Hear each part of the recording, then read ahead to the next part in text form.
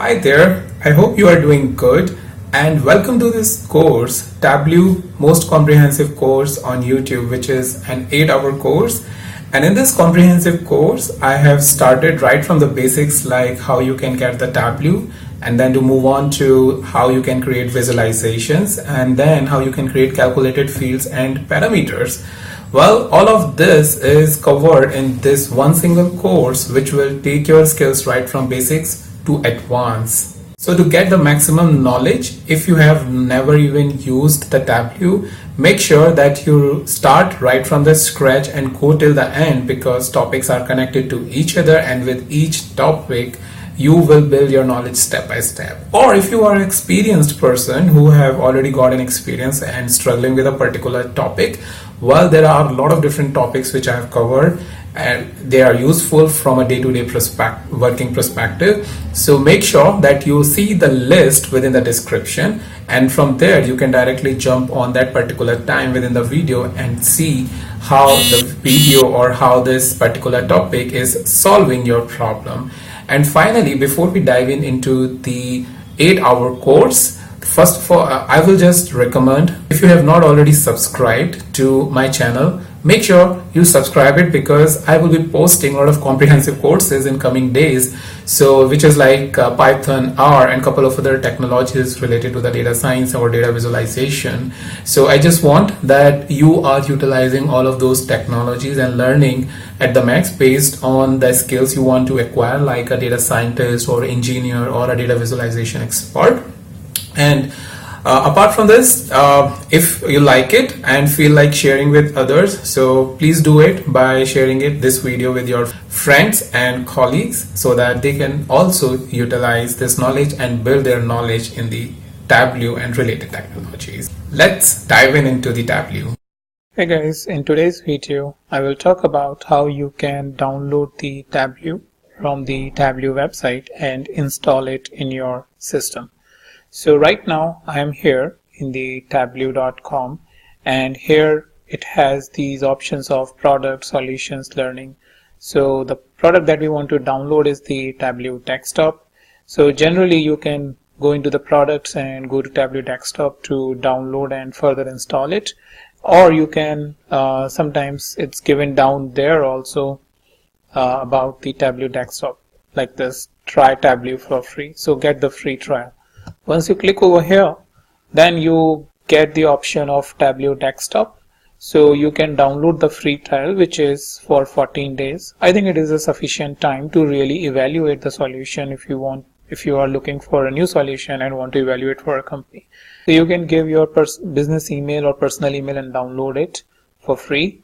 And down there it has a couple of other options. Tableau Online, so if you want to use the similar solution but it is a cloud based, then you can use this. Also Tableau Server, where you can use the Tableau Online and save your workbooks to Tableau Server.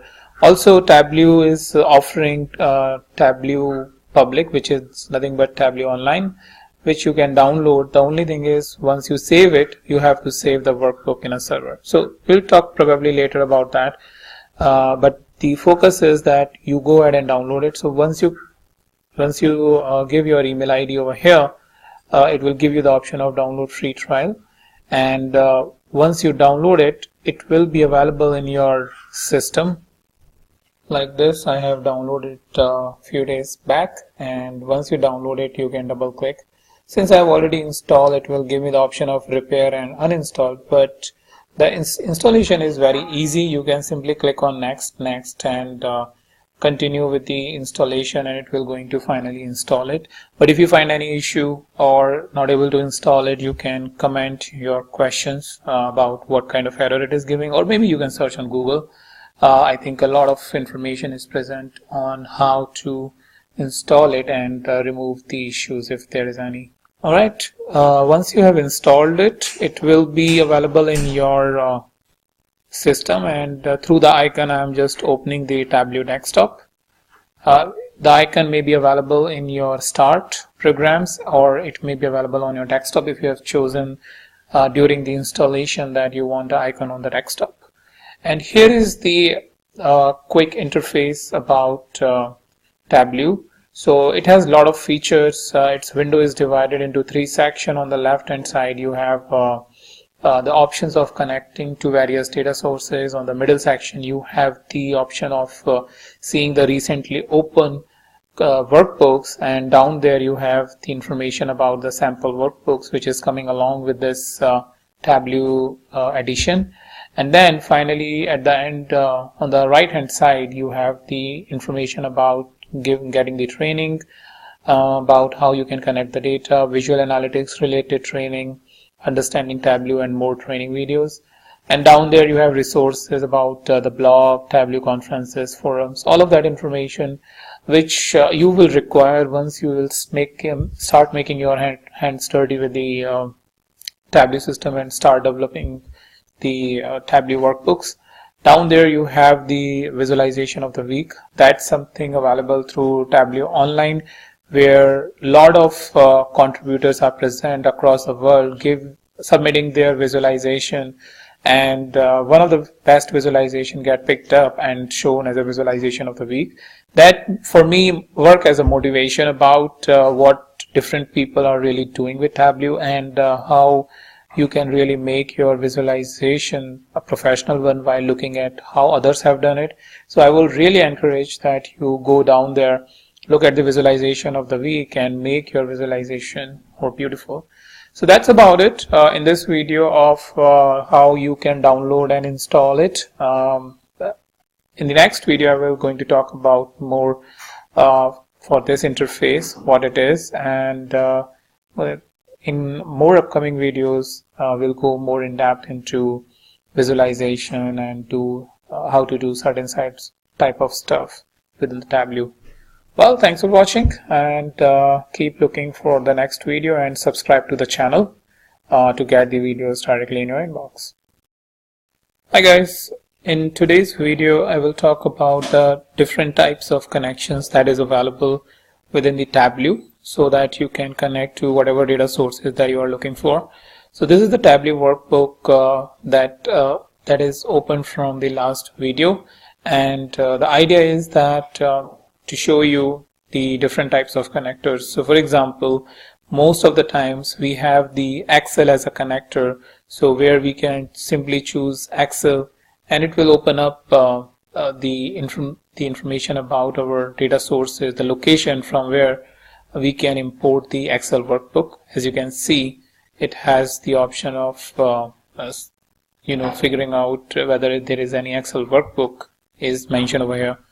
Apart from this, you can take the information from a text file, because mostly servers, let's say, give you log files and all in the form of a text file, or any other data sources giving you the text file. Then you can take it through this. It's very simple. Again, it will open up the dialog box and you can select the text, CSV or TAP file and get it imported. Then you have Microsoft Access database related files, where you need to specify the database location and all. So if I click it over here like this, you need to browse the file if there is any password or any workgroup security, and then finally open it.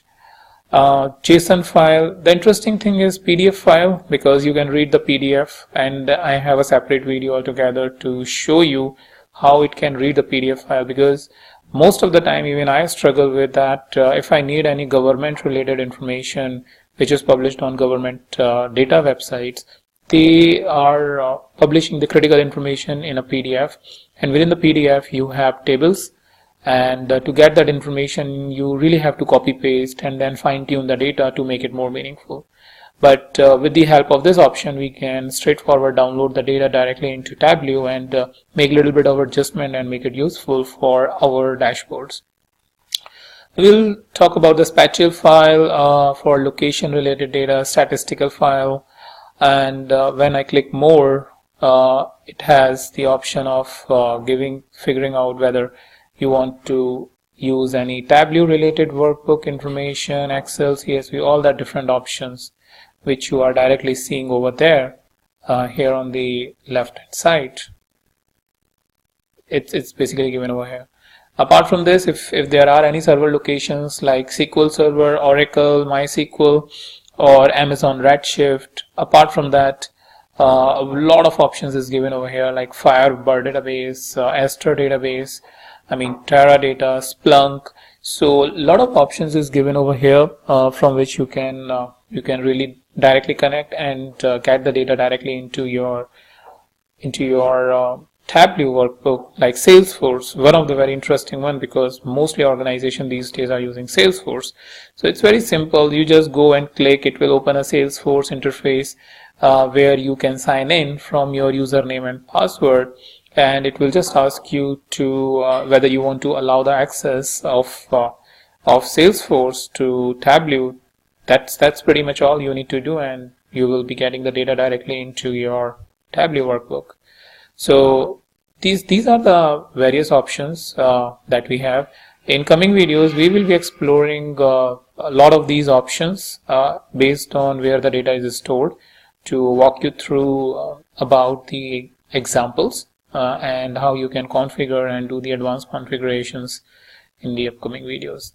So that's pretty much about it, and in the next video I will going to walk you through with the workbook about what the workbook is, what the dashboard is, story, and there are different parts about filters and how you can make selections, stuff like that. Well, till that, thank you for watching, and subscribe to the videos to get directly in your inbox about the new video information. Thank you. Hi guys, in this video I will give you a quick overview of Tableau workbooks. So here we have a couple of sample workbooks in the Tableau trial version that we have installed, or the professional version that you would have installed. And let's try open the Superstore workbook and see what it is there. So here is a workbook which is being created by the professionals in Tableau, and I'm just using it so that you can get an idea about what are the things that you can do with the help of the Tableau and these stunning visualizations that you can create it. So before I go to the visualization, let's go ahead and understand a little bit about the different tabs which are present over here. So what kind of tabs they are, whether a sheet or a dashboard. So at the end, if you see, you have these little three icons. So the first icon is basically a new worksheet. So worksheet is where you configure the visualization. Dashboard is basically the place where you use those visualization and basically pick multiple sheets and combine it. So for example, here in this case, the customer is a dashboard, and it can be identified with this small square icon that has the two crossing lines. Similarly, it is here, new dashboard. So with this icon we can identify, okay, this is a dashboard, and within this dashboard you have these multiple sheets, and you can actually take the visualization from these multiple sheets, put it over here and show it like a consolidated view for your senior management. It also has the capability of drilling down based on the filter specified, and based on that you can do the drill down. So for example, here the 2014 data or 2015 data, stuff like that. So all is what I will leave it as a default. And so this is a dashboard where you can use multiple sheets, and here in this case of forecast or what if forecast, so if I click over here, this is basically a sheet, and a lot of options are given on the left hand side here and at the top to configure the sheet. So this is where we create the visualization. Once we create the visualization, we can create a new dashboard from here, and it will appear like something like this with a blank space along with the sheet information, and you just keep on dragging the sheet and create multiple visualization to create one single dashboard. Then finally what you have is the stories. Stories and dashboards are pretty much similar, but how I see a difference between a dashboard and a story is that stories are very, very specific, and something like used as a presentation where somebody is really explaining the visualization and providing some sort of a commentary on that visualization. I don't see any story over here, but if I need to create one, I can click over the story and it asks us to add a caption So maybe whatever caption that is related to that, we can enter it. So for example, if let's say we want product sales by maybe country, or you can say highest product sales.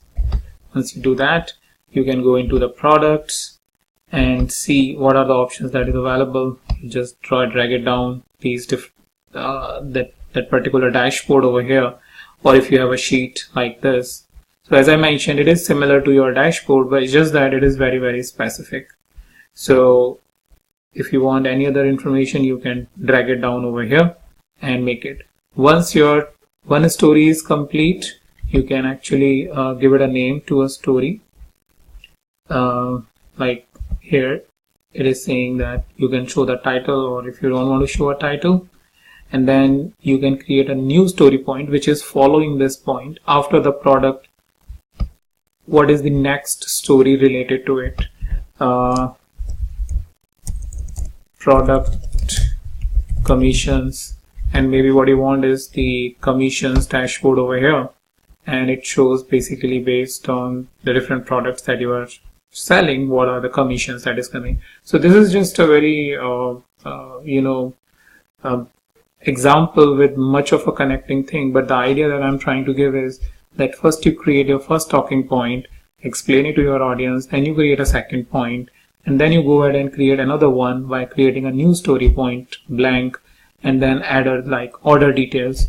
So if you are a product specific organization, you can create these stories related to the products, which is helping your audience to understand how your products are getting sold, what kind of commissions are companies giving on those products and stuff like that, which is probably important for your business. If you are a sales related organization, then probably your focus will be on the geographies, about what are the geographies in which you are doing good sales, and then within the geography, what are the products that are getting mostly sold, and then maybe within the sales you want to focus on specific customers. So basically you can create the entire story and then take these blank slides and keep on adding the sheets or dashboard based on the information that you have it here. So this is the sheet I just entered. So that's the option that you have to basically create these stories, which is similar, as I mentioned, to your dashboard.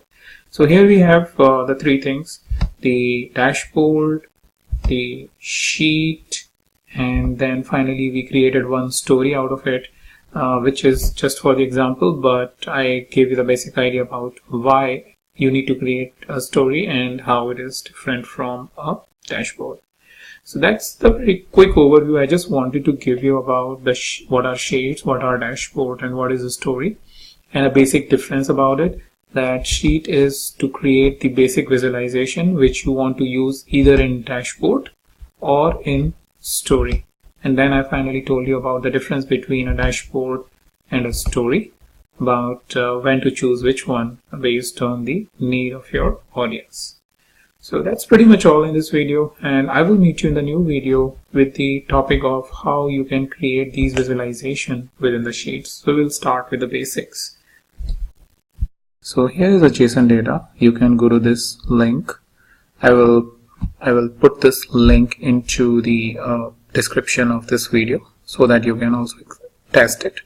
And what it is, it has given us a simple JSON file which I can right click and save as. Once I save as, you can choose the location and give the path to give the name to the file. So what I have given is data.json JSON as I gave it earlier, so I will not going to save it again. So here this information is in JavaScript object notation as the full form of JSON, and if you are having the file in the JSON format, then let's see how you can connect it into the Tableau.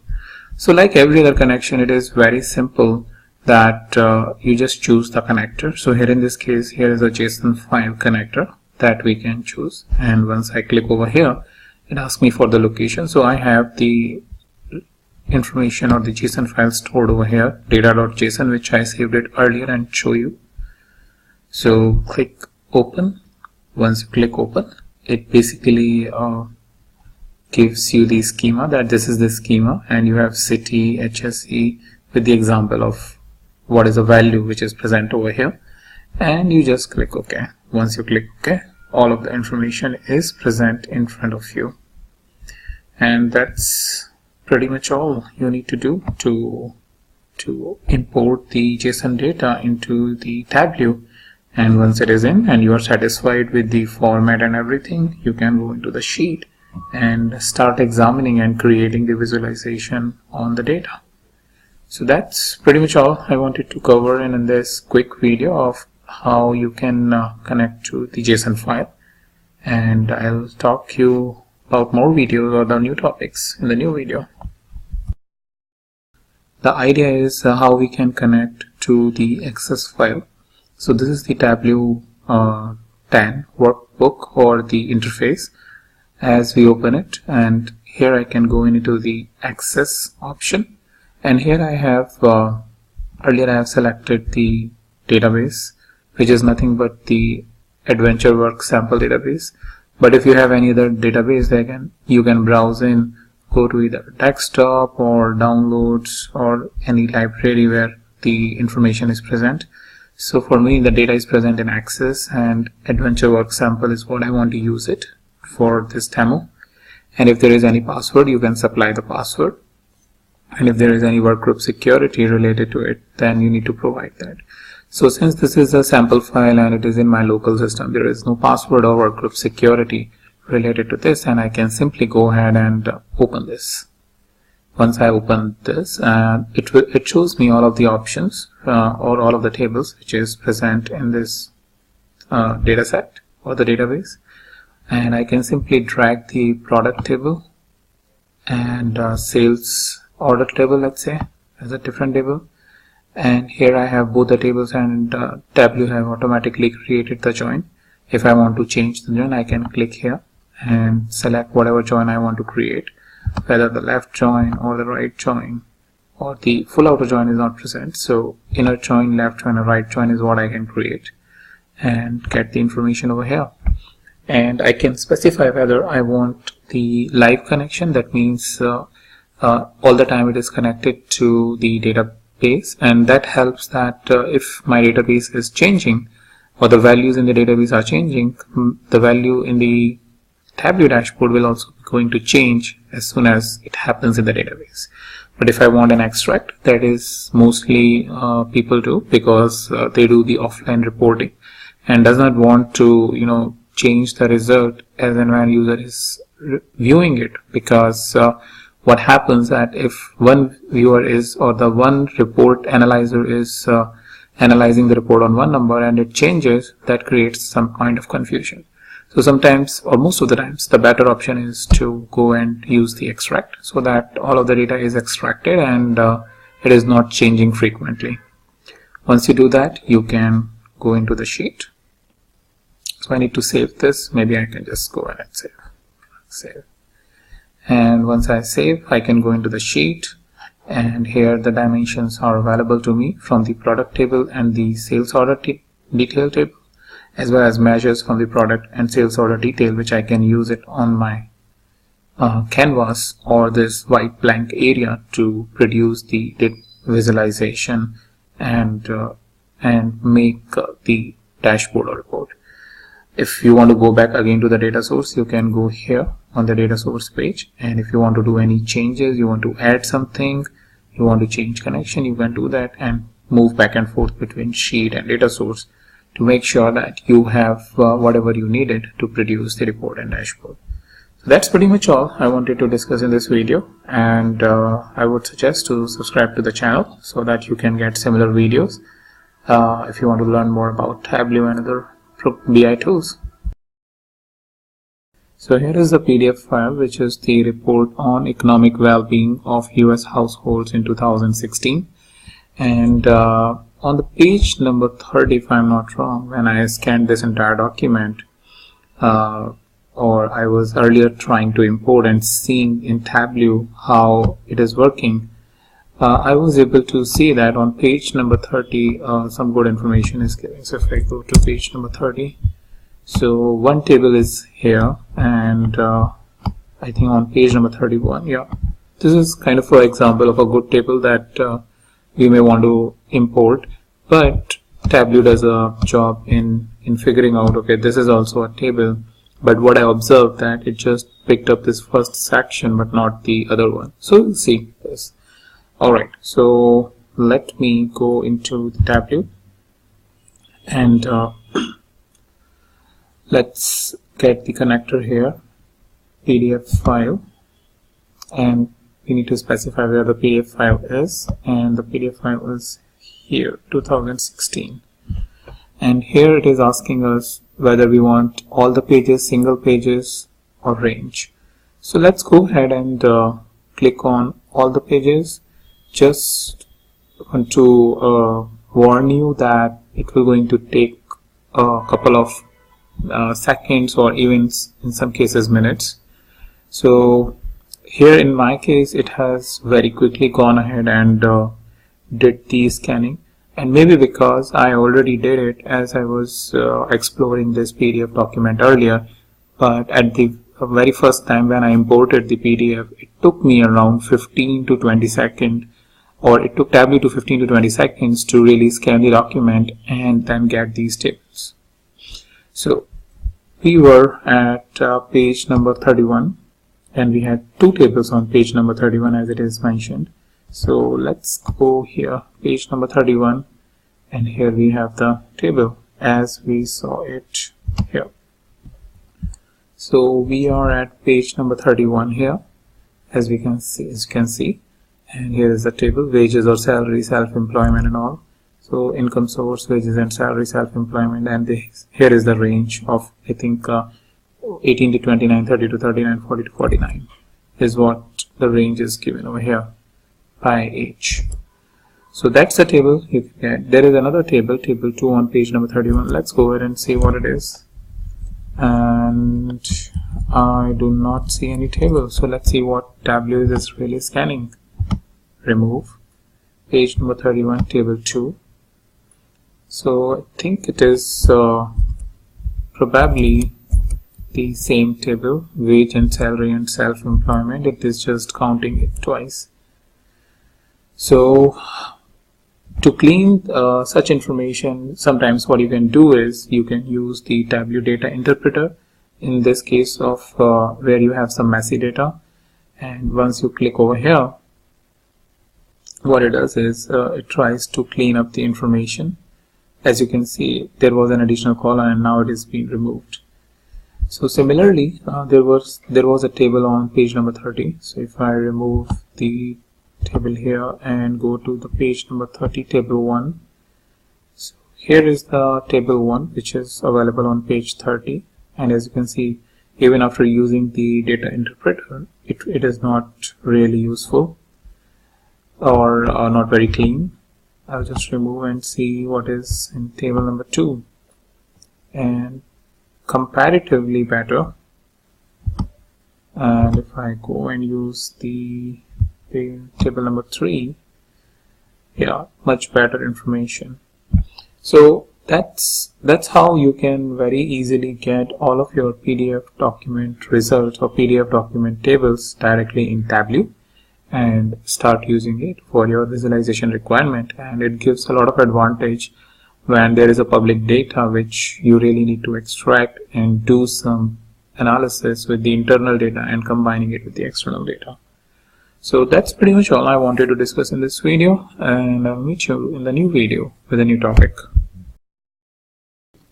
Here is the sheet that or the workbook that I'm using, Superstore, which comes with the Tableau 10. So if you are running a Tableau 10 professional or a trial version, you will get this worksheet with you. So the idea is that when I'm selecting any of the measure or the dimension, we will see how this show me visualization tab will going to enable the visualization.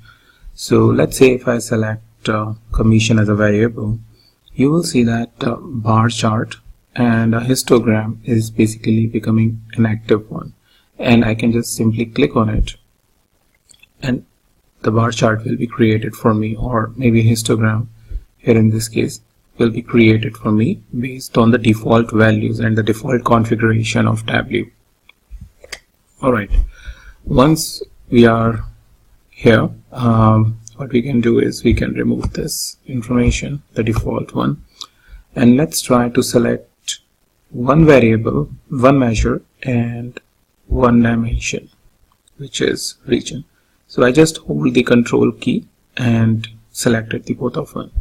And now, as you can see, there are a couple of more visualizations like bubble chart and box and whisker plot, the tree maps, and the circle views. These different types of visualizations are becoming an active one, and I can simply click on this and create the visualization for me.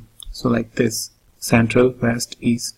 So now if I want, I can expand this a little bit. So for example, I want to see each of the region by salesperson. Then I can simply go ahead and drag the salesperson to this shelf. And now all of this information is displayed for me. And the square size is basically indicating the sum of commissions that is given to salesperson. If I want to change the visualization on the fly, well, I can go in and let's say I select tree map. So this is how easy it is. I can just select the tree map, and based on the region and the salesperson, I am getting the information. So that's basically how simple it is within the Tableau, that you just select any measure or any dimension and see whether visualizations are getting enabled or not. If it is getting enabled, you can play around with it and try to see whether it is making sense for the work that you want to achieve with the help of Tableau and with the help of the data. So that's pretty much all I wanted to discuss in this video about how you can select dimension and measure, and based on the visualization enabled in the show me palette, you can select and create the visualization very easily and quickly. So I'll meet you in the new video with a new topic. Let me open up a Tableau workbook, and within this workbook I have this story created for you which will help you explain the different types of file types. So Tableau has multiple types of file types, or somewhere around 8, and each one has its own usage in a particular scenario. So in today's video, that's the objective of explaining you when to use which one. So the first one is the Tableau workbook, and this is basically contains data visualization with the live data connection, and you can share your workbook with users who have access to the data. So as it is mentioned, those users sometimes they are like fellow developers and have the access to the similar data sources or with the help of connection string, etc. And if you need to share your work with them, you can use .twb workbook when you are saving your workbook and share with them. The next one is Tableau packaged workbook .twbx. So this is basically useful, or this is basically a file to view the data and visualization either in Tableau or Tableau Reader. The benefit is that you have the data extracted in the workbook to use it offline. So this is ideal for users who does not have access to the data but need the analysis. The next file type is Tableau data extract. It contains the aggregated and filtered data that can be used readily in another Tableau workbook, as well as when you don't want to hit the database again and want the data available offline to use in one or many workbooks. This type of extension is really helpful, and we will see in upcoming videos about how we can really use it. The next file type is the Tableau bookmark .tbm. It contains the connection to another workbook in Tableau, so that you don't have to create the similar visualization again and again and merge it. Only caution is that the book the workbook in the existing workbook and the new worksheet should have the same data and fields. The next type is the Tableau data source .tds. It contains information related to data source like location, username, password, etc. This is ideal for situations like a custom data set that you or your multiple team members use it regularly. So think about a scenario that you are working on a solution, and based on the business requirement, as it keeps changing, you are changing your data set, and you want other developers, fellow developers, to use the same data set with all these custom information. Then you can save it in the Tableau data source.tds file extension. The next one is the Tableau data source extract. It is similar to TDS with an additional feature of having the data available offline. So in case of the TDS, you need to have online or the connection to the data set so that you can use it. But in case of Tableau data source, the data will be available offline as it extracts the data from the data source, but with all the customization done on the data set. For example, if your client or another team need massaged data, which is basically some incremental analysis on your existing data, this type of file will be very useful. The next one is the Tableau preferences. It is helpful in creating your own personal themes or company themes which require only specific set of colors for banners and visualization, etc. This way you don't have to set the colors for each and every object again and again, and that saves a lot of time when there are multiple colors or multiple conditions that you need to set according to your business requirements. The next file type and the last file type is the Tableau map source.tms, and it is used to create custom maps, as well as by saving the file with this extension, you can share your work with colleagues by sending the file, and that will help them to avoid the rework, doing the similar sort of work to create the similar kind of map. So these are the 8 different types of the file types that you can have within the Tableau, and take advantage of that. Well, that's pretty much all in this video, and I'll meet you in the new video with a new topic. Hey guys, welcome to the new video of Tableau tutorial, and today I will going to talk about how you can connect to your data sources. So to create any visualization, it is very important that you first connect to your data source. So let's connect to the very regular one that we usually find in most of our organizations, which work like the Excel one. So once I click Excel, here I have the sales file, which I am giving you in the description section as a link that you can download and practice it with. So this is the sales that we have, and let's open it. So it is doing some processing in the backend. Alright, so here is the interface that is given to us once it has imported all these 3 sheets that is present within the worksheet or the workbook. So order sheet, returns, and users. Let's drag the orders sheet. So here we have the orders, the information about the orders, and we have orders as a row ID, and then order ID, then order date, order priority, order quantity, and so on and so forth. These all various different columns.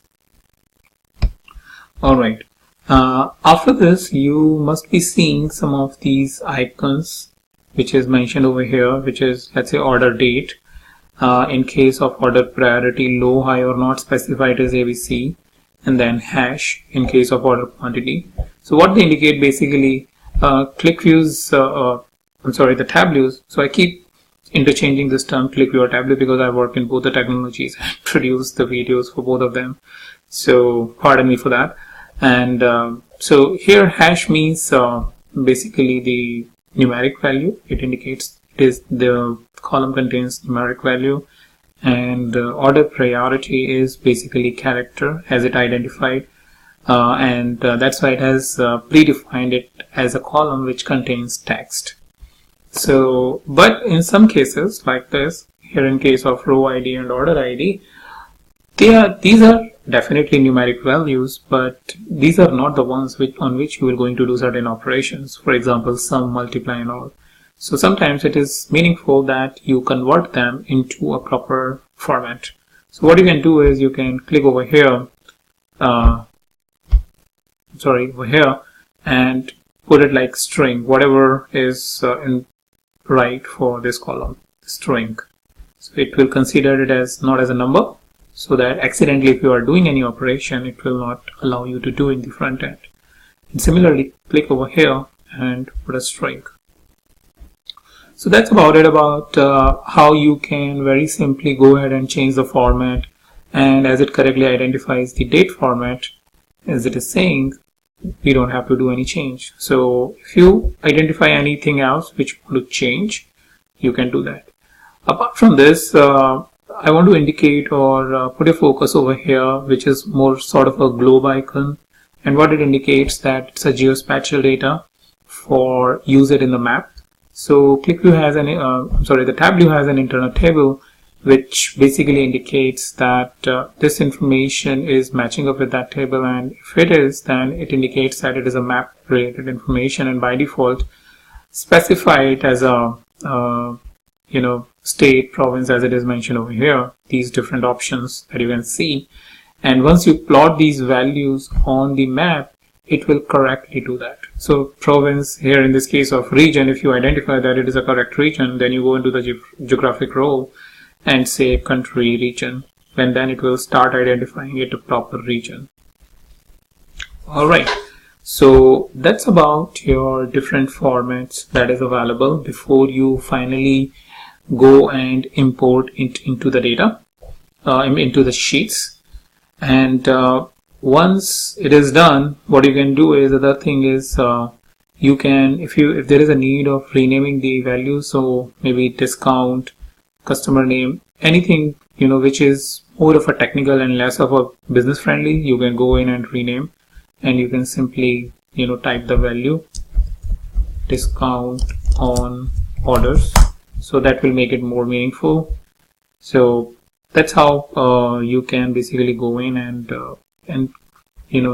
rename. Apart from this, there is a reset name. If you want to come back to the original one, you can copy, you can hide the values, you can create a calculated field, which is very important because mostly within the business scenarios we have to create a field. So for example, profit, if something we want to create, or in this case it is already created, but let's say if we have a requirement, then when we can see what is the sales amount and what is the cost amount, and then subtract the cost from sales. Alright, so you are done with all of this information. There is a small information on live or extract. So live is something, it is connected online or live connection. That means if there is anything changes in the Excel workbook, or if you are supposed to connect to a server, and if anything changes over there in a database, it will be changed over here. And it is sometimes considered as a little bit slow as compared to the extract, where we say that you want to extract all of the data within the ClickView, the Tableau system, and then use it in the workbook, which is stored in the memory, and then definitely the operation is comparatively fast once you are doing any manipulation, data visualization, stuff like that. So I suggest, because you are learning this system, always put an extract, so that you don't have to really face a kind of a technical issue or delays in terms of how the visualization is happening or refreshing.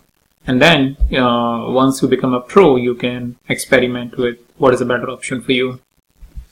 And after this, you can add the filters as it is mentioned over here. If there is any filter condition, it's very simple. So maybe like order priority, and then you can say you just want the data for order priority which is high, and click OK. Click OK, and it will filter up the data based on the order priority. And then you can also have the option of specifying multiple filters, keep on choosing and filtering the data. If you want to remove this, edit this or remove this, simply go ahead and do it. It's very intuitive. If you have used any BI system, or even if you have not used, it's just that you should know where to go to do that particular operation, and then just simply specify the values. Alright, sales is here. Apart from this, I will just go ahead and mention about let's say returns, and put it that if you have a requirement like this. And here in this case, it does not identify any common field, that's why it is shown as in sign of exclamation. If I click over here, it gives us the multiple options of inner, left, right join or full outer join. Let's say we have multiple fields, but what do we have? Order ID in returns. So it's mainly because it's more of a order ID where actual sales have happened, and these are the returns, which is probably not included over here, and that's why it is giving you the issue. Well, if you don't want this, you can remove this and you can put users and see. Here in this case also, you don't have any common field on which, or the data in which you can really get the values out. So let's remove this. So the idea I want to give you is basically the orders or the multiple tables that you can drag it over here, like here in this case returns. It shows you the kind of join it is creating. So here, if it is highlighted blue at the center, that means inner join, and then so on and so forth, as it is very indicative about what kind of join it is creating for you. And if you want to change on the field in which it is creating join, then you can change it from here. Let's say I don't want an order ID, but I want, let's say, customer name, maybe, for example. If it is not present, then you may need to go back, but if it is present, you can specify the customer name over here. So that's about how you can create joins and get the multiple tables over here. And in the next video, I will talk about how you can go ahead and create the sheets, create the visualization based on this data.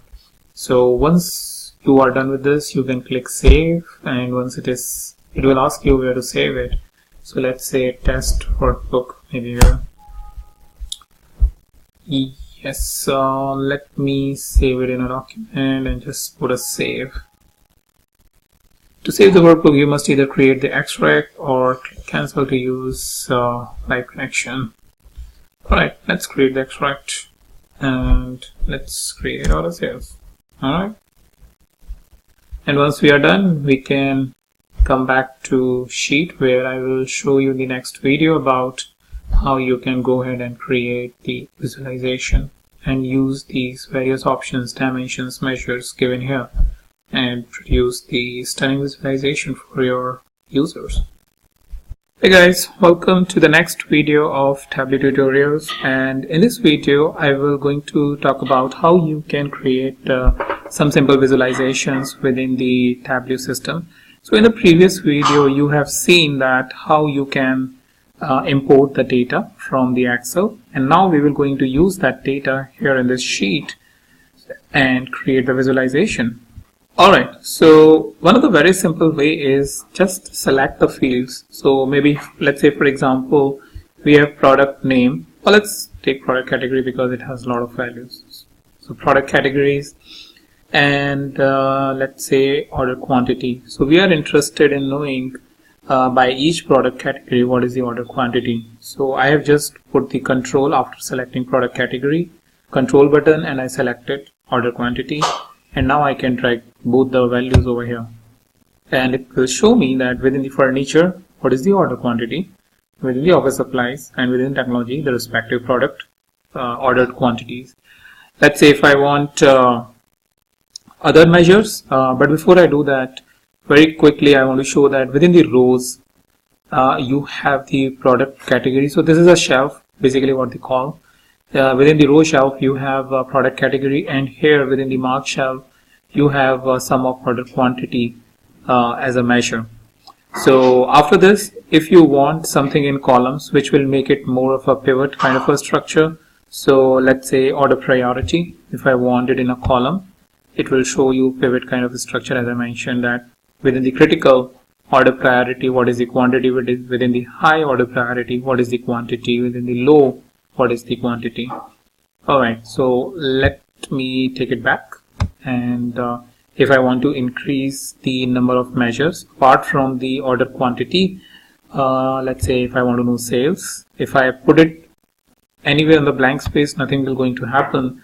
So I will have to put somewhere here, and it will show you order quantity and sales. Let's say we want discount on orders. Whoop, it's probably not right. That should not be the discount, but we'll correct it. And let's say we will have profit. What's the profit? Let's say unit price, and this is basically the unit price. So all it's, as you can see, is aggregated over here. And if I want to change the aggregate, let's say I want to see the average of unit price, I can click here, go to measure and click average, and it will show me the average. Same is the case with sales and as well with other dimension. All right, so that's about how it happens over here. And here in case of sum, let me take the average, and probably now it will show you the right value. So that's how you can create a very simple visualization, the matrix for within that visualization. And within one sheet you can create one visualization. So if you want to create something else or some other visualization, you can go into the new sheet.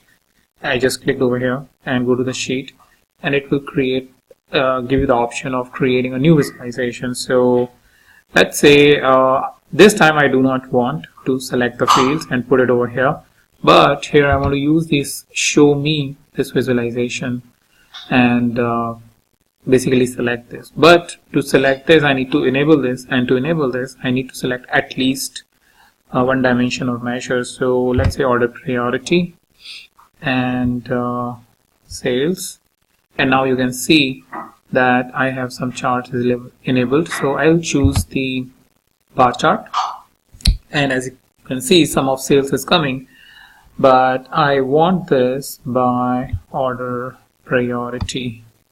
And as you can see, now we have the bar chart, right? If I want, I can further make it a little bit different by removing the product category. Remove. And if I want here product category, it will show me the sales by product category.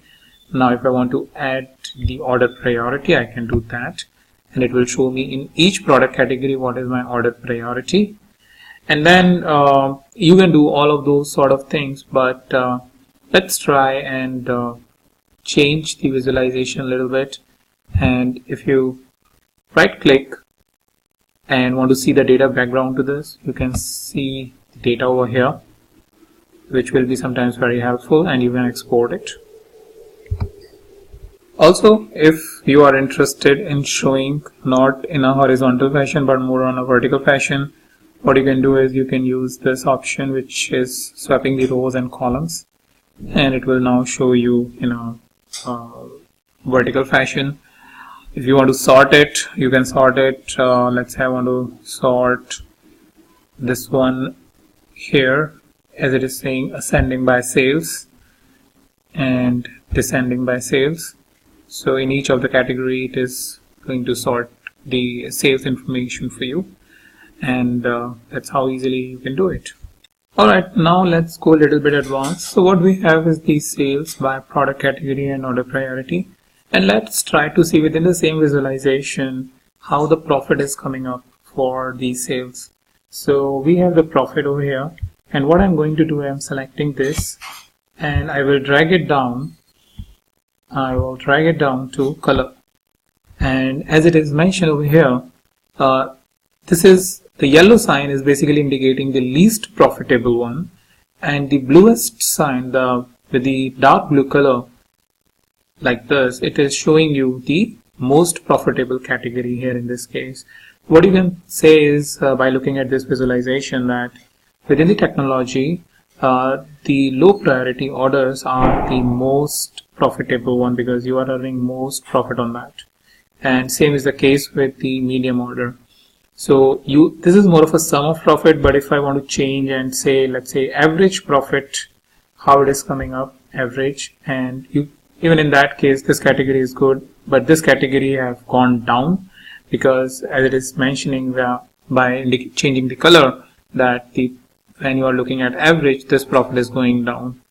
So with the help of the colors, you can really make some very meaningful decisions or very meaningful understanding by looking at the data, because if you will just remove this and see this, it doesn't tell you much until unless you have some way to tell, okay, out of these categories where I really need to focus more. And once somebody needs to focus, it should be profit, then where? Here in this case it is a critical one and it is a less profitable. All right, should I really go ahead with this or not? So that kind of things question Tableau basically helps you ask when you are really creating innovative and meaningful visualization by using these capabilities. So like this, if you have the requirement of creating any other visualization, you can just go ahead and create the next one and just simply add the visualization by going here. You have pie, you have together different types of visualization. I have a plan to cover it in a different videos, but that's the way. I mean, it's simple. Just keep selecting the dimension and measure, and it will give you the option of which visualization will going to help you for these dimension and measure. Also, as it is mentioned for pie chart, you have the down there you have you need to have one dimension and one or two measure. So let's say here customer segment and sales, this is enabled. Now I can just simply click over here or here or here or here. It will give me the related bar chart or pie chart, any other chart which is enabled. So that's pretty much all. I wanted to cover the basics of visualization, about how you can very simply go ahead and create the visualization within the Tableau and start up and running with this and make your visualization beautiful. Alright, I will meet you in the new video with some more visualization. Till then, thank you for watching, and don't forget to subscribe for getting these videos directly in your inbox. So bar chart is one of the very basic form of chart which if you are a experienced reporting analyst, you must have seen it or created at least once while you are preparing your reports.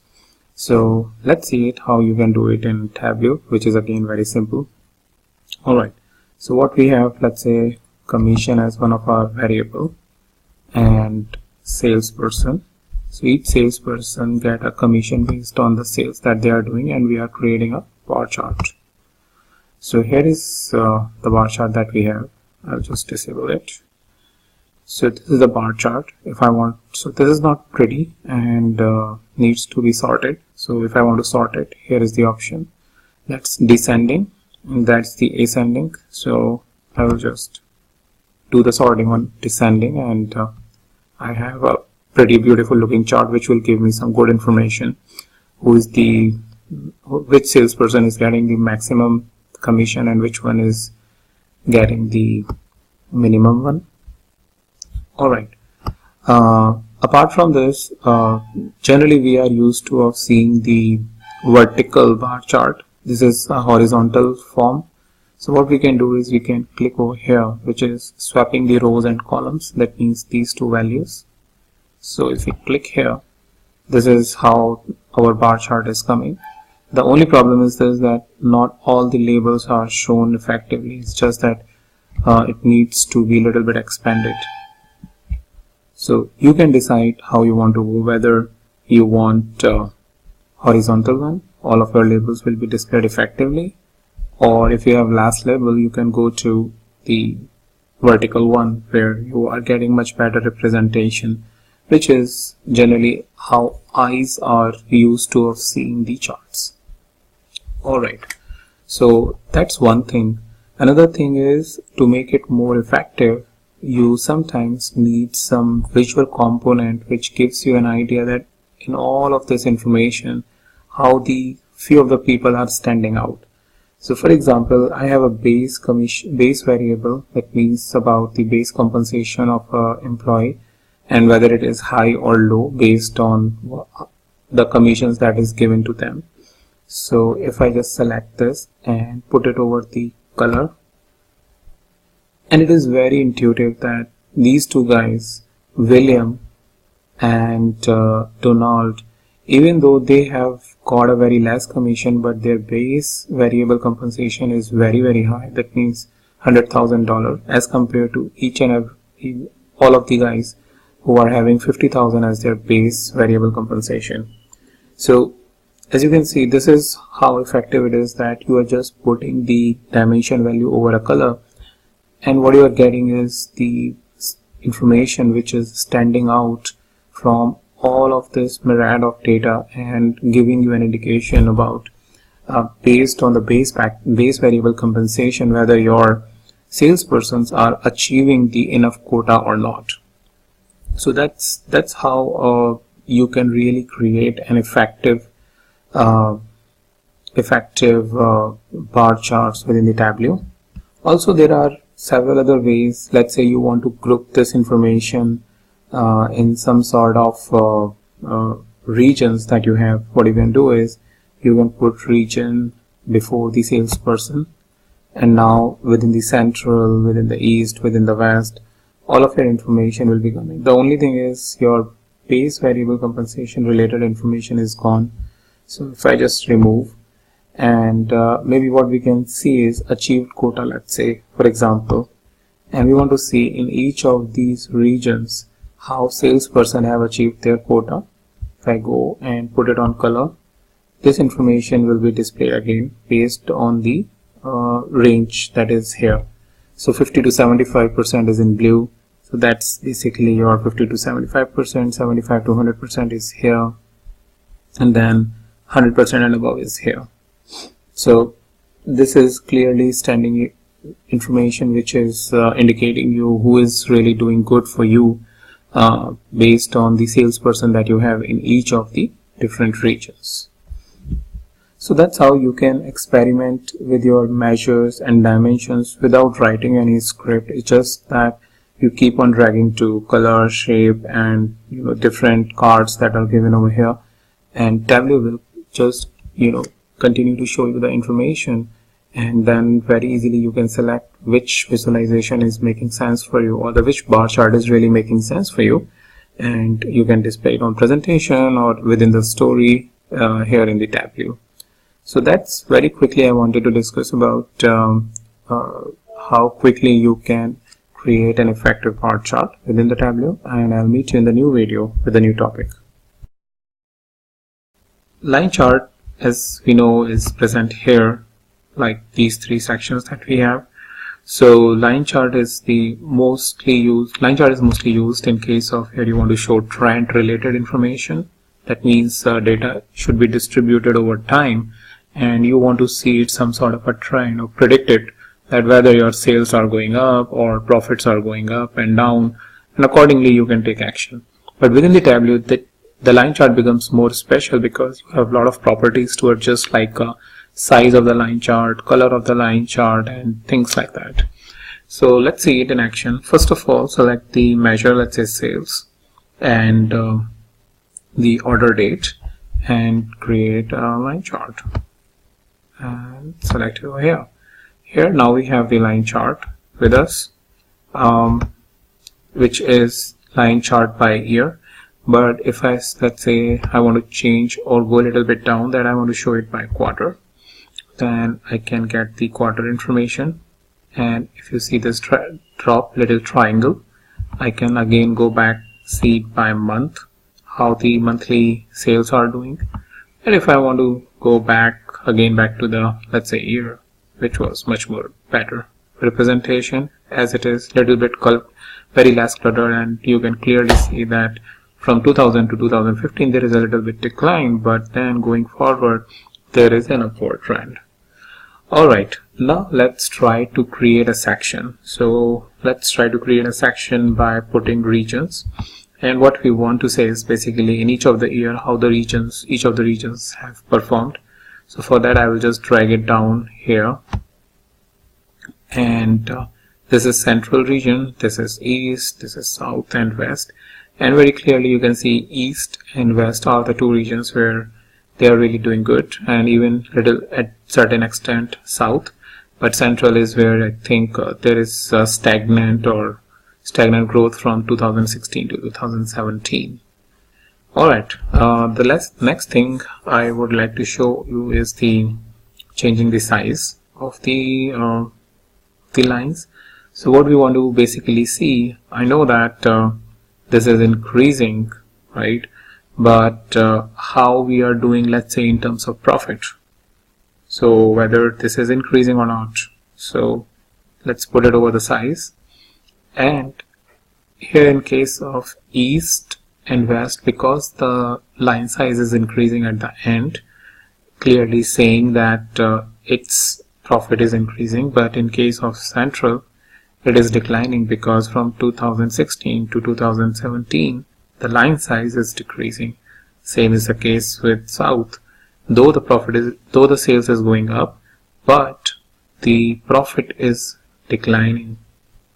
Alright, so that's a good discovery. After this, let's say we want to use color to really see how we are giving the discount. So let's put the color on here, and as we can see here in case of west, as the sales are going up, there is a definitely little bit better discount or more discount we will be giving, but in case of east it is more apparent because the line color is getting more darker.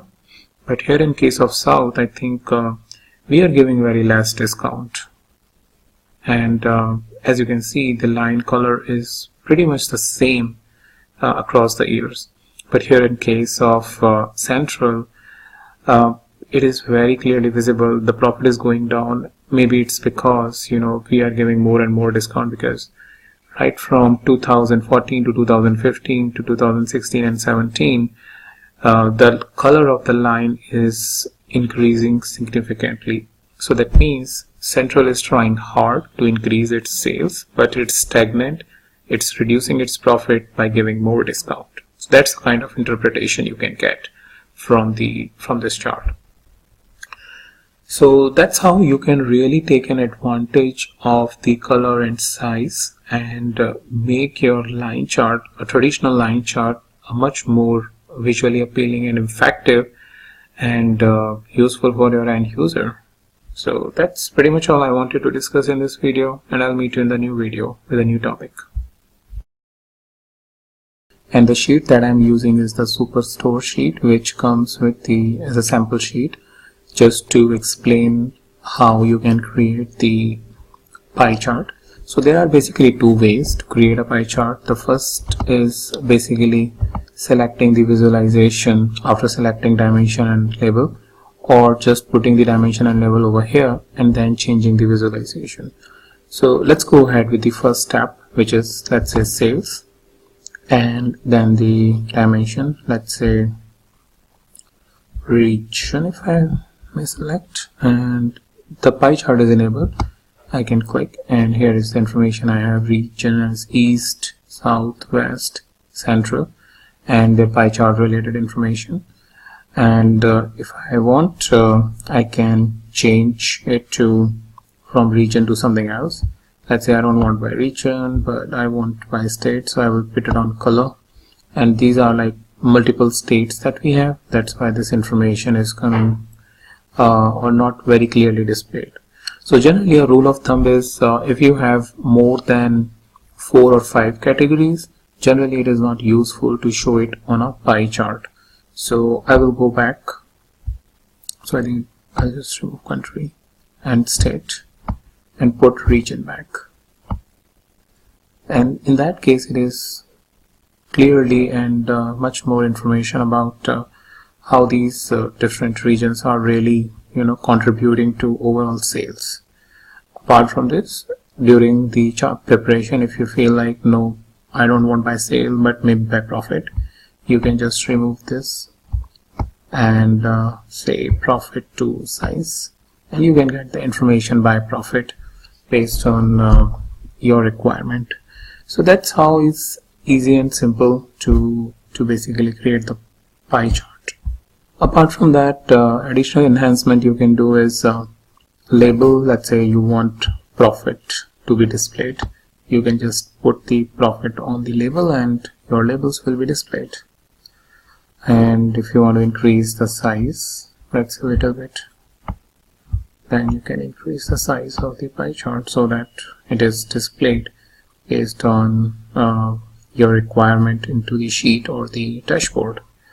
So there are a couple of things that you can do related to the pie chart, but that's how very simple and easy it is to create it in the Tableau and then further use it in your dashboard and report. Before I close the video, one last thing, or maybe the better thing I would like to show, which will make pie chart very effective, is about using the angle. Let's say for all of this profit that we are showing currently on the pie chart, if we want to show it with the angle of discount, that how the discount we are currently giving. So as you can see, these are the different sections which are coming. So the maximum section is this particular one where you have 108,000 and then you have 91,000. So let's see it from the angle of discount. And now what it is showing you is basically where you have given the lot of discount. So with that, your pie chart is changed, and your pies are basically different slice of the pies have been changed based on how the discount is. So if I just remove it, it backs to the normal situation.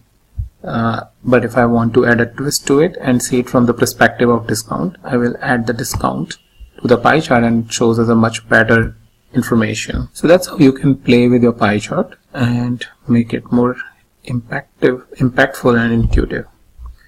Alright, that's pretty much all in this video, and I'll meet you in the new video with a new topic. So the option of creating a side-by-side bar chart is present here in the Show Me tab, and this is basically an option. So last option in the third row. So for side-by-side bar, in the end, as you can see, it needs one or more dimension and one or more measures. So it requires at least 3 fields. So let's try creating it with the help of 2 dimension. So let's say we select region and product subcategory and we want sales. Right, once we have selected this, we go to Show Me and click over here, and here we have the side-by-side bar chart.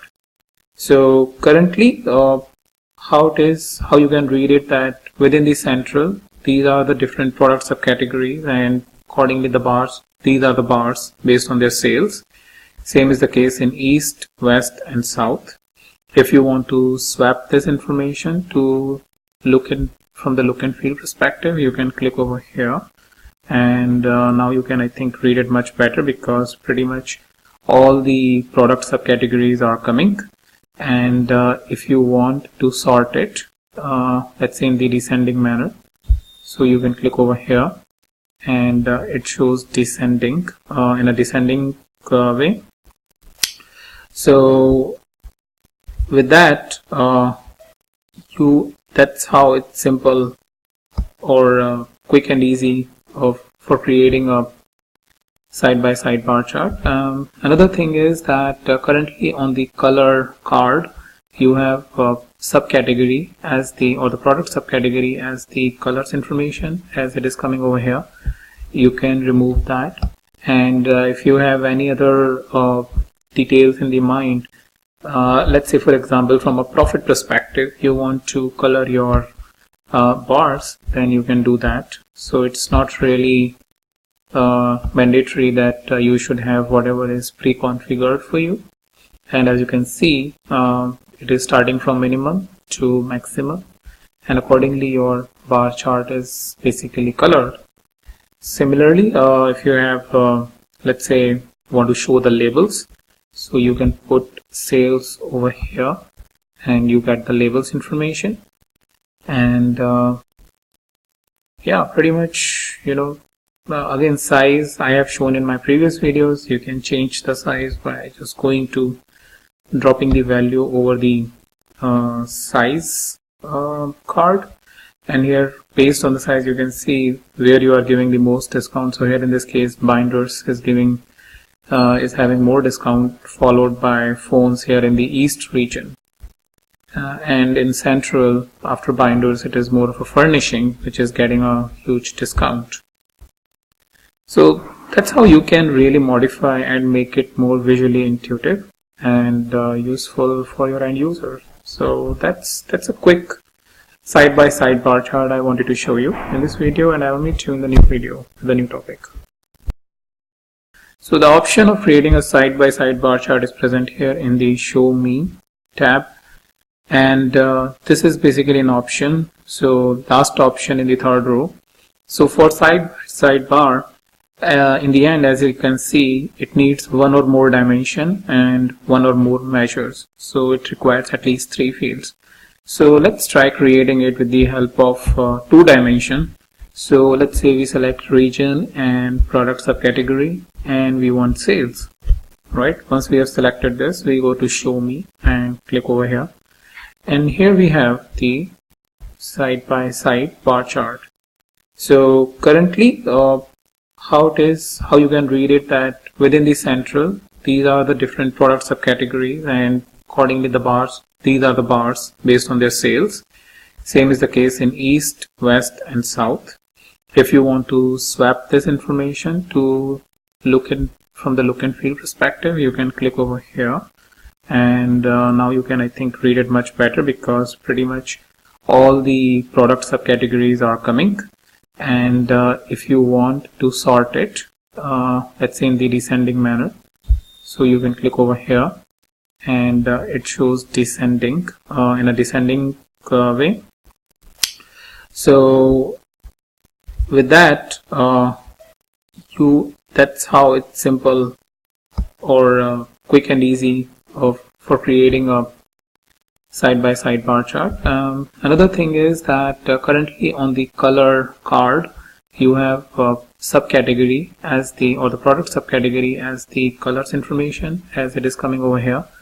You can remove that, and if you have any other details in the mind, let's say for example from a profit perspective, you want to color your bars, then you can do that. So it's not really mandatory that you should have whatever is pre-configured for you. And as you can see, it is starting from minimum to maximum, and accordingly your bar chart is basically colored.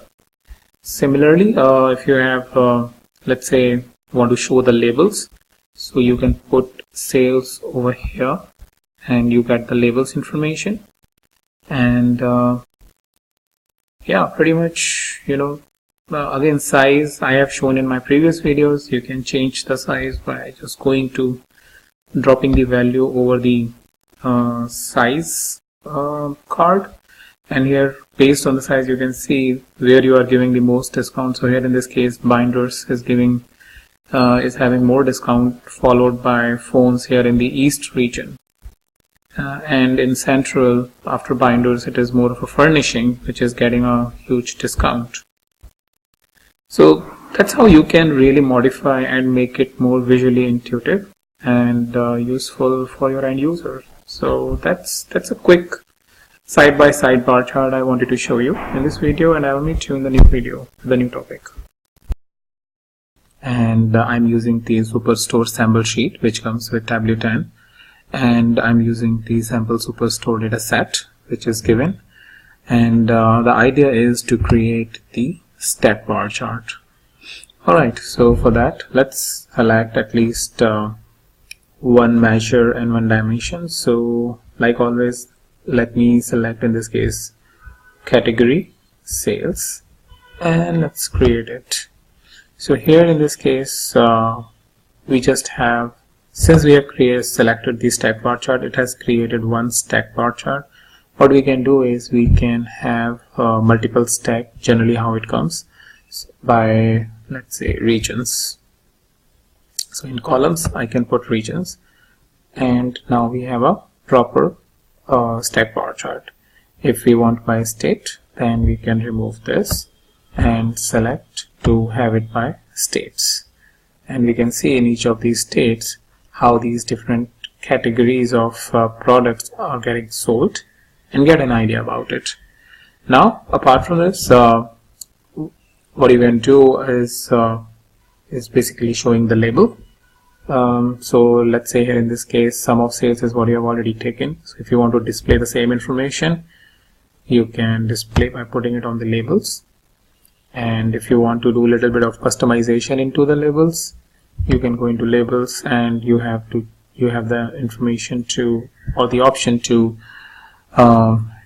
change the sum of sales to text to font and alignment, marks to label all, or selected, highlighted, all of that thing.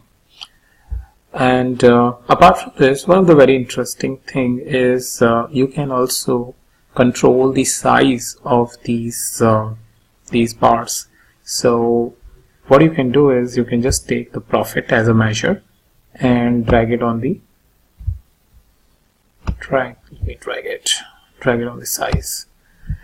And it is not, I would say, a very perfect or a better, but somehow I find it little intuitive in which category I have the most profit. So here in this case, in case of office supplies, I have the most profitable, or as a most profitable category. And here in case of New York, technology is most profitable one.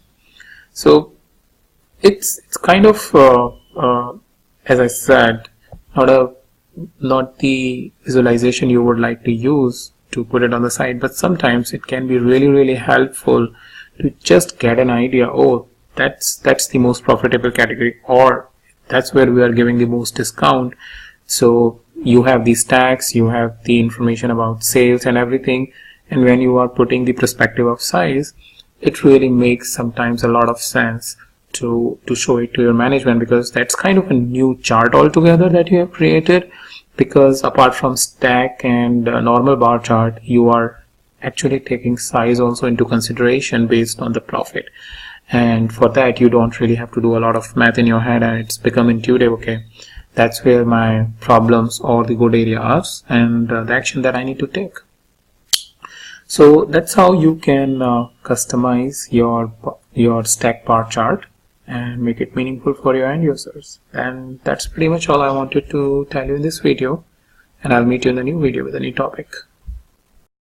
Let's go ahead and see the table in action. So here is the simple text table that is present within the Tableau. So what we can do is, maybe simply I'll just select sales and select the regions, for example, and within the show me say text table. So here I have the sales by each region. Very simple, there is nothing interesting, but let's go ahead and make it a pivot. So maybe by product subcategory I want to change it. So this information is showing us the subcategory. If we want to swap it so that a better representation is coming, we can do this by clicking over here, swap rows and columns, or pressing Ctrl W as a shortcut. So once we click here, I think it is a much better representation of information, and that basically helps us, these experiments help us realizing which way is really good to show the metric. Now let's try enhancing it with the help of the colors card. So maybe we want to see this information conditionally formatted, like how we do it in Microsoft Excel, wherever there is a good value or the negative value or the less value, we want to show it conditionally or conditionally colored. So for example, profit, I put it on the color, and as you can see, if I show you over here, the negative one generally indicates is the less or the problematic area where you have the less sales. So here in this case, it is very much apparent that it is solid red, and your profit is really low over here or negative here, and as compared to the blue like this, so copiers within the central region is really the profitable one. Same is the case with West. So very intuitively you can get the details about where you are doing a good profit or not. You can change it to anything else like discount, just drag and drop, and you can get the information about where you are giving the very good discount. So for example, in the binders, in each region you are giving good discount. So that means this is a category which I think is struggling, and that's why probably salesperson has to do or give a lot of discount. So that's how you can very easily and very quickly create the tables the text tables within the Tableau. Couple of other things that you generally want to do is adding sections. So let's say within the subcategory you want to add product name, so in that case you just have to add the product name. Probably you can say add all members, because there are like lot of members, so that's why warning was given to you. I just selected I want to add all the members. And if I want to add category, I can add category before the subcategory to make it more sense that in each of the category what are the subcategories, related subcategories. So very easily I can do that by just keep on dragging the information.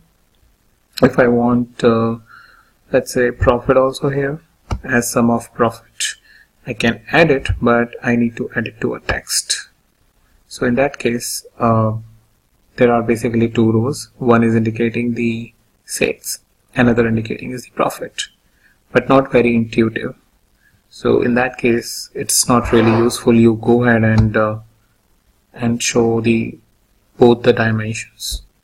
So that's how very easily and quickly you can create the text tables, the pivot tables, and modify it as per your needs. And here we want to create the highlight tables. So as you can see down there, for highlight tables you need one or more dimension and one measure. Alright, so let's select a very simple one, sales and product subcategory, and let's try to create it. And if you see, it's very intuitive by looking at this sum of sales range, that range with the darker side is having the more sales and lighter side is having less sales. And as you can see, art and fasteners and labels are having less sales, whereas chairs and phones are having more sales.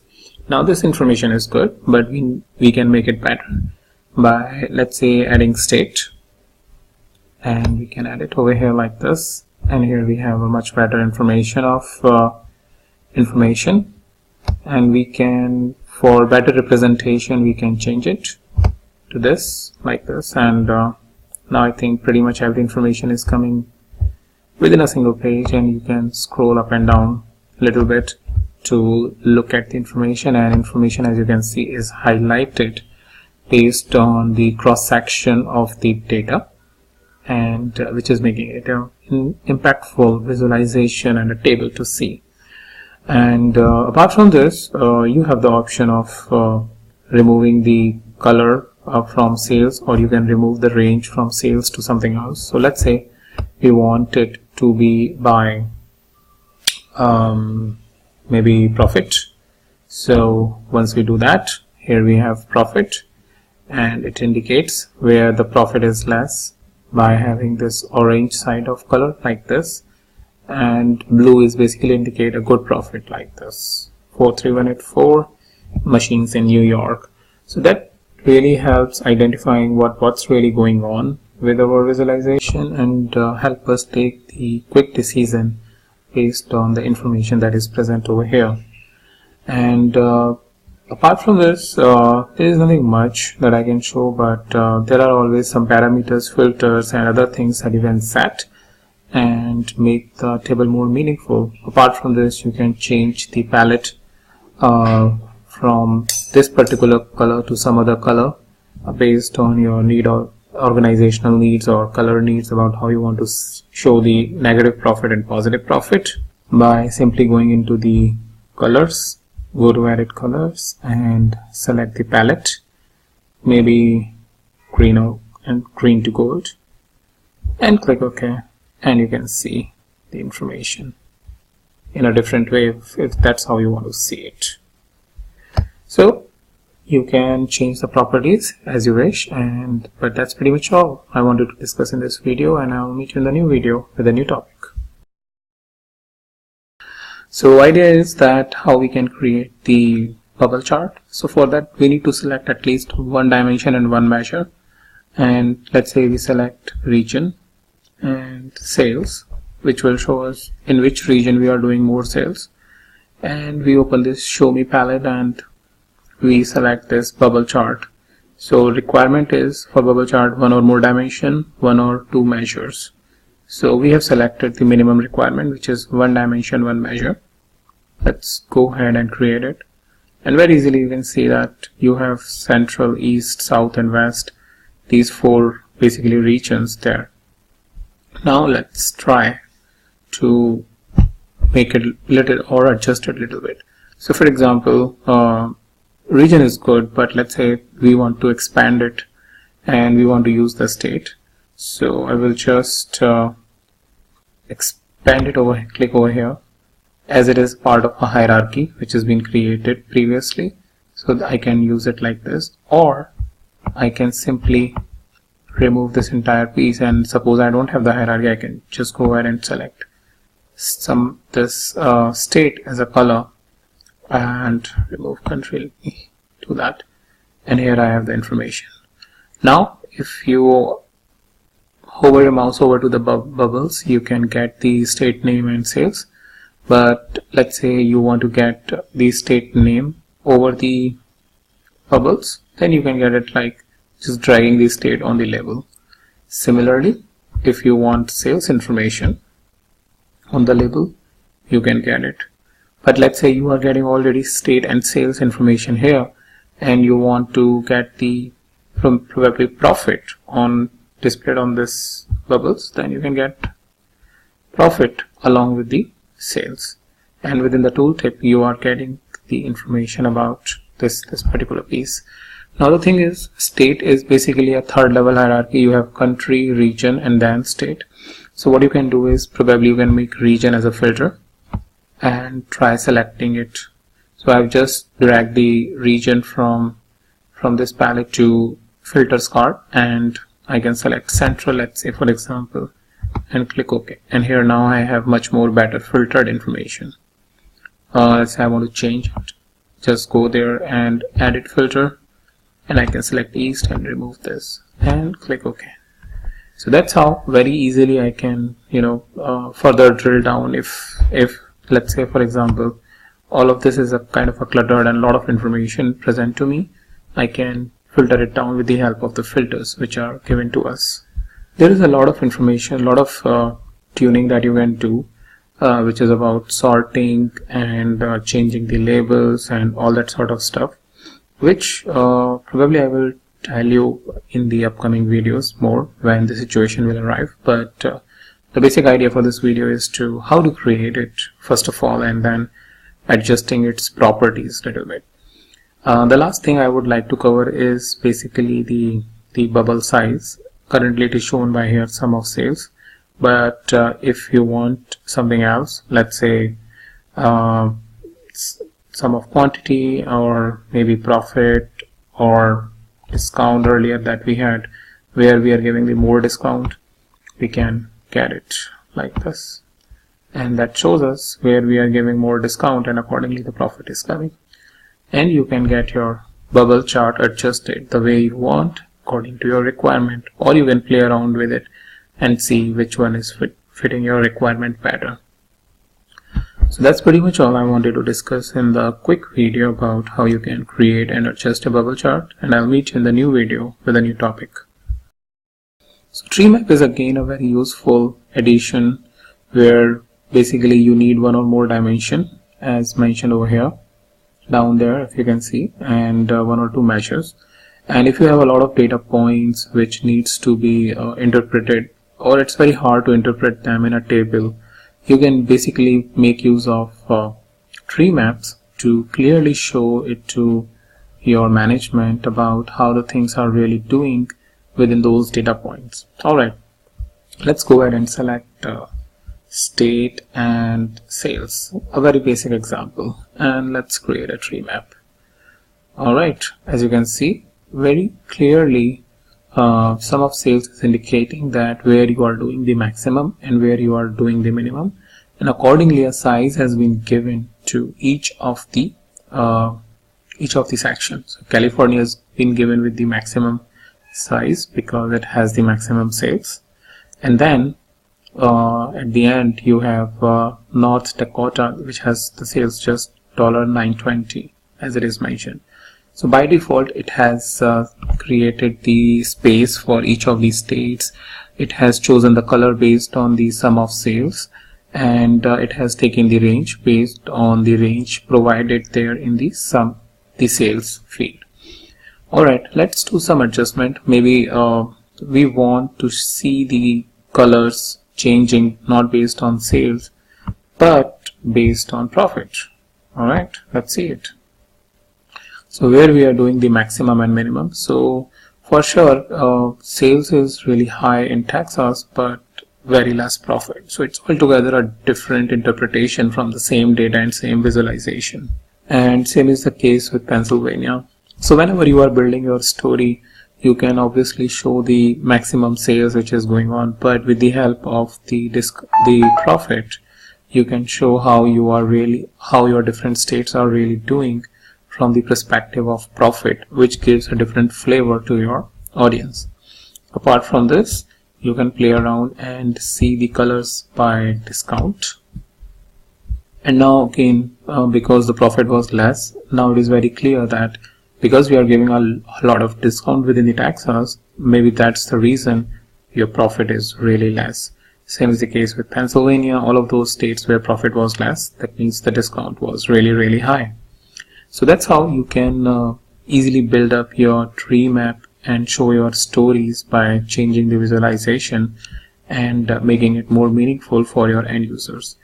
The next thing I want to discuss is let's say labels. So for example, if I want to show profit as a label, and now you have the perspective of sales, discount as well as profit. And if you want to show some other numbers, let's say maybe quantity, what you can do is put quantity over here. So based on that, you can keep on adding and basically show multiple measures.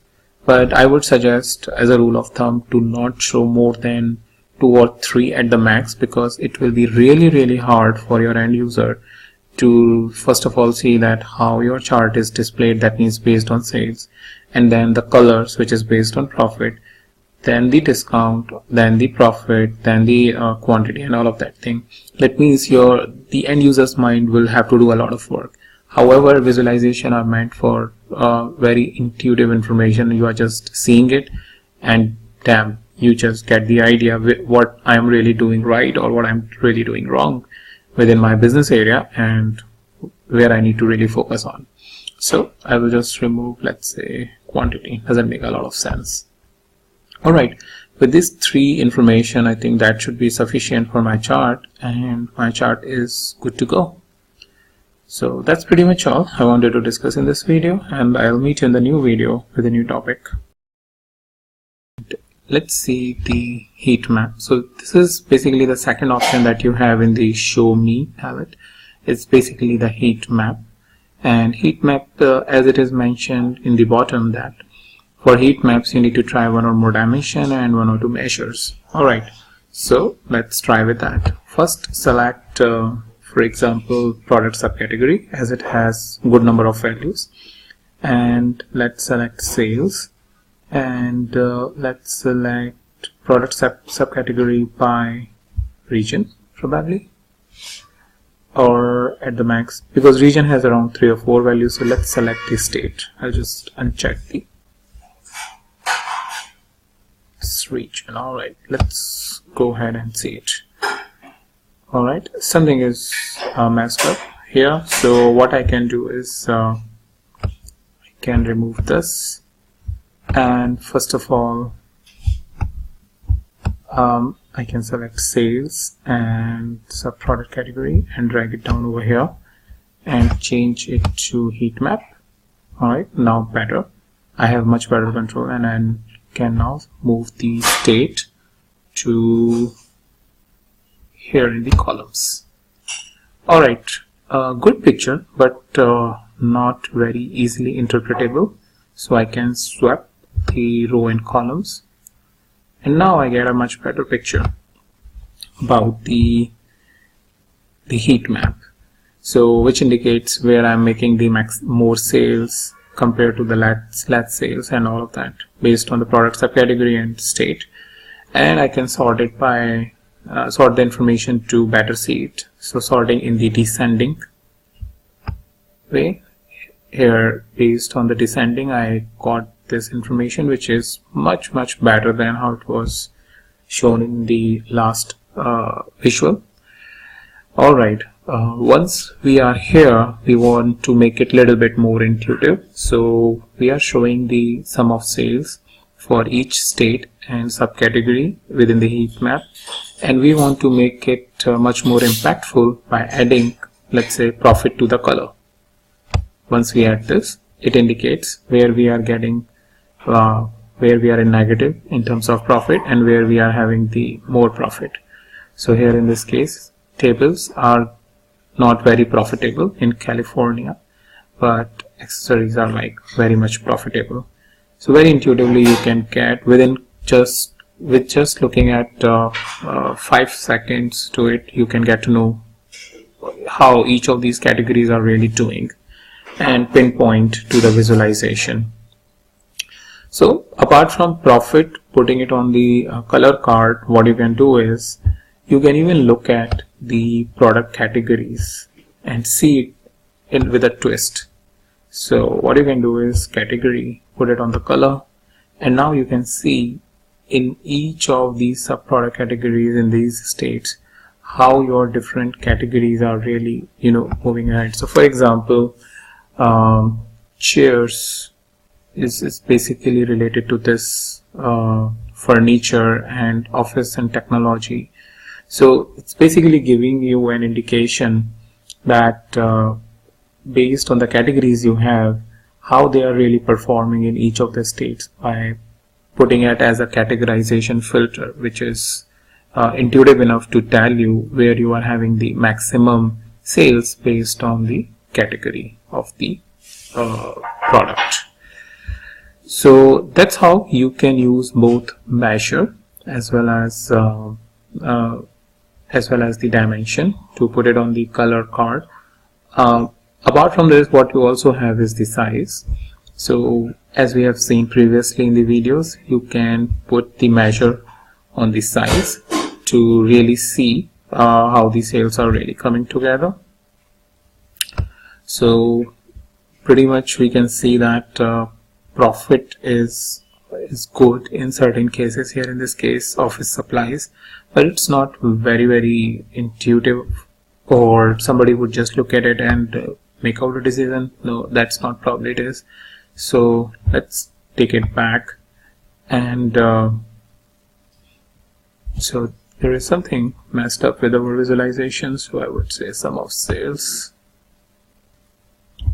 to the size. Alright, we are back to the normal visualization, and let's try with discount, replacing the sum of sales to this, and now we have comparatively better picturization of how the information is for the discount base for these subcategories and state and these categories of the products that we have. So ideally, for this video perspective, I have shown you the different ways, but I would just suggest that if you are using 2-dimension, adding the 3rd dimension would add a lot of complexity and interpretation becomes a little bit difficult. So I would suggest just use the 2-dimension and use the measures like so for example, so this discount and as a color and sum of sales as a size to have a better representation and better interpretability of the data, so that somebody is just looking at it and within just 5 or 10 seconds they can make it out what you are really trying to show in the visualization. So having 2 categories would be fine. Having a 3rd category would add a complexity. So if somebody at an analyst level is seeing it, it should be okay, because somebody may want to find trying to figure out the findings from the data and write it as a part of commentary. But if somebody at an executive level or higher level, they just want to look at the picture, which is very simple and can give an idea within very quickly, like 5 seconds, 10 seconds, okay, where the problems are and where we need to focus. So I would suggest use 2 categories and then use measures to really show, okay, here you are having the more discount and but the good sales, less sales and more discount, or here you have the more sales but less discount. So probably the problematic area is this. We may need to focus it over here, what is really going on. So that's all from the heat map introduction video, and I'll meet you in the new video with a new topic. Alright, so here we have the bullet chart, and for that we need 0 or more dimension and at least 2 measures. So let's first select 2 measures. So we have sales forecast and sales, and let's create it. Alright, so here we have the sum of sales as a tick over here, and forecast is basically crossing this. So generally that's not how we want. What we usually want is that this tick should be target, or here in this case forecast, and it should be sales. So let's try to replace this, put sum of sales over here, sum of forecast on detail as it was there, but in that case the properties are a little bit messed up. So what we can do is we can go here, right click, go to add reference line, and for value what we can do is sum of sales forecast per cell and make it a sum. Alright, and label, let's make it none, and click OK. Alright, so here we have the label of sum of sales forecast, and with that, if we want, so this is like for overall values, the total values which are present here in the data set. But if we want, we can add a product category, let's say here, and now for each of the product category you have the sales and you have the sales forecast, or basically a goal that you have it in the form of a forecast, and it is showing you which are very near to achieve their target and which are very far. Let's say here in this case is really far to achieve their target. So that sometimes helps us really get to know about our data set, and get to know about how quickly or how aggressively we are moving towards our goals. So this is kind of a workaround we have done, but not the default one. The default one, if you would go by this, then it comes with some sort of a background which basically says 60% or 80% of the target. So what I meant by that is, so let me try and remove this entire piece and try to do the entire stuff in just one go. So sales forecast, and subcategory, click on show me and click on bullet graph. So again, the only challenge is that these values is basically not correct. So sales is coming as a tick. So let me try to edit the reference line. So it is saying 60 to 80. Remove all reference line or swap reference line. Alright, now we are good. So with that, what it is, this background is basically explaining that whether it is 60% of the target or 80% of the target, which is like an additional information, because if I right click, the reference line is 60 or 80% of average sales forecast. So with that you get some additional information when you are interpreting. Sometimes it becomes confusing because generally people used to wonder that what this background really means, why here it is little bit dark and why here it is little bit light. So what it really means, so when you hover your mouse over to this background, so it basically says that whether it is 60% or 80% of the average sales forecast for the target. So that's pretty much all I wanted to discuss in this quick video of how you can create the bullet chart in Tableau, and I will meet you in the new video with a new topic. Here we are in Tableau, and within that we want to create an area chart, and as you can see we have two options of creating an area chart. So first one is area chart continuous, the second option is area chart discrete. So we will talk about area chart continuous in this video. So for that, as it is shown that you need one date and one or more measures and zero or more dimension. So let's try with the order date, and let's take sales, and let's create the chart. Alright, here we have a very simple area chart, and let's try to make it a little bit more visually appealing by putting segments on colors. Now, as you can see that consumer is the biggest segment, followed by corporate and then the home office. And if you want, you can display the labels. So for that, you can go over here, take sales and put it on the labels, and the labels will be displayed. As you can see, the size is not enabled because size is default based on the sum of sales that is there. Area size is basically based on that, so that's why it is disabled. But the detail tab and the tooltip is what enabled along with the color. So that's how very easily you can go ahead and create the chart. And if you want, you can basically swap it like this if it is making more sense for you. But generally, people doesn't show it this way because eyes are used to seeing the chart in this way. So, but you have the option available. I just wanted to show you an option, and in certain situation, if it is making sense, then probably you can swap it. But that's a quick video about how you can create the area chart in Tableau, and I'll meet you in the new video, the new topic. Alright, so here we have the box and whisker plot. So let me select measure and let's say one dimension to create the box and whisker plot. And here we have the box and whisker plot created very quickly for us.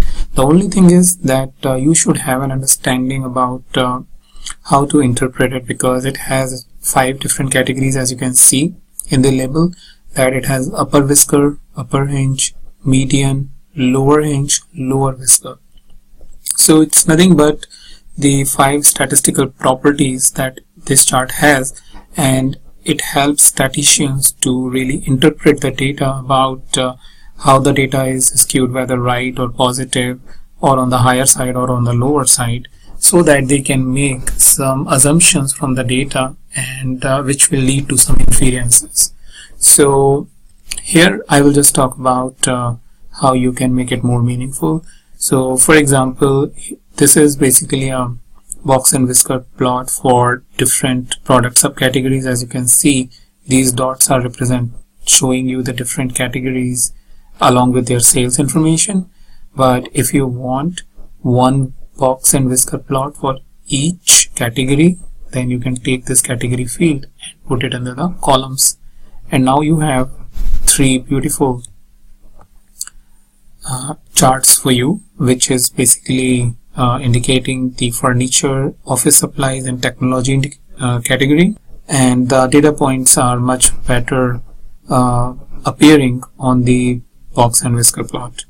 If you are interested, or if you don't want to basically see these different data points, then what you can do, you can go right click edit, and here click on hide underlying marks. Once you do that, it will be disappeared, because mostly those who are experienced with it generally wants to see the outliers. So if I again right click, go to edit, as you can see, accept outliers. So generally those statisticians basically wants to see whether they have any outlier or not, and looking at just the shape of it, they can very easily figure it out, the distribution of data. Apart from that, you have other options of making labels, size, colors, tooltip, so on and so forth. And the only thing is about changing or doing the little bit of formatting. So for example, if I click here on format and use a different color, very straightforward, you will get the same sort of color here in the box and whisker plot. And you can manage the transparency over here, how transparent it should be. And you have a little bit of styles, modern, glass, classic videos, all of that. and that way you can make your chart more meaningful and better representable for your end users. So that's pretty much all. I will just suggest you to read about the box and whisker plot if you are really enthusiastic about playing with the data and making inferences by just looking at the data or identifying outliers and all. If you have that kind of a job, then you should really go and do a little bit of study on the box and whisker plot and then come back and start creating it here in Tableau and start impressing your users. Alright, that's pretty much all in this video, and I will meet you in the new video with a new topic. So within the show me palette, we will see the circle views over here on the 4th row and the middle tab or the middle row, and what is needed is basically one dimension and one measure to create the circle views. So let's go ahead and take our favorite subcategory and sales and drag it down there and click on circle views. So here it is not the kind of circle views which we would like. Probably what you can do is put subcategory over here, and now it is a much better circle view that is coming. If you are interested in changing the shape of these symbols, then you can go on shape over here and say, let's say solid circle, or maybe diamond kind of shape, or a triangle, whatever shape that is needed, basically best for you. And if you want to fill it by different colors, let's say you want to fill it by the different regions in which this is going on, you can fill it by region, or if you want by customer segment, you can put segment on the color, and then it will show you where the sales are high. That means under which segment the sales are high, and basically show you the information. Next thing you may want to do is changing the size of these shapes based on, let's say, profit.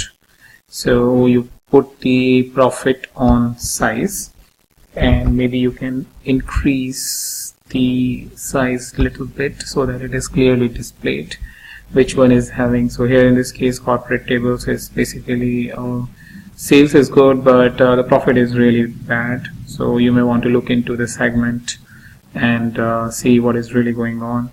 Same is the case over here in consumer segment, bookcases category, not giving you a good profit.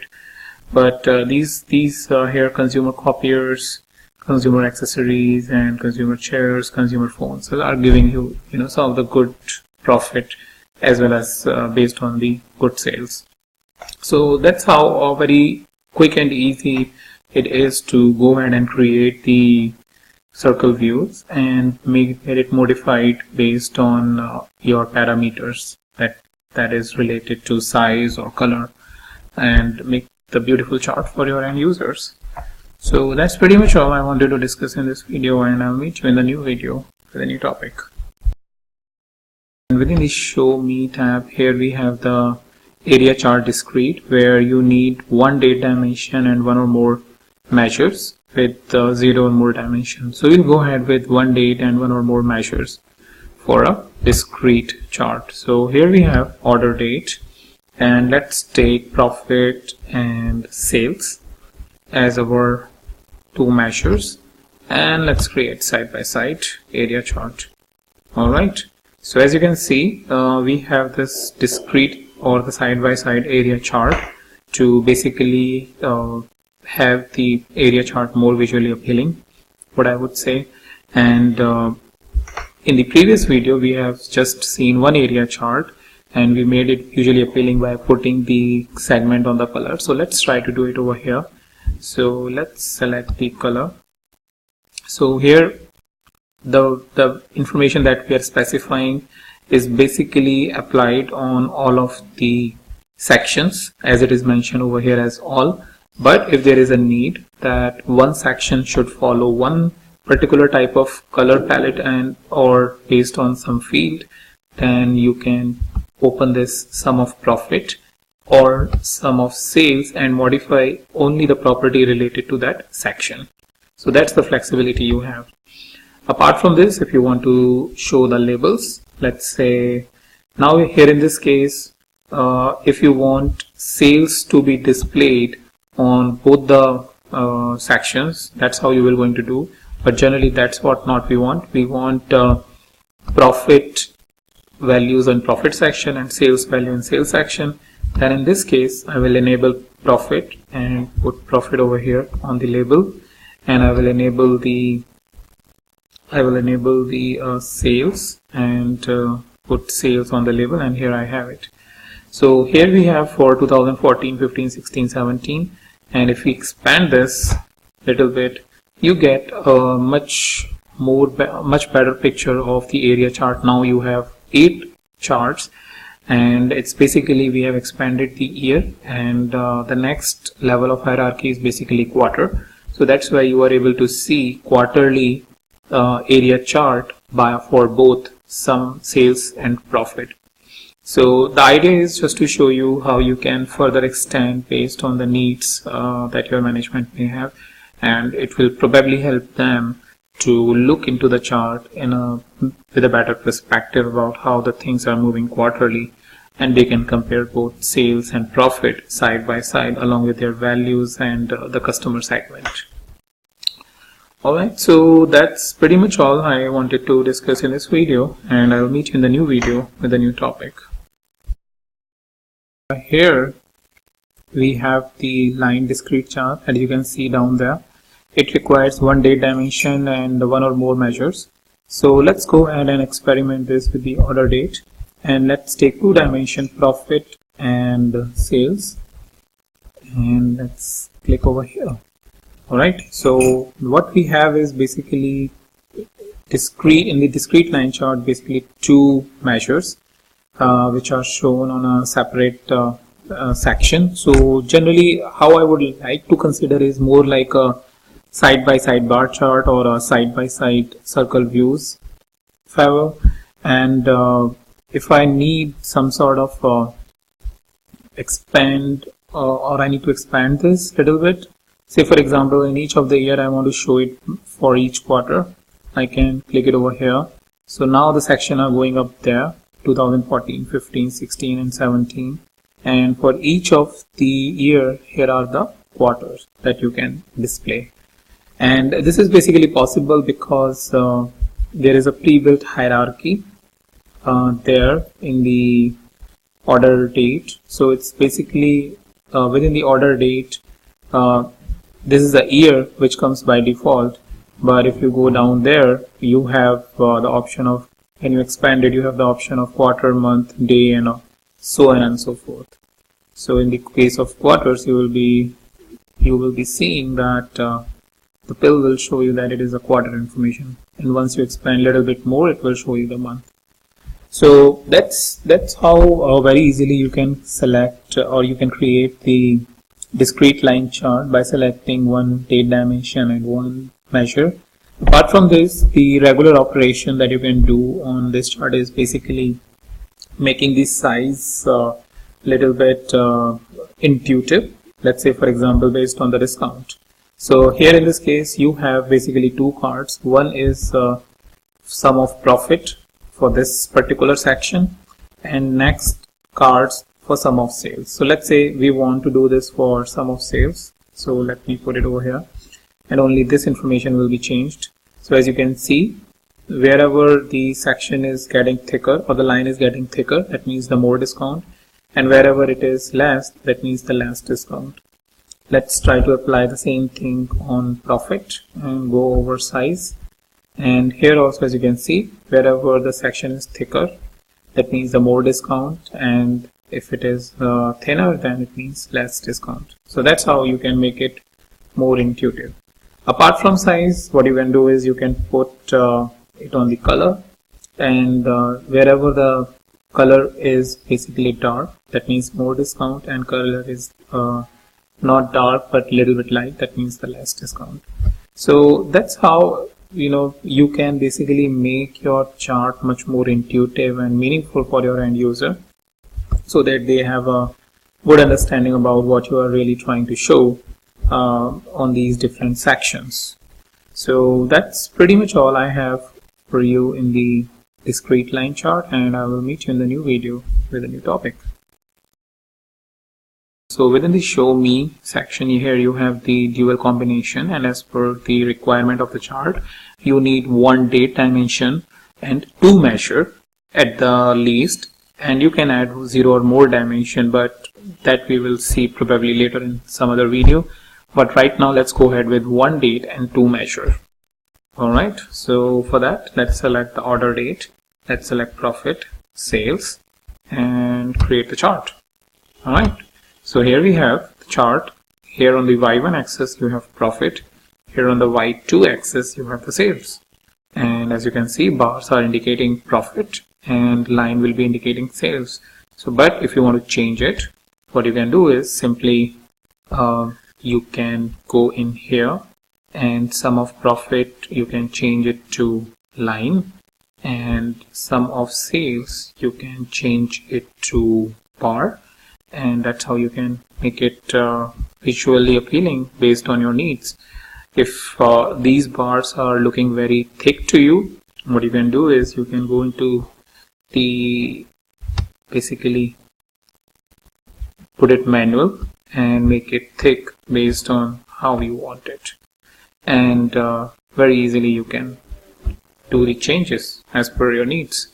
So apart from this, other things are again using the color palette and in both the sections and making it visually appealing by that, making using the size for basically making the line or the bar thick based on the value of other measures. So for example, if I want discount on sum of profit, you can see that line where the line is thick, it is less discount, and here it is, I'm sorry, the thin, and where the line is thick, then it is basically the more discount. So that's how you can use it, and I have been explaining in my previous video, so it's pretty much the same thing again. And yeah, that's how you can make your chart more visually appealing with the help of both line and bar chart. Generally this type of chart we show whenever we need to show the let's say forecast, for example. So here we have the sales forecast and then the sales. So now we can compare whether our sales are going up or down based on the sales forecast or not, and that's basically helps us doing the analysis in a much quicker and better way, because you have the visuals in front of you which is clearly telling where the sales is meeting the forecast and or exceeding or below the forecast. But again, this is also a good representation, because what it is telling you over here is your profit is basically increasing as your sales is also increasing. Alright, that's pretty much all I have for you in this dual combination chart video, and I will meet you in the new video with a new topic. So this is the dual line chart, and as you can see you needed one date and at least two measures to create a dual line chart. So for that let's select order date, and in the measure let's select the sales and profit and click over here. Alright, so here we have the line for profit and here we have the line for sales. So that is basically profit is shown on the y1 axis and sales is shown on the y2 axis, and that is basically very helpful in knowing whether sales is moving in the direction where profit is moving or vice versa. And once you are done with that, what you can do is you can make it more visually appealing, like I have been showing in the previous videos. So for example, you want to see how you are giving the discount on the sum of sales, then you can put the discount on the size, and as you can see where the line is thick, that means you are giving more discount. And you can verify this on the profit as well by putting discount on the size again, and it's pretty much consistent that when the sales is moving you are giving high discount. Same is the case with profit, that even though profit is moving up you are giving the more discount. So that's how you can do this. Apart from this size, let's say you want to make it visually appealing by some color. So maybe here in this case, sum of discount, you want to put it on color. So wherever the color is dark, that means more discount. Wherever the color is light, that means less discount. So that's how you can make your line visually appealing, and you can put labels by putting the field name on labels, and you will get the label displayed over here. So that's pretty much all I have for dual line chart in this video, and I will meet you in the new video with a new topic. So in the last video I talked about symbol maps, and in this video I'm going to talk about the field maps, which is also very similar to the symbol maps. The only thing is it is completely filled, as the name suggests, and down there it is mentioned that it requires 1 geo dimension and 0 or more dimension and 0 or 1 measure. Alright, so let's go ahead and replicate our work that we did in the last video. So here is the state and here is the sales. That's pretty much all what we need to create this chart. And then click here, and here we have the sales information, and the color coding basically indicated by this range, which is saying it is starting from 920 and it is going up till 457,000. So basically darker the color is, that means more the sales. So here in this case California is having more sales, followed by New York, and I think then Texas, and then Washington, so on and so forth. And that's basically how easy it is, that you just select one geo dimension, whatever it may be, state, city or country, and then the one measure, and you have the chart displayed for you within the Tableau. The next thing we may want to do is, let's say we want sum of sales. We don't want sum of sales as a measure. Suppose that we figured out sum of sales is not what our requirement, and maybe the profit is what we want to show. So you can basically remove this and get profit over here as part of color, and then you can show the profit. If you want to show the labels, you can again put the profit on labels and it will show you the profit. But let's say on labels you want to see the sales as a labels, then remove this and put label sales on the label. So now what you are able to see is basically this is the sales, based on the sales where you have the maximum profit. So it's basically the two information that you are able to see, and your user will be able to have a much better idea that even though sales is large or small, what is the level of profit. So here in this case Texas is basically the third largest sales territory for the company, but it is not a profitable one. So something to really look upon what management wants to do over here. So that's how very easy and very quick it is to basically go ahead and create the field maps. You can play around with this based on the needs, the measure and dimension that you have, and it will going to display very quickly for you. So that's a easy and quick way to create field maps, and that's pretty much all I wanted to discuss in this video, and I'll meet you in the new video, the new topic. So here in the show me palette we have the Gantt chart, and if you are aware, Gantt chart is basically helpful in visualizing project management activities, as there are multiple activities in one project which are interrelated, and along with the dates about their start and completion. So having them visualized is going to make an impact, or basically helps let's say project manager to really evaluate whether the project activities have been assigned properly, are they properly interrelated, and in a manner about how they should be executed.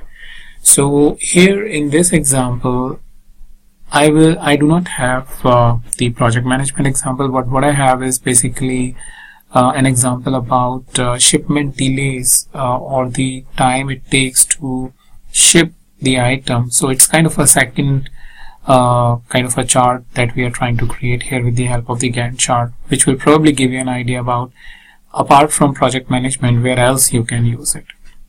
Alright, so for that, as it requires, it needs one date, one or more dimension, and 0 or 2 measures. So let's start selecting it. So for shipping information, we need ship date. So we will put ship date over here, and we need days, and then here we need category. So let's say we want to do it by product subcategory, and then what we need is days to ship actual.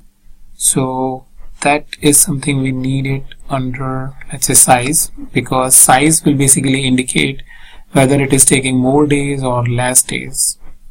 Alright, and then we need to bifurcate it by the shipping mode. So that's the key. So let me put it on the color, and then select the Gantt chart. When I select the Gantt chart, you will notice that subcategory and shipping mode is interchanged. So let me change it again. Sorry, the color mode. Alright, and one thing I need to correct is basically not this table, but this particular day, which indicates the dates, to properly show the visualization. So here, the visualization is present for entire data. That means starting from November 1 to November 17. And by just looking at the data, what I can see is we can see a lot of standard class and second class. The bars are really big for that. So to better understand, let's try to filter it by shipping date. Let's filter it by an year. Click next, and let's select 2017, and okay. Alright, now in this case it is much better, and again, we are able to see that standard class and the second class is pretty much coming a lot, and there are very few same day. I can see it down here, same day, if I'm not correct, if I'm not wrong. Just very few places. And then first class is also appearing. In some cases it is coming up with a very big bar, so that shows basically how much time the different shipping mode categories are really taking to ship the, or to ship the particular item in the category. So with the help of such chart, which has the dimension as the time, so it's basically helps us understanding those kind of data which is distributed over time and kind of interrelated, or basically has the interdependencies to really have an execution. But here this is a altogether separate example that I've given you just to visualize the data, to understand the delays in shipment. So apart from this, you can also think through about the different visualization that you can achieve with the help of the Gantt chart. It's just that it needs to be distributed over time, and need to have some sort of dependencies, or if not dependencies, then some sort of a connectivity which will help user connecting the data or connecting the dots properly from the visualization. So that's pretty much all I have to tell you from the Gantt chart video, and I'll meet you in the new video, the new topic. Here we want to create the highlight tables. So as you can see down there, for highlight tables you need one or more dimension and one measure. Alright, so let's select a very simple one, sales, and product subcategory, and let's try to create it. And if you see, it's very intuitive by looking at this sum of sales range, that range with the darker side is having the more sales, and lighter side is having less sales. And as you can see, art and fasteners and labels are having less sales, whereas chairs and phones are having more sales. Now this information is good, but we can make it better by, let's say, adding state, and we can add it over here like this, and here we have a much better information of information, and we can, for better representation, we can change it to this like this, and now I think pretty much every information is coming within a single page, and you can scroll up and down a little bit to look at the information, and information, as you can see, is highlighted based on the cross section of the data, and which is making it an impactful visualization and a table to see. And apart from this, you have the option of removing the color from sales, or you can remove the range from sales to something else. So let's say we want it to be by maybe profit. So once we do that, here we have profit, and it indicates where the profit is less by having this orange side of color like this, and blue is basically indicate a good profit like this, 43184 machines in New York. So that really helps identifying what's really going on with our visualization, and help us take the quick decision based on the information that is present over here. And apart from this, there is nothing much that I can show, but there are always some parameters, filters, and other things that you can set and make the table more meaningful. Apart from this, you can change the palette from this particular color to some other color based on your need or organizational needs or color needs about how you want to show the negative profit and positive profit, by simply going into the colors, go to edit colors and select the palette, maybe green and green to gold, and click OK, and you can see the information in a different way if that's how you want to see it. So you can change the properties as you wish, but that's pretty much all I wanted to discuss in this video, and I'll meet you in the new video with a new topic. And talk about histograms. So within the show me, you have down there the histogram, and what it needs is just one measure. Alright, so let's select, let's say, quantity, and click over here, and here we have our histogram. So if you're aware of histogram, it's nothing but basically based on the bin size. It is showing the frequency, the count of the quantity. So it's basically between 0 to 1.5 then, or 2, and then from 2 to 3.5, then 4 to 5.5. How many number of quantity in each of the bin. So basically it is really helpful in seeing the distribution of data in statistics. So what sometimes we really want to see is whether our distribution of data is positively skewed or negatively skewed, how it is, and accordingly, we can make some inferences. So if you are not aware about histogram, I would suggest you go and have a little bit idea about what histogram is and how to really interpret it. But let's come back about how we can further modify it and make it more meaningful. Let's say we are not interested here about these bin size, then what we can do is, here is within the dimension, quantity bin has been created for us as we have created the histogram. Earlier, if you would have noticed, it was not present.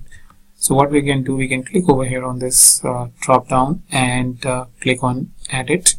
And once we click on edit, it's basically suggesting by default that 1.77 is the default or the suggested bin size. But what we can do is we can overwrite this and make it more meaningful, like let's say 3. Well, and click OK. So what it is doing, between 0 to 3, the bar is here. That means anywhere the quantity was between 0 and 3, these were the number of quantities which were purchased. Anywhere it was 4, 5 and 6, this is the quantity which was purchased, and 7, 8, 9, then this is the quantity which was ordered by the customers. So clearly we can see that wherever the quantity is between 4, 5 and 6, those are the quantities which have been purchased a lot. Alright, then you can definitely use the color, the size, the label, and all of these cards that you have to make it more meaningful. But I just want to very quickly talk about that if you are not interested in seeing, generally who is aware about histogram, they do not like to see the 0, 1, then 2. They like to see 0 to 3, then to 6, then to 9, then to 12, because these things really doesn't make much sense, because you know between 0 and 3 there will be 1 and 2. So how you can do that is basically right click and go and edit axis, and go to tick marks, and here in the major tick marks make it fixed on every 3 units. Click apply and OK. Once we do that, 0 to 3 to 6 to 9 to 12 to 15, and that's how very easily I can create my histogram and modify it as per the needs to make it more professional or normal one, like how a histogram has been created within any statistical chart or statistical program. So that's pretty much about it. I would suggest that you play around with the histogram, play with the bins, because that's the important part.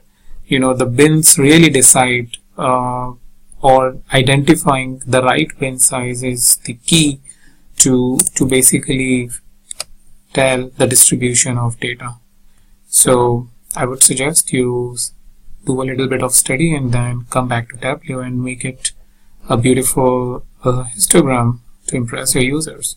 Well, that's pretty much all in this video, and I'll meet you in the new video with a new topic. Creating a scatter chart. So here is a scatter chart, and what it requires is basically 2 or 4 measures and 0 or more dimensions. Alright, so to do that, let's select 2 measures at least. So let's select sales and profit by pressing the control key, and within the show me, let's click on the scatter chart. So here we have the scatter chart where on the rows you have the profit, and on the columns or on the x-axis you have the sales, and then you are just able to see one dot which is indicating the profit and sales kind of an intersection, that it's kind of a total sum which you are getting right now. So to get more details, well, what you need to do is getting a dimension, and let's add it kind of a product subcategory. So I just double click and it is just added to the chart, or you can drag it down to color and the information will be added as per your requirement. And now what it is showing is basically the based on sales and profit category where each of the data point is coming. So for example, here the subcategory is phones, and its profit as well as sales both are really high. As you can see, it's pretty much at the end towards the right. And here in this case, the subcategory is fasteners, and its sales is and both profit are nearly, you know, minimum or near about to 0. So that's basically a quick tool, the scatter chart, with which you can play and plot your data based on the two measures or a number of like 4 measures that you have, as it is shown over here in the scatter chart. And then what you can do is you can further modify it.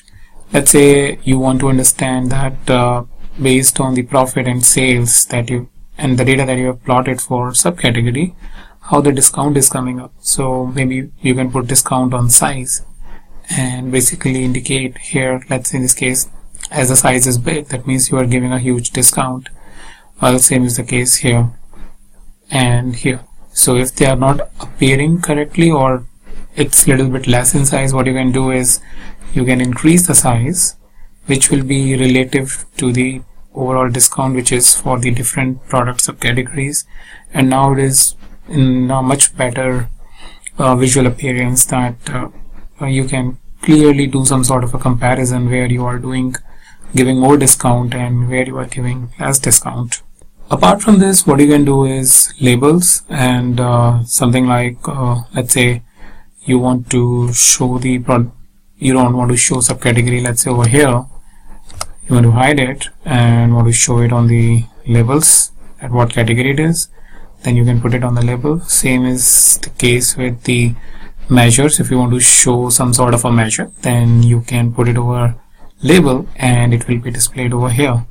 So that's a quick one for the scatter chart in Tableau.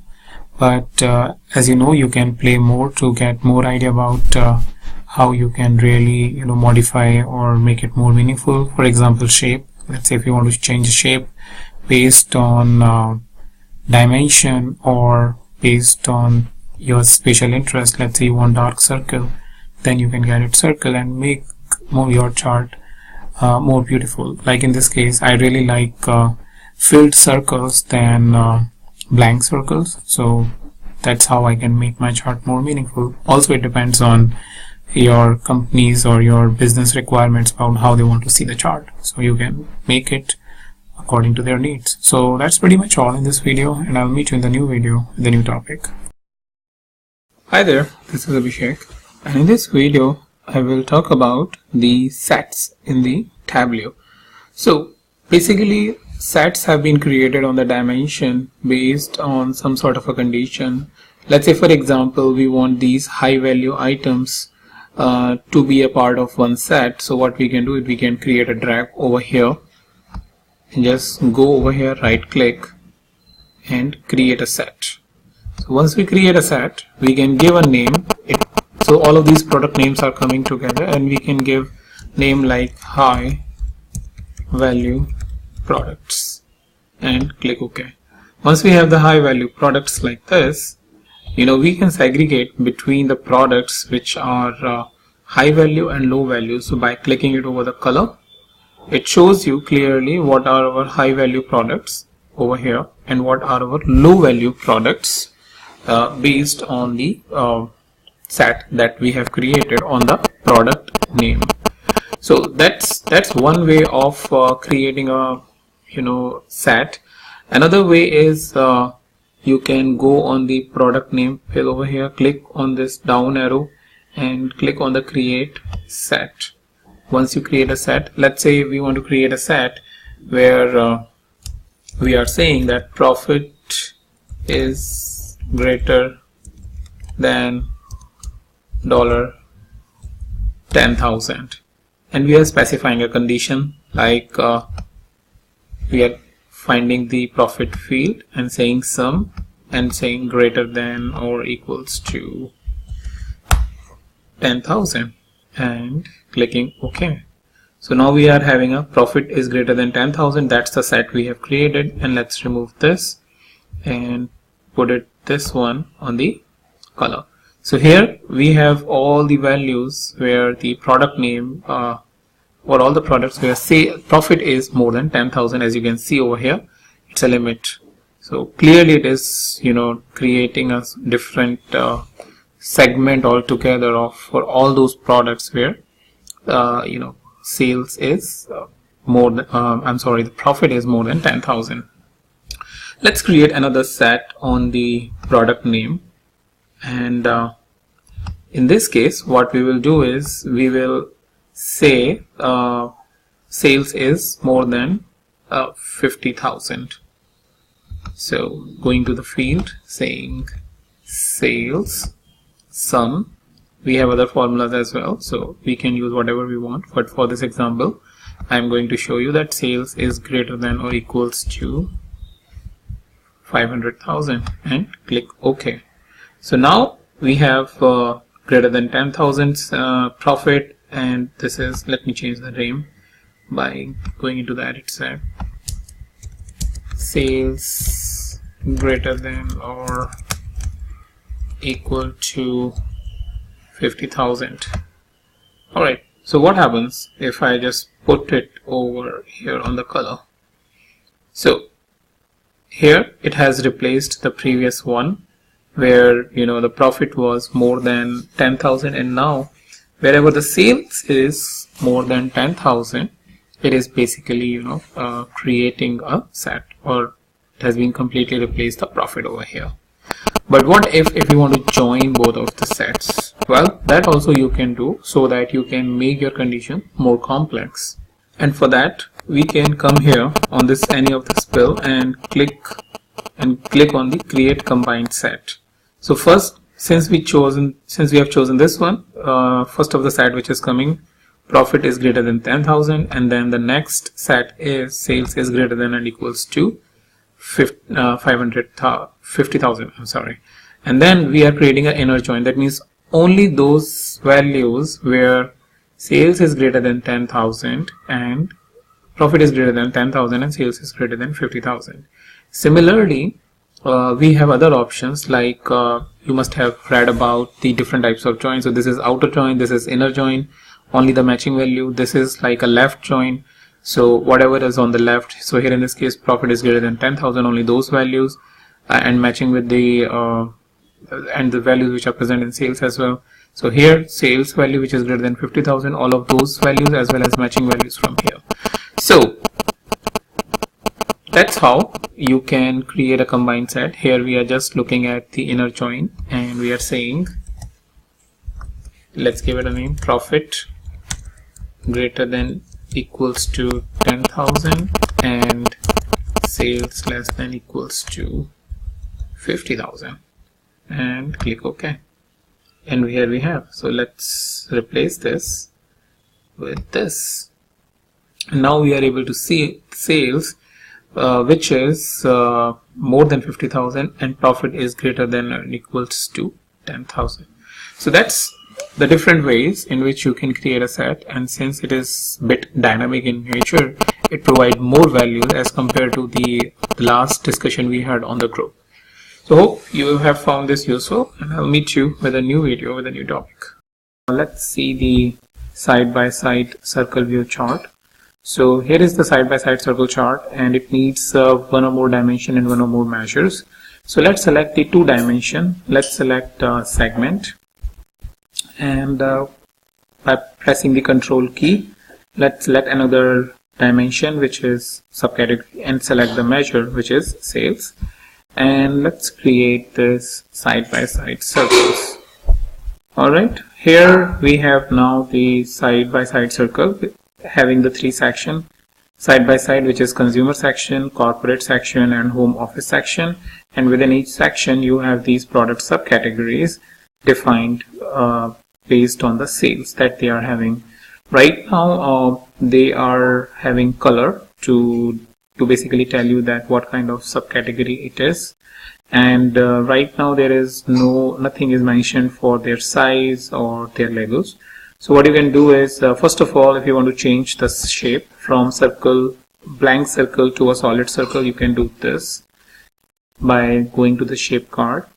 And if you want to increase or decrease the size by some measure, you can put profit over size. And if it is not clearly visible to you, the impact of putting this measure on the size card, then you can increase the size little bit, which is relative to the measure based on how these product categories, subcategories is mentioned for each of these segments, and then it will be displayed very clearly to you which segment is profitable and which segment is not profitable within that product category. So apart from this, you can put the labels. So for example, sales, if I put it on the label, you will get the sales mentioned over here.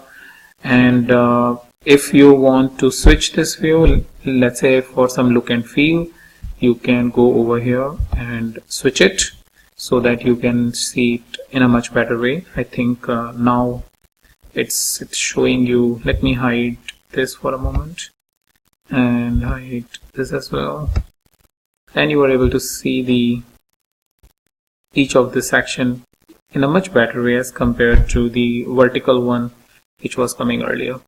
So that's how you can see how easy it is to create circle by circle or side by side circle view chart and modify some of the property to make it more visually appealing for your end users. So that's pretty much all I wanted to discuss in this video, and I'll meet you in the new video with a new topic. And I'm using the Superstore sample sheet which comes with Tableau 10, and I'm using the sample Superstore data set which is given, and the idea is to create the stack bar chart. Alright, so for that, let's select at least one measure and one dimension. So like always, let me select in this case category sales, and let's create it. So here in this case we just have, since we have selected the stack bar chart, it has created one stack bar chart. What we can do is we can have multiple stack, generally how it comes by, let's say, regions. So in columns I can put regions, and now we have a proper stack bar chart. If we want by state, then we can remove this and select to have it by states, and we can see in each of these states how these different categories of products are getting sold and get an idea about it. Now apart from this, what you can do is basically showing the label. So let's say here in this case sum of sales is what you have already taken. So if you want to display the same information, you can display by putting it on the labels. And if you want to do a little bit of customization into the labels, you can go into labels, and you have the information to, or the option to change the sum of sales to text to font and alignment, marks to label all, or selected, highlighted, all of that thing. And apart from this, one of the very interesting thing is you can also control the size of these bars. So what you can do is you can just take the profit as a measure and drag it on the drag it on the size. And it is not, I would say, a very perfect or a better, but somehow I find it little intuitive in which category I have the most profit. So here in this case, in case of office supplies, I have the most profitable, or as a most profitable category. And here in case of New York, technology is most profitable one. So it's kind of as I said, not the visualization you would like to use to put it on the side, but sometimes it can be really helpful to just get an idea. Oh, that's the most profitable category, or that's where we are giving the most discount. So you have these tags, you have the information about sales and everything, and when you are putting the perspective of size, it really makes sometimes a lot of sense to show it to your management, because that's kind of a new chart altogether that you have created. Because apart from stack and normal bar chart, you are actually taking size also into consideration based on the profit, and for that you don't really have to do a lot of math in your head, and it's become intuitive. Okay, that's where my problems or the good area are, and the action that I need to take. So that's how you can customize your stack bar chart and make it meaningful for your end users. And that's pretty much all I wanted to tell you in this video, and I'll meet you in the new video with a new topic. So for symbol map, what you need to have is one geo dimension, and then 0 or more dimension as it is mentioned down there, and at least and anywhere between 0 to 2 measures. So at least one measure is, I would say, is required to really show the dimension, to show the values over the map. Alright, so currently within the Tableau sample workbook Superstore, the information is giving for the location, which is country, region, state. So let me take state, and let me take sales, and here I have the chart.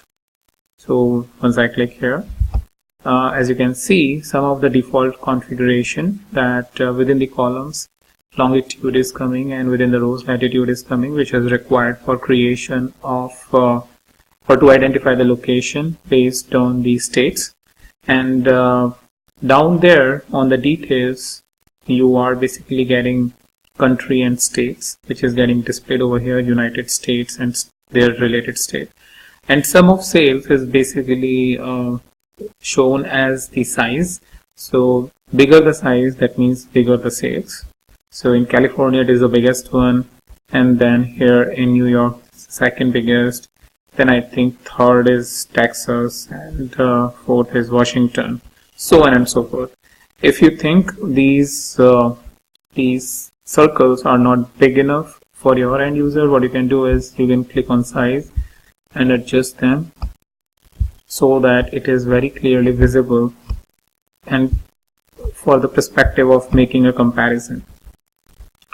Alright, and then what you can do is let's say you want some sort of information from the perspective of profit, then you can put profit on the color, and here it is clearly visible that Texas is not very profitable, whereas the California is the most profitable, after that New York and Washington, but there are a lot of problems I think in the Pennsylvania, Illinois, Texas, so very easily it is visible, and that you can put it over here. If you want to show labels on this on these circles, then you can put the sales again on the labels, and it will show you the labels so that users don't have to really hover over on any of the circle and get the information about sales or profit. So that's how very quick and easy way to create your map chart. The only thing is that your country, region or state information, or maybe city and postal code, any of that information is coming properly and it has that symbol like globe kind of a symbol. If it is not having it, then you can go and click over the field and basically change the data type, the graphic role, and here you can select basically what kind of role it is, and accordingly it will going to take the information that it is more of a geographical location field and not a normal string or a measure kind of a field. So that's the only thing you need to take care that your field is formatted in a proper way, otherwise your chart will not be displayed. So that's pretty much all I wanted to discuss in this video, and I'll meet you in the new video with a new topic. So the option of creating a side-by-side bar chart is present here in the Show Me tab, and this is basically an option. So last option in the third row. So for side bar, in the end, as you can see, it needs one or more dimension and one or more measures. So it requires at least 3 fields. So let's try creating it with the help of 2 dimension. So let's say we select region and product subcategory, and we want sales. Right? Once we have selected this, we go to Show Me and click over here. And here we have the side-by-side bar chart. So currently, how you can read it, that within the central, these are the different product subcategories, and accordingly the bars, these are the bars based on their sales. Same is the case in east, west and south. If you want to swap this information to from the look and feel perspective, you can click over here, and now you can, I think, read it much better, because pretty much all the product subcategories are coming. And if you want to sort it, let's say in the descending manner, so you can click over here, and it shows descending in a descending way. So with that, that's how it's simple or quick and easy for creating a side-by-side bar chart. Another thing is that currently on the color card, you have a subcategory as the product subcategory as the colors information as it is coming over here.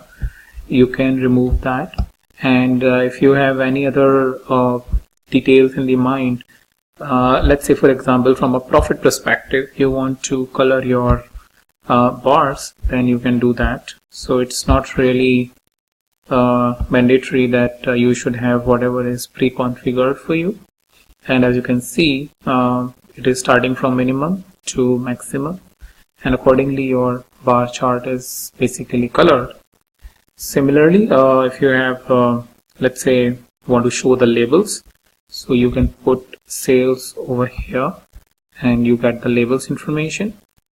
And yeah, pretty much, Again, size I have shown in my previous videos. You can change the size by just going to dropping the value over the size card, and here based on the size you can see where you are giving the most discount. So here in this case binders is giving is having more discount, followed by phones here in the east region, and in central after binders it is more of a furnishing which is getting a huge discount. So that's how you can really modify and make it more visually intuitive and useful for your end user. So that's a quick side-by-side bar chart I wanted to show you in this video, and I will meet you in the new video with the new topic. Hi there, this is Abhishek, and in this video I will talk about how you can add the totals to your columns or to your rows like we do it in any of our spreadsheet software like Microsoft Excel, where down there at the end of the column you have the total for entire row. Similarly down here you have the total for entire columns. So it's pretty straightforward within the Tableau. So what you can do is you can go into the analysis, and within analysis you have totals. So you have show row grand total or show column grand total. Apart from that, row total to the left or column totals to top. So let's first click the row grand total. So here we have the average as we have taken, so that's why average has been given to us for all of entire this row. Similarly, what we can do is take a column grand total down here. So apart from those two options which you were getting, the row total to left or column totals to top, as it is indicates, we are getting the total for row on the right side. We can take it on the left side by clicking it over here. So first it is coming here, and similarly column total at top will basically give this particular row at the top. So if that is your requirement, you can simply go ahead and do that. So let me just remove this row total to left because we are used to of seeing this. Apart from this, you have the option of applying the table calculations. So for example, currently we are using the average and we want to apply some of the table calculations over here.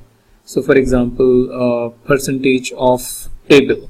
So if we click over here, this basically gives us the particular percentage related to the entire table that we have. So apart from this, you have the option of percentage of column. So it gives us percentage by each of the column.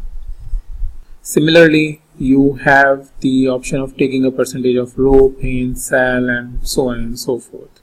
So that's how very quickly you can basically get the entire table calculations based on your need. Apart from that, you can also click over here and go to quick table calculation, and then you have a couple of other options. Like here we have currently percentage of total, we have running total as if we want it, and apart from that you have rank, percentile, percent difference, moving average, the different ways of running the entire table calculation. If you don't want the table calculation, you have the option of clearing the table calculation.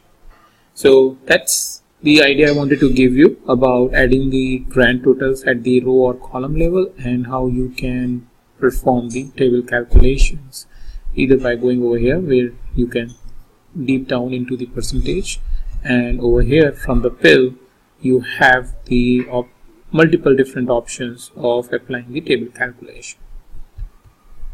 Hi there.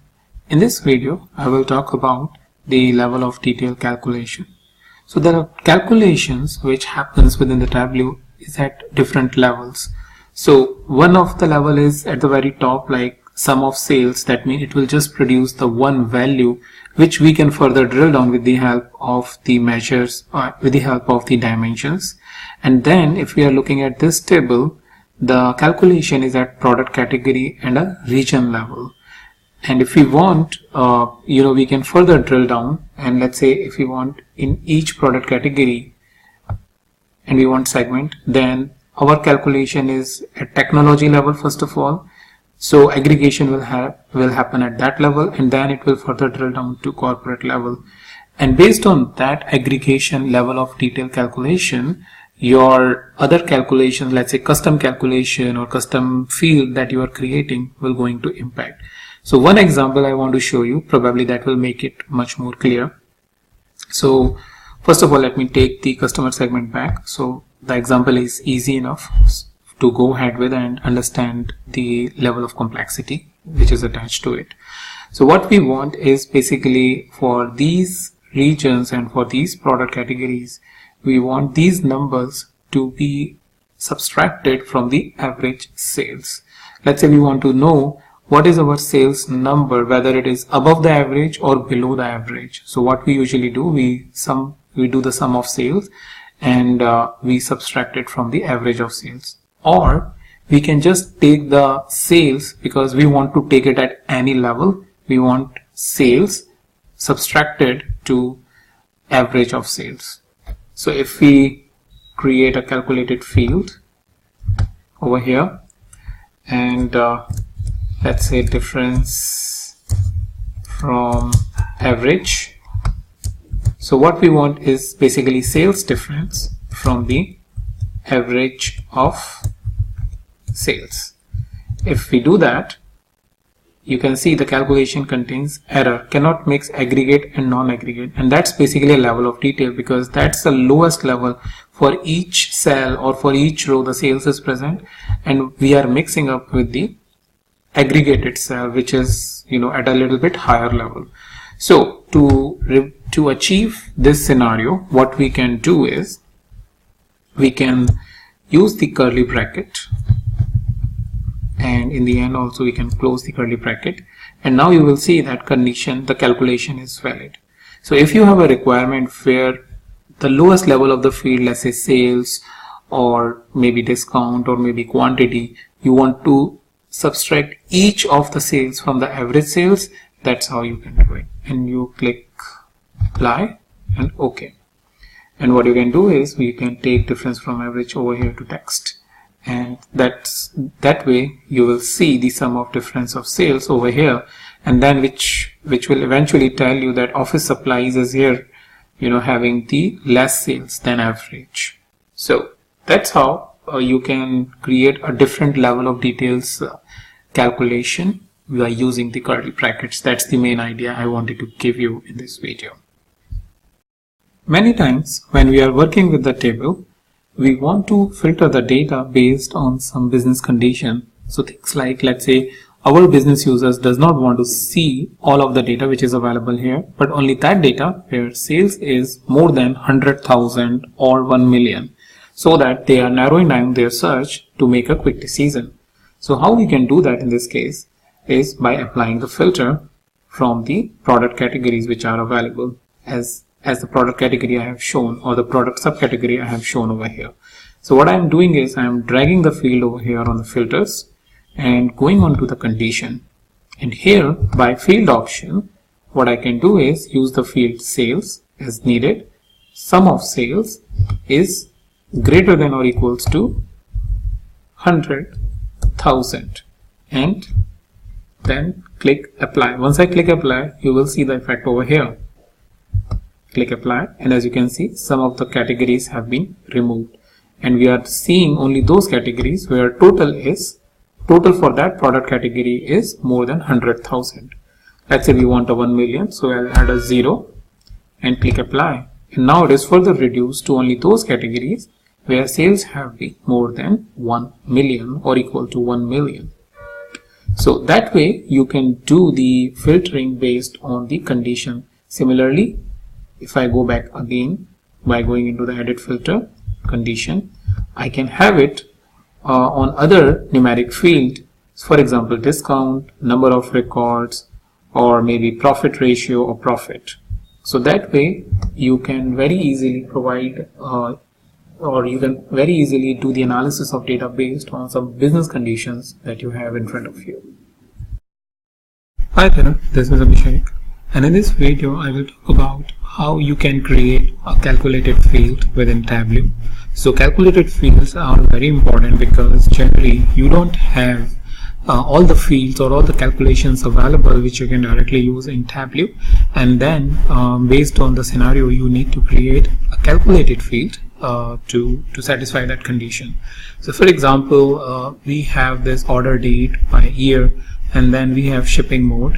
What we want to know is basically the shipping variance, whether we shipped before the date or shipped after the date. So this particular information, as you can see, what we have is days to ship actual, days to ship schedule, but we do not have anywhere which says that what is the variance. So what we can do is we can right click on this blank space and click here, create calculated field, and let's give it a name, shipping variance, and here let's start writing days to ship actual minus days to ship schedule. So what it will give us that whether we are shipping efficiently or not. So for example, how many days you have taken actually to ship the item, and when you are subtracting the days to ship scheduled, you are getting a positive or negative number. If you are getting a positive number, that means you have taken more days. If you are getting a negative number, that means you have taken less days. So just to give you an idea, that if days to ship actual was 5 days, and however the days to ship scheduled was 4 days, then you will get a positive number, and vice versa, you will get a negative number. So with that, let's click OK, as this is just a sample. So once we click OK, this will be available over here, shipping variance, and we can drag it over here. And right now it is taking a default as a sum, and which I think is not a right way, because what we need to say is basically an average, but not the sum in case of shipping variance. So let's take an average, and we get some positive or negative number, and based on this, we can identify which type of shipping mode is really working in an efficient way, and which one is not in an efficient way. So the idea I wanted to give you is how you can create a calculated field by just simply right clicking on blank space, either here, or it's not a condition that within measure you need to click it.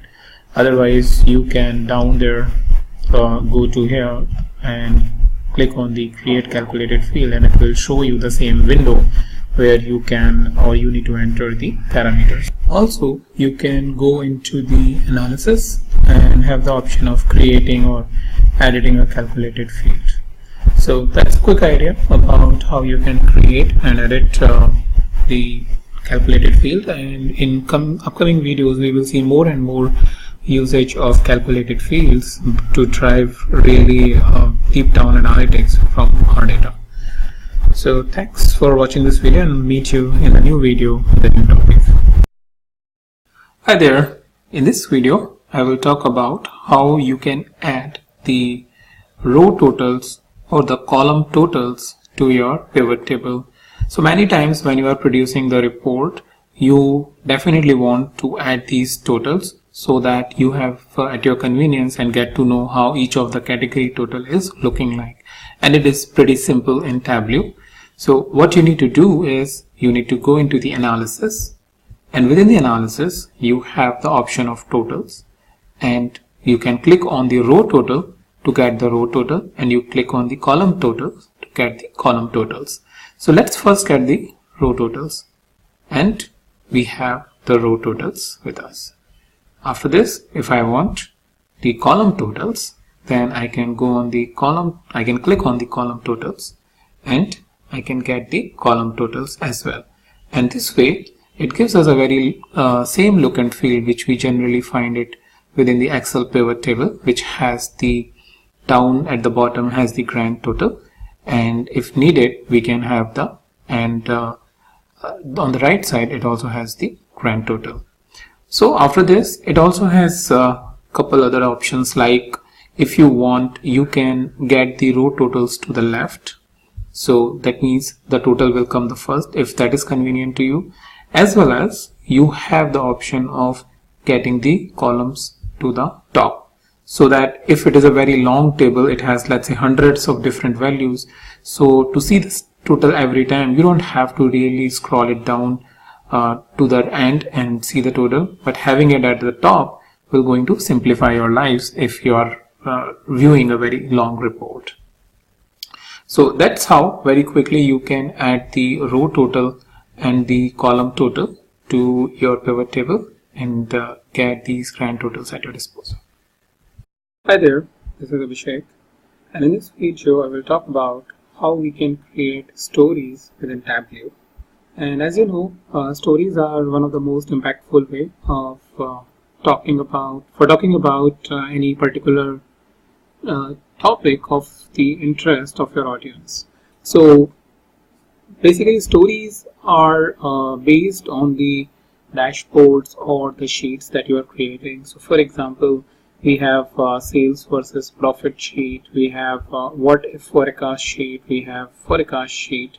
So all of this information is actually related to sales, how we are forecasting sales, how the sales will happen if we change parameters, and that's what it is happening in what if forecast. And then finally sales versus profit, to say it in the end that how we have really performed over the years or over the quarters. So based on this information, let's go ahead and create a story. So for creating a story, you need to go to this icon.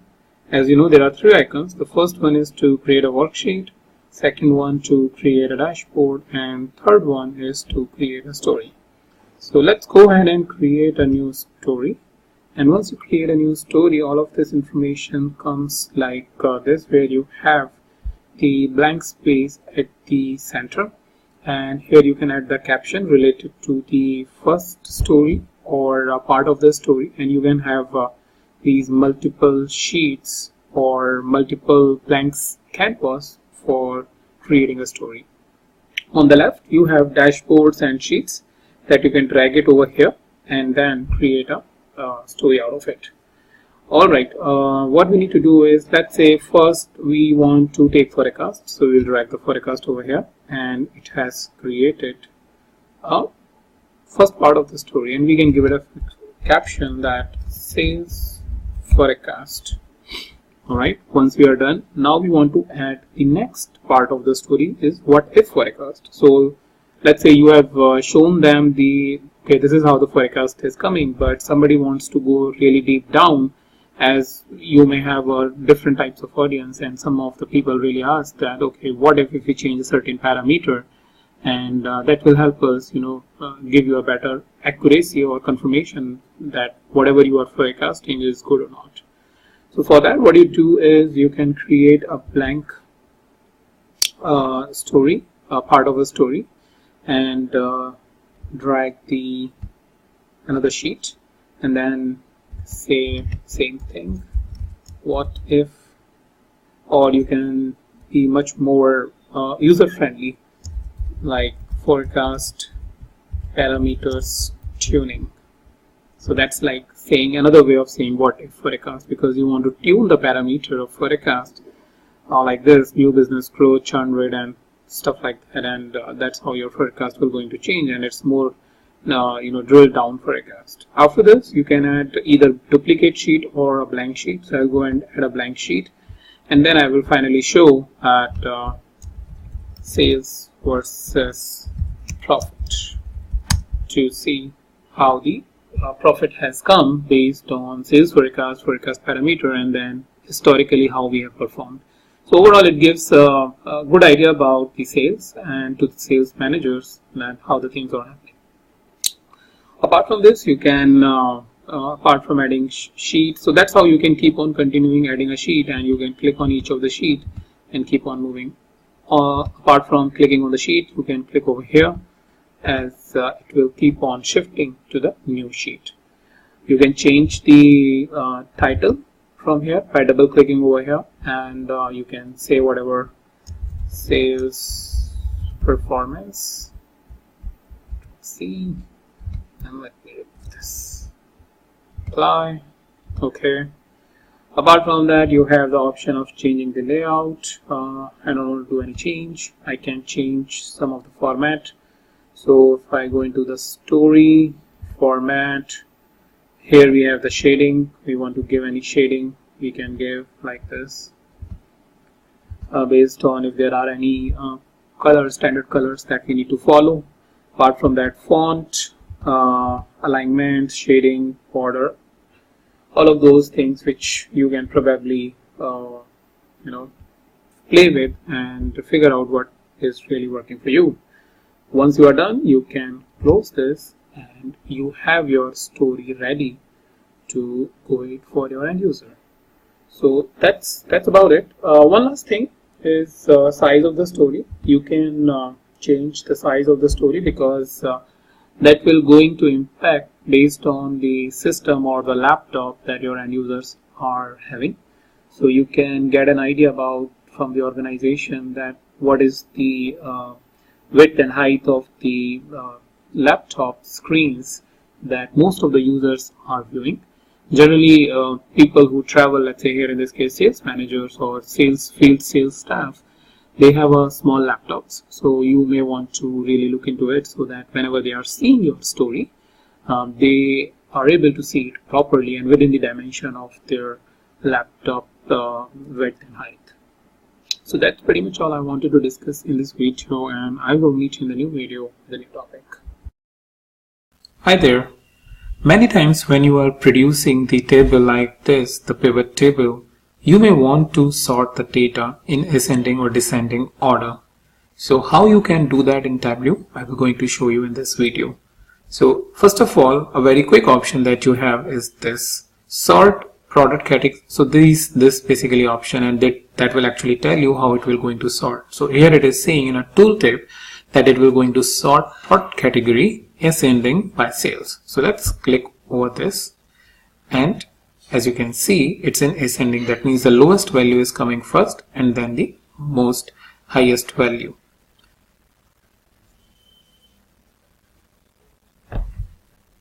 But if you see some sort of a discrepancy, and which will raise an alarm in your mind, why it is happening. So things like over here in the northwest, 221 is coming before 218, but you would expect that it should come 218 should come over here, and that's mainly because the sorting happens on the totals.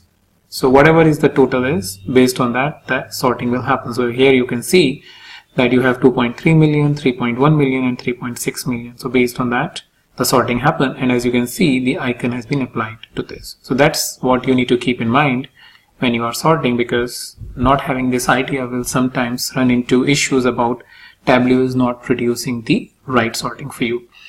And once the sorting is applied, you can see the sort icon is coming over here near to the product category, and if you need more options, you can go onto this pill and click on the sort. Once you click on the sort, you get more options like having the sort in ascending. So you can click over here, click apply, and it will be in ascending order. And then you will have the sort by data source order. That means the way in which the data source is coming to you, you want to have that order, then you can have it. If you want to have it alphabetically, then also you can have it.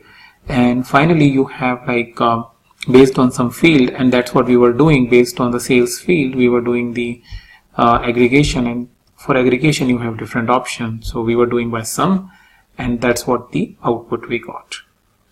So you can change the field also from sales to anything else like order quantity and apply it, and based on that it will show you the output in the sorted output. After that, if you have the requirement that you want to apply your manual option, let's say you want furniture to be the first, click up and apply, and you will see the furniture will come as the first category for you.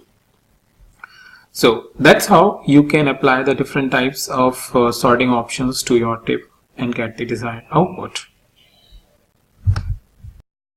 Hi there. In this video, I will walk you through how you can apply the selection filter within the table or the chart that you are producing. So here we have the product subcategory chart and by region.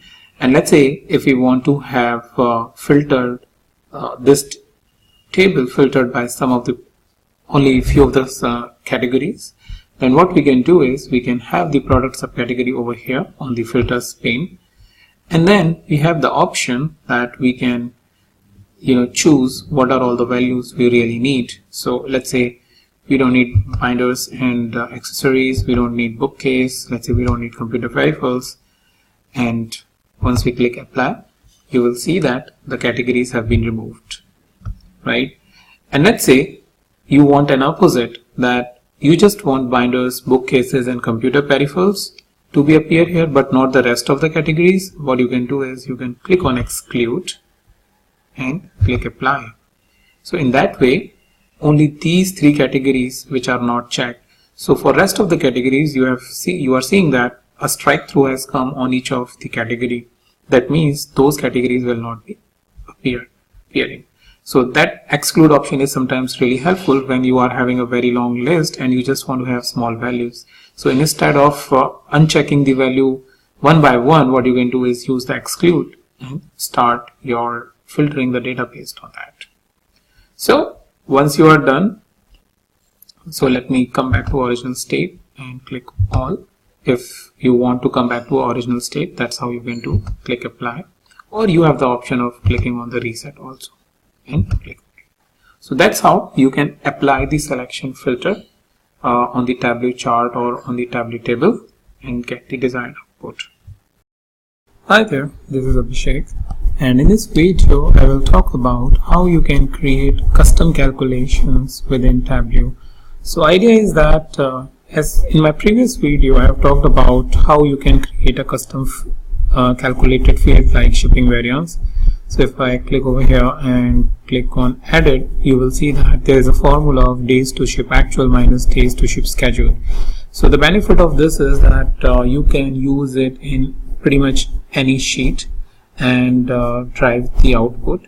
But suppose you do not want to preserve the information in a field, but based on your custom requirement you just create the calculation on the fly for that particular visualization, which is probably not useful for other sheets. Then what you can do is take advantage of custom calculations that is available here in the marks shelf. So let's first try. What we can do is we can remove this. Let's delete this, and let's try to create the same calculation here. So we'll double click over here, or simply double click and say days to ship actual minus days to ship scheduled, and we are done. By default it is taking sum, so what we can do is just click over there and change it to average as per our need and drag it over text. So once we drag it over text, the information is coming as it was coming earlier with the help of the custom field. So in this way, this particular calculation is only available to this particular sheet, and if I go to any other sheet, the information is not available. So that's very quickly I wanted to give you an idea that how you can create a custom calculation like this, but which you don't want to preserve and don't want to use in other sheets, and save the space over here in measures for only those calculations, calculated fields where you need that calculated field in multiple sheets. So that's pretty much all for this video, and I'll meet you in the new video with a new topic. Hi there, in this video I will talk about how you can create the running totals or the percentage difference kind of a calculations within a table. So this is in the last video we talked about the grand totals. So let me just remove the grand totals first of all, or at least keep it to the right location for this video. So we have got the grand total down there from the top and the row total from left to right. That's just very quickly we have done. So if you don't know about these things, I recommend you watching the previous video where we talked about how you can add the totals to your table. Alright, the idea for this topic is that we are looking towards the table calculations, the quick table calculations, and that feature is actually present over here if I go into the quick table calculation and if I need running total, I can click the running total, and as you can see here in this case we are getting the running total by these rows, right? And then after this you have the option of getting the difference. If difference is what you are really looking for, the running difference, as well as you have percentage difference, percent total. So percent of total is one of the very interesting one. So it's basically for each row we are looking at the contribution for each of the cell or each of the region, and for each row it is 100%. So that's how very quickly you can get your table calculations at your disposal and compute it very quickly. Once you are done with the table calculations, you can click on the clear table calculation and come back to original state. So that's how very quickly you can create the table calculation, and I recommend you do more or you play more with this table calculation and see how it will going to provide a value to you. Hi there, this is Abhishek, and in this video I want to give you a quick idea about the mathematical comparison and the logical operators used in Tableau. So as you must be aware from the other spreadsheet program, or if you have used any other BI system, there are very straightforward mathematical operators like addition, plus sign. So in Tableau the addition is used to add numbers, concatenate strings as well as dates. So you can add a date, one date to another by just using the plus sign. It has negative, which is a subtraction to subtract one number from another, as well as date. So it does not apply on strings but on dates. The division operator to divide one number by another, percentage to find the remainder after dividing one number from another. So for example, 3 divided by 2, in this case remainder will be 1, so output will be 1 once you apply this percentage. Exponent, this cap sign is basically an exponent to, for example, 2 cap 3 is basically 8, so 2 into 2 into 2, so 2 to the 4 to the 8 is basically that's how you should get the or use this operator. So these are frequently used mathematical operators that we have in Tableau. Then we have comparison operators. So that is to compare one value with another. So you have equals to sign to check the equality. So whether sum of sales, you are checking for one of the region, one of the sales is equals to another region or not. Same is the case with this greater than equal to, less than equals to, greater than, less than, and not equal to. So this gets frequently used whenever things become really complex and you try to check it with the help of these various comparison operator. And finally, as you have not equals to NE, that's what it stands for. Finally, you have logical operator to compare multiple conditions. Specifically in we talk about the if statement. So if one condition and second condition, if both are true, then you use or you need to test whether both the conditions are true, then you will apply the test between those two conditions. If there are two or multiple conditions, you can apply or to check any one of the condition is true or not. If any of the one condition is true, it will return true, otherwise false. And in case of AND, all the conditions must be true, then only it will return true. And finally you have NOT. NOT is basically used as a combination with the other operators and as one of the logical operator when you want to check whether one value is not equals to another.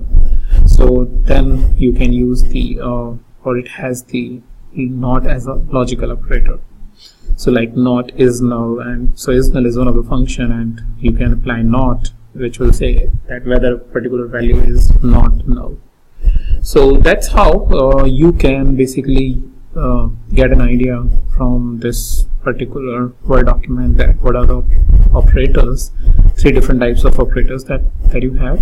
And as we will move on, we will see these operators more and more in the functioning when we will use the formulas and all. So that's pretty much about it, and I'll meet you in the new video with a new topic. Hi there, this is Abhishek.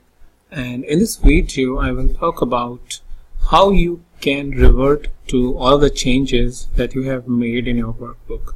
So generally we do this or click on this undo or redo button to move back and forth based on the changes that we have made.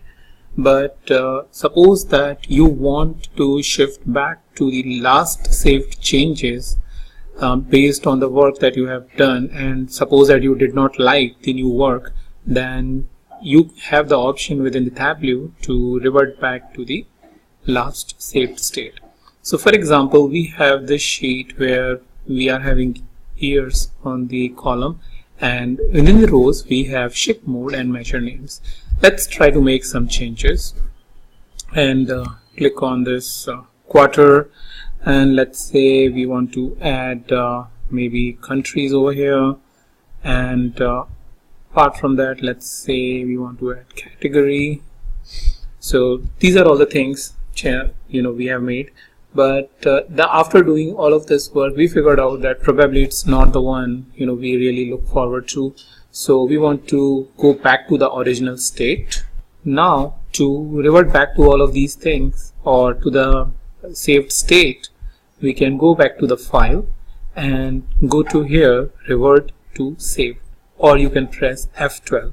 Once I click it over here, it is giving you a warning that reverting the workbook will discard all unsaved changes. Do you want to continue? We'll say yes, revert.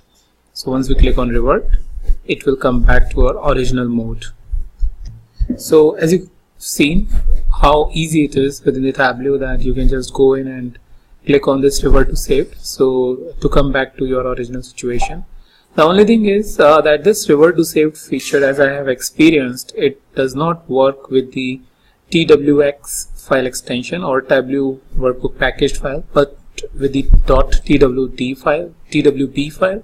So if you are using the TWBX extension file, you will see that this is most of the time is disabled. However, in case of .twb file extension, it will be enabled based on the changes that you are making in case you want to revert back to to the original state. So that's an additional information I want to give, so that whenever you are trying on your desktop and not able to see the option enabled, then you are aware that why it is not available. But if you find it otherwise, please do comment it, because I have seen that when I was using .twx file, it was not enabled. Hi there, this is Abhishek, and in this video I will talk about how you can hide or display the information like these row and column shelves and these pages, filter cards that you have. So sometimes whenever they are not displayed, it becomes really difficult and you have to search here and there. So I just thought of creating a video out of it, as well as there are some hidden cards which by default are not shown. So we will see what are those. So first of all, let's talk about these shelves and these cards, about where they are, and if they are not appearing in your software or in your session of software, then how you can display it. So for that, what you can do is you need to go in worksheet, and within that you have the option of show cards. So within cards, the first option is reset cards. So by default all of these cards are displayed. So if something is not displayed, let's say the column shelf over here, what you can do is you can go in show cards and click on column shelf. Because it was displayed, now it has been hidden, so you can show or hide. Now if I want to show it, I can go in show cards again and go to column shelves. Now if you see, it has come down. If you want to drag it up and down, you can do it like this.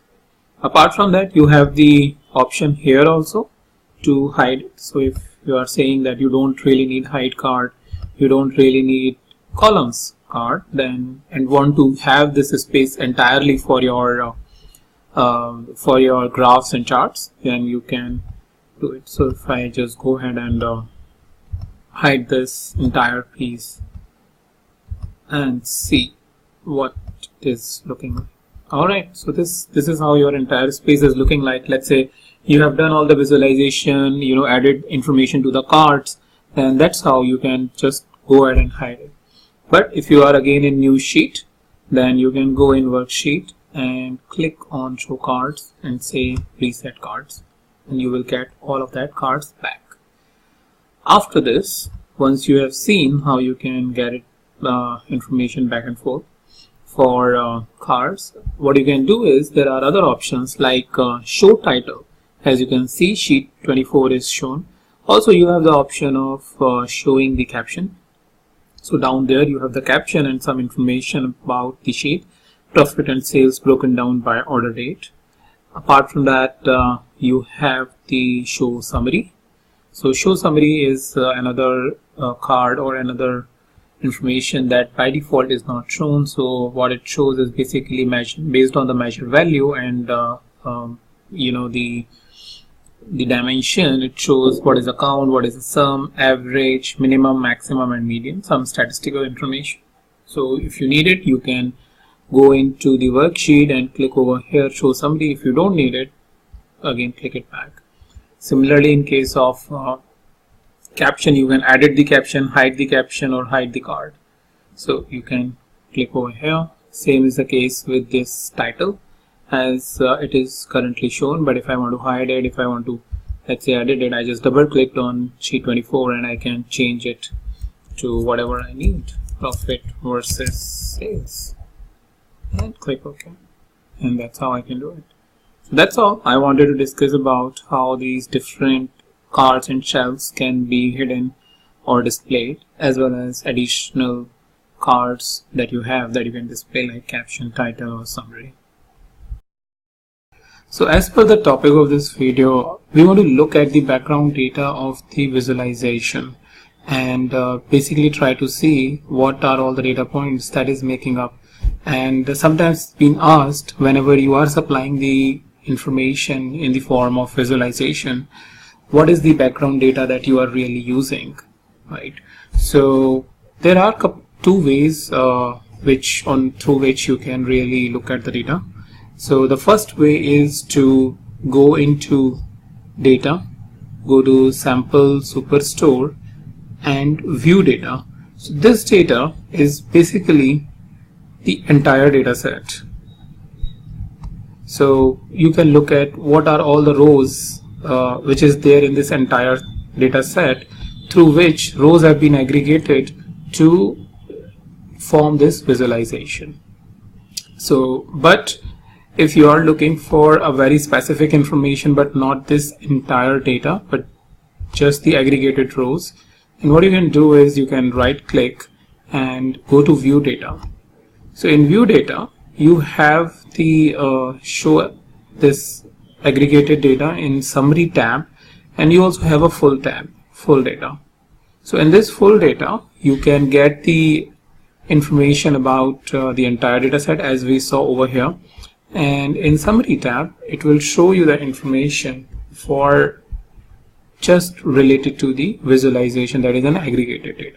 So if that is the data you are looking for, that's how you can do it, find it and make it as part of the visualization. Apart from this, if you want to export, the option is here to export it. If you want to copy, you can select it. I am just dragging, clicked on the cell and dragging it down, or you can select through this or through row. If you want to select individual row, or if you want to select multiple row, you can press shift and select any row, or if you want to select multiple rows, then you can press control and do this selection. So that's pretty much same like how you do it in any spreadsheet software, and then copy and paste that information. Same operation you can apply it over here and basically make it part of your explanatory data set. So that's the idea I wanted to give you about how you can look at the background of data and copy it or export it to the format you need. Hi there, this is Abhishek, and in this video I will talk about how you can create the PDF file from your sheet or from multiple worksheet or entire workbook, or just some selected sheets. So basically it's quite easy in Tableau to create a PDF file, and so that you can basically send it to your users in an email and they can view it. If let's say they don't have Tableau or even Tableau Reader, they can at least see your visualization or your work that you have done and use it for their further analysis. So the idea is that let's try to print this sheet, which is sheet 24. Go to file and go to print to PDF. That's how easy it is. Once you click it, it gives you an option. So entire workbook will going to print all of these tabs and print the PDF and print all of these tabs into PDF. And another option is active sheet, which is currently active. So here in this case, sheet 24. Apart from that, if you have multiple sheets selected, then this option will be enabled, saying that you just want to select a couple of sheets but not the entire workbook or active sheet.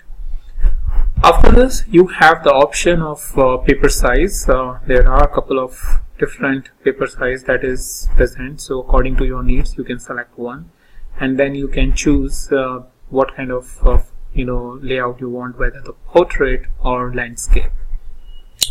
Then the options you have is view the PDF file after printing. So by default I keep it checked.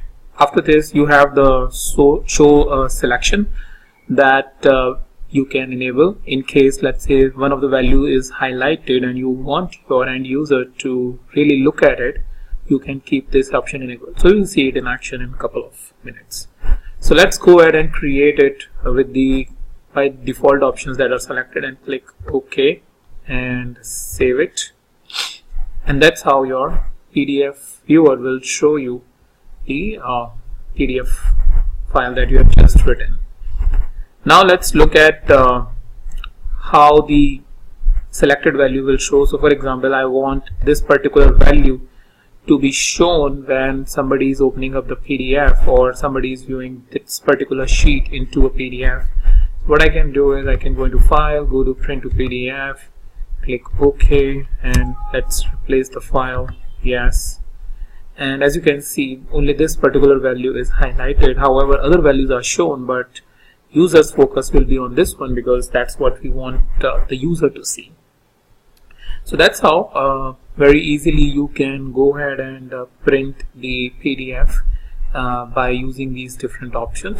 Based on the options that is best suitable as per your needs, go ahead and do that and share your reports with your users. Hi there, this is Abhishek, and in this video I will talk about how you can do the sheet operations within Tableau. So when I say sheet operations, what I basically mean is adding a new sheet, duplicating a sheet, so that you don't have to do the same effort. Like this, we have added rows and columns, colors and stuff like that. You don't have to do it again, and you are able to basically preserve whatever work you have done and do some incremental work on that. So apart from that, you can create blank sheet and all. So it's pretty easy within Tableau because you can go to this option over here down, and the new worksheet option comes where you can click and a new blank worksheet will come to you, and then you can start drawing or start creating the charts and graphics based on this show me tab. Apart from this, what you can do, as I mentioned, that you can preserve or you can get all of your work and do incremental work on the existing sheet. So for example, you can right click on this sheet and you can click on duplicate. So once you duplicate it, then you can get the same sheet and you can add or remove new columns, format it, or make it much more interactive, which can be an incremental to the previous sheet like this. After this, if you want to rename this, you can double click on the sheet and give a new name, sales versus profit new, like this. Apart from that, if you have the requirement that you need to arrange the sheets, then you can do it by dragging. So click on any sheet and drag it down to any location. So here I am dragging it down near to 44 recast or left to 44 recast, and I'm releasing my cursor, so a mouse button, then sales versus profit is coming here. So you can just drag it and put it anywhere you want, and you can take the sheet back and forth as per your needs. After this, what you can do is you can, if you have a requirement that you want to duplicate the sheet but you don't want the graphic but maybe want the cross-tabular information, then a direct option is given. Right click on the sheet and say duplicate as cross-tab. So once you click on duplicate as cross-tab, the information will come in a cross-tabular format like a pivot table of Excel, and you can get the same, the view without doing much of an effort. After this, as you can see, there are other options like exporting, renaming. We have already seen. You can delete the sheet, and here also you can create a new sheet. Apart from this, you have the option of giving a sheet color. So for example, let's give it a blue. So what it basically, why you would really like to do that is because you want to differentiate between the sheets which are indicating different purpose. So for example, within a sales organization like this, where we are creating sales versus profit and all, we have different sub teams. So for example, you may have sales by channel. So all of the things that you are doing, or different sheets that you are creating sales by different channel, you can have a different color, like blue in this case, or a dark blue. Let's say if you have a sales which is kind of or maybe like renewal, or maybe like repeat orders, you want to do an analytics on that and give a different color.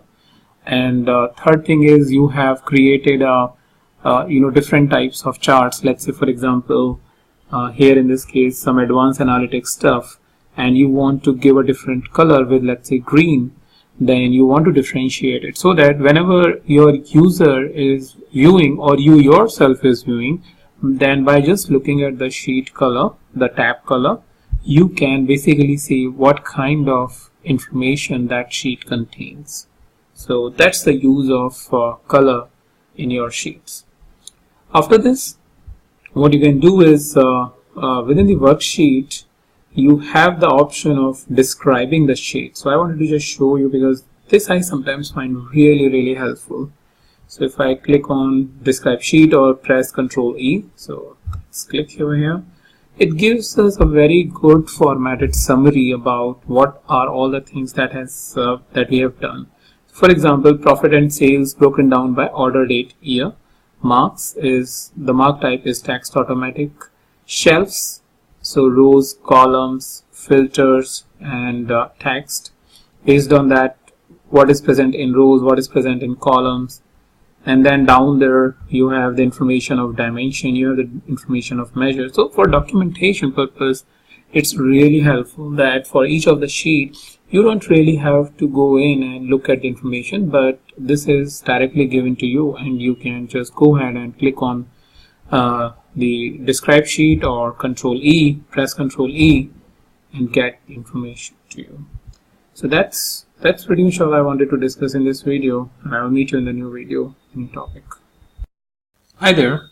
In this video, I will show you how you can achieve the top n or bottom n rows. So n is basically here a number, top 10 rows, top 15 rows, or bottom 10 rows or bottom 15 rows, based on the field value like sales in this case.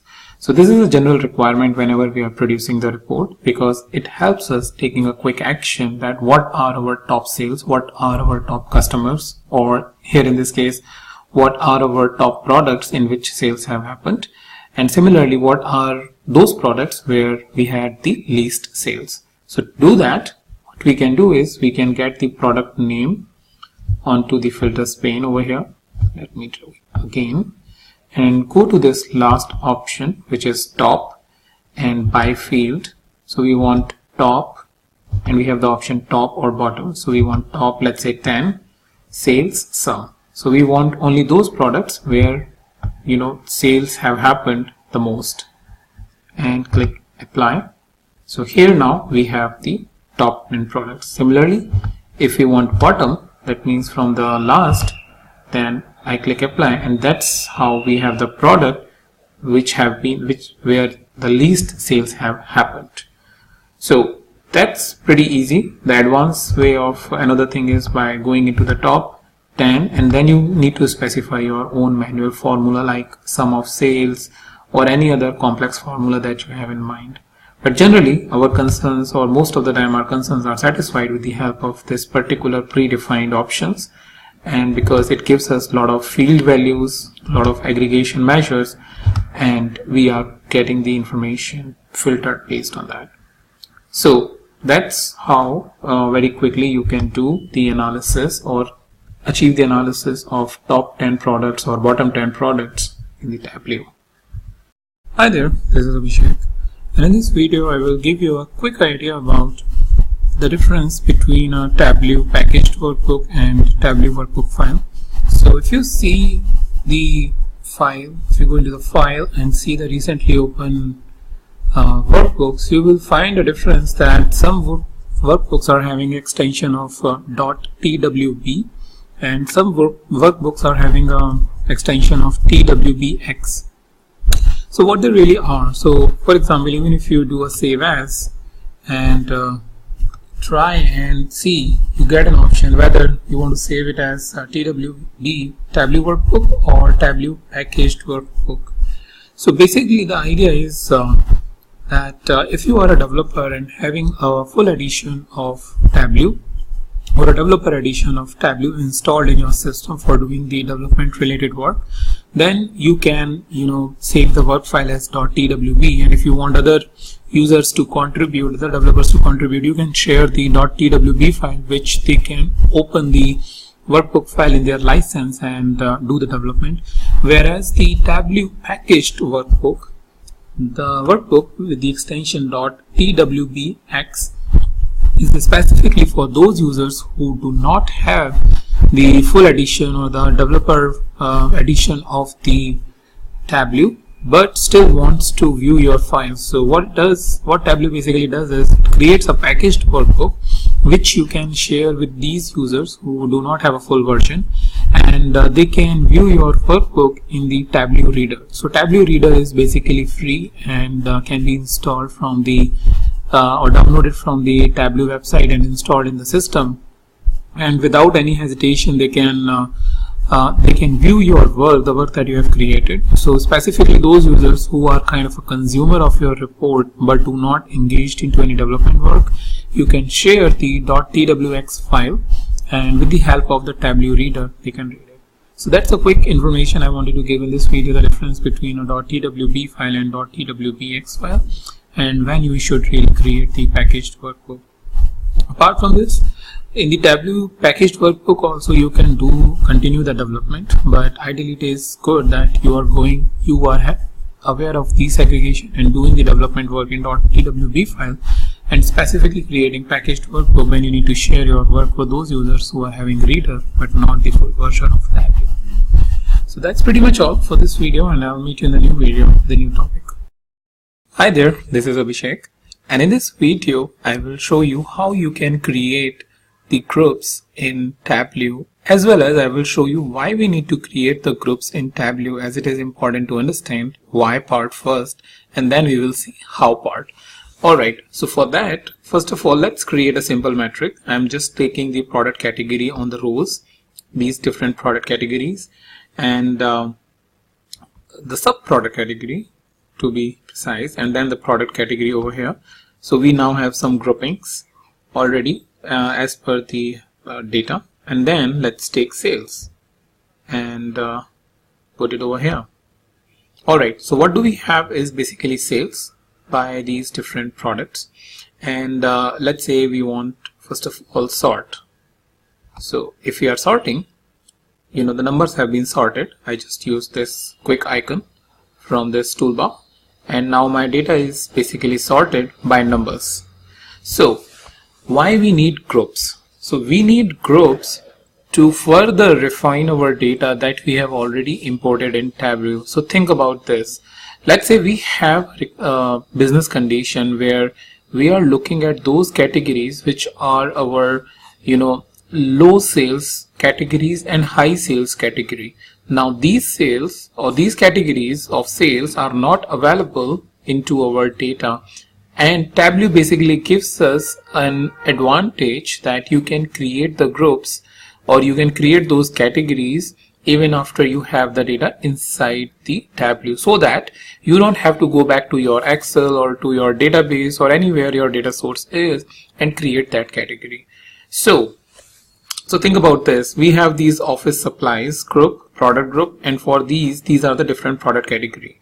Now our low product categories are those where we have the sales from less than 100,000.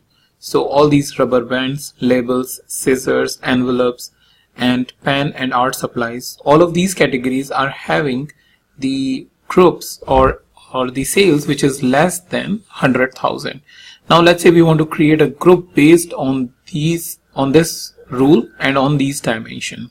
So what we can do in that case is we can click on the rubber bands, hold shift and click until the pen and art supplies, and then as you can see we are getting this paper clip icon.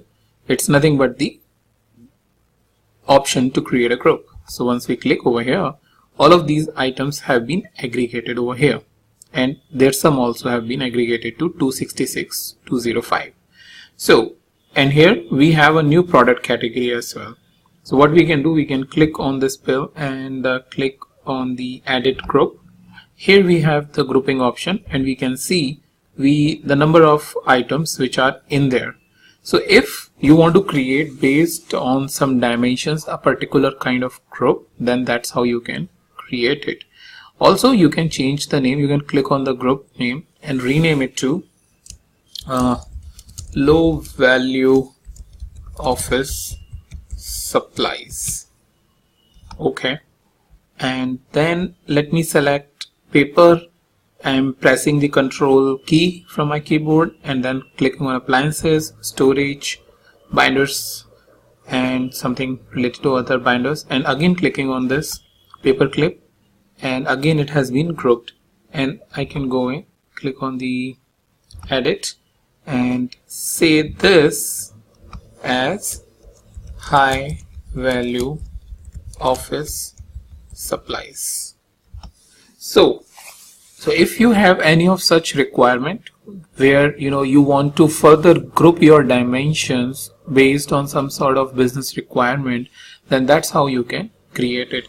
Now the good part is this, that we now have the product subcategory group, as it is clearly indicating that we have some grouped item, and we want to see now, let's say later in the day or maybe in a week, somebody wants to see what are in there into low value office supplies and high value, then you can again take this product subcategory over here, and now you can clearly see apart from office supply you have low value and high value, and within the low value these are all the items that is there. So basically that's how you can create it, and I just gave you very simple example. Obviously the question comes into the mind that what happens when when the category change. Let's say if some category over in coming months, it is giving us a sales of more than 100,000, then you have to manually go in and change the grouping. Well, that's true, unfortunately, but fortunately we have something called as sets, which I will show you in the next video about how you can create a rule-based sets or rule-based groups over there. But if you have any such requirement where you want to further group similar dimension values, then you can go ahead and use the group as a simple case that you can understand. Alright, so that's pretty much all I have for you in this video about a simple example of why and how we need to create a group, and I will meet you in the new video where we will talk about sets. Many times you would like to apply the filters on a table which is based on some sort of a pattern, and in this video I will show you how you can use that pattern based filtering in the Tableau. So here we have the product category table cross-sectioned by the region, and we are having the sales values, and let's say based on a product category, so I'm picking the product category and dragging onto the filters pane, and based here on the wildcard tab we want something that's called as office. So any value which is having office within that should be filtered. Click apply. So here we have only two options, office furnishing and office machine. So if we want like this, we can do the pattern based filtering. You have other options as well, starts with, ends with, exactly matches to basically do the filtering. So let's come back to first of all reset, click apply, or I would just clear this and apply. All the categories are available to us. So let's say we want to start with, let's say something which is starting with A, and click apply. So only appliance is the category which is starting with A. Let's say what we have starting with B, click apply. So bookcases and binders accessories is basically coming here. So let's clear this, apply. Similarly, you have ends with to match the pattern. For example, supplies or furnishings, if those are the things which you want to filter, which is ending in a word, then that's how you can match. And finally, you have exactly match, which is like exact phrase. That means something like labels. So it should have only labels if that is the only thing we want to filter. Similarly, we have called office. Nothing is matching to office, so nothing has been displayed. Let me make it clear, apply, and okay. So that's how you can make the pattern based filtering or do the pattern based filtering on the click view table or a click view chart. Many times you would like to apply the filters on a table which is based on some sort of a pattern. And in this video I will show you how you can use that pattern based filtering in the Tableau. So here we have the product category table cross-sectioned by the region, and we are having the sales values. And let's say based on a product category, so I'm picking the product category and dragging onto the filters pane, and based here on the wildcard tab, we want something that's called as office. So any value which is having office within that should be filtered. Click apply. So here we have only two options, office furnishing and office machine. So if you want like this, we can do the pattern based filtering. You have other options as well, starts with, ends with, exactly matches to basically do the filtering. So let's come back to first of all reset, click apply, or I would just clear this and apply. All the categories are available to us. So let's say we want to start with, let's say something which is starting with A, and click apply. So only appliance is the category which is starting with A. Let's say what we have starting with B, click apply. So bookcases and binders accessories is basically coming here. So let's clear this, apply. Similarly, you have ends with to match the pattern.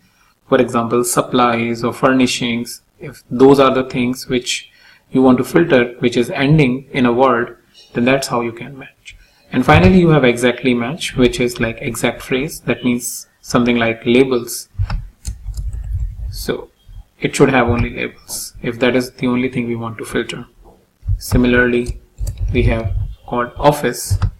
Nothing is matching to office, so nothing has been displayed. Let me make it clear, apply, and okay. So that's how you can make the pattern based filtering or do the pattern based filtering on the click view table or a click view chart. Many times you would like to apply the filters on a table which is based on some sort of a pattern. And in this video I will show you how you can use that pattern based filtering in the Tableau. So here we have the product category table cross-sectioned by the region, and we are having the sales values. And let's say based on a product category, so I'm picking the product category and dragging onto the filters pane, and based here on the wildcard tab, we want something that's called as office. So any value which is having office within that should be filtered. Click apply. So here we have only two options, office furnishing and office machine. So if you want like this, we can to the pattern based filtering. You have other options as well.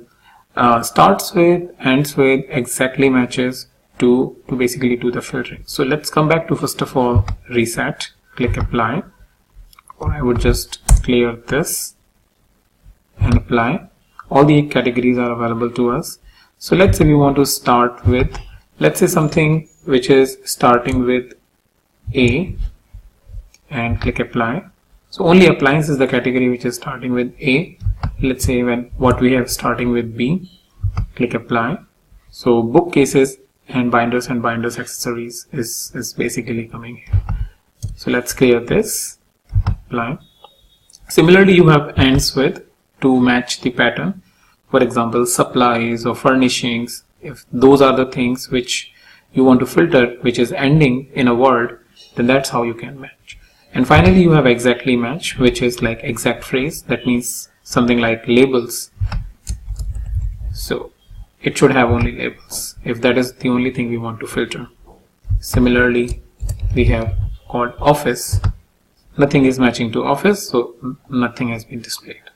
So let me make a clear, apply, and okay. So that's how you can make the pattern based filtering, or do the pattern based filtering on the click view table or a click view chart. Hey guys, welcome to my channel, and today I will show you how to create a divergent chart like this within the Tableau. So this chart is useful, as you can see, to view the positive and the negative side of your data. So for example, here I am using the same sample sales store data, and we want to create a divergent chart to look at the profit in which customer segment or in which state we have positive profit and negative profit, and then make some sort of a decision out of it. All right, so how we can do that is, so first of all, what we need is the measure which has both positive and negative value. For example, the profit, where the profit is positive and negative. So what I'll do is I will take the profit and put it here on the columns. All right, and then I will take two dimensions. Let's say first is segment, and second is, let's say, probably state. All right, as soon as I put it, as you can see, I have the divergent bar chart. Now it is not similar to what I am showing it over here. Well, two reasons. First thing is, right now I am showing all the three segments. So what I'll do is I will just put a filter on segment, and let's say I'll just show one segment, which is consumer. And now if I just filter it like this, I have my divergent chart. Now I can go ahead and pick another customer segment, let's say corporate.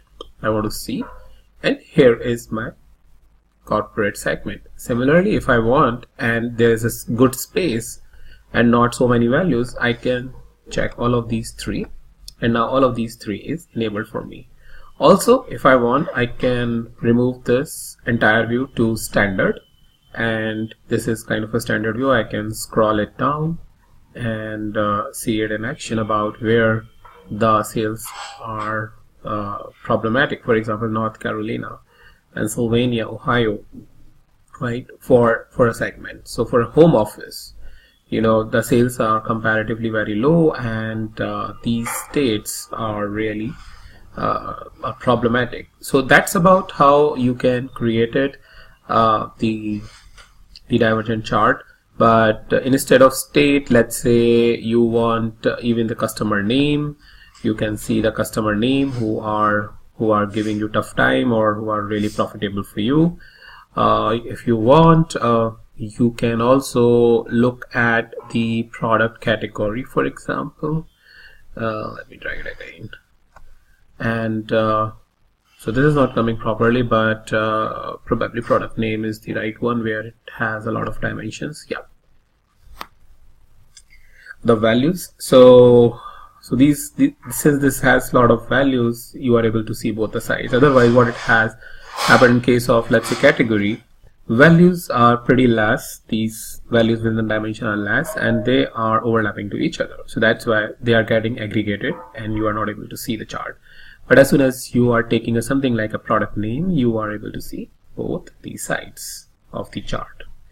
So that's about how you can create it, but this is a very basic way about how you can create it. There is a lot of advancement, like say for example, you want to compare both the segment, let's say consumer and corporate segment, on the same axis for the same product. How would you do that? So that's kind of a little tricky, where you need to work on you work around a bit with the calculated dimensions and a lot of settings where for the marks and all. Probably I'll show you once I will have some ready example for you. But that's another way about how you can create a divergent chart where on the same axis you are seeing both the values. Say for example 3.6 cubic foot counter, how its value or the profit is in both the segment consumer and corporate. I hope you get an idea what I'm talking about.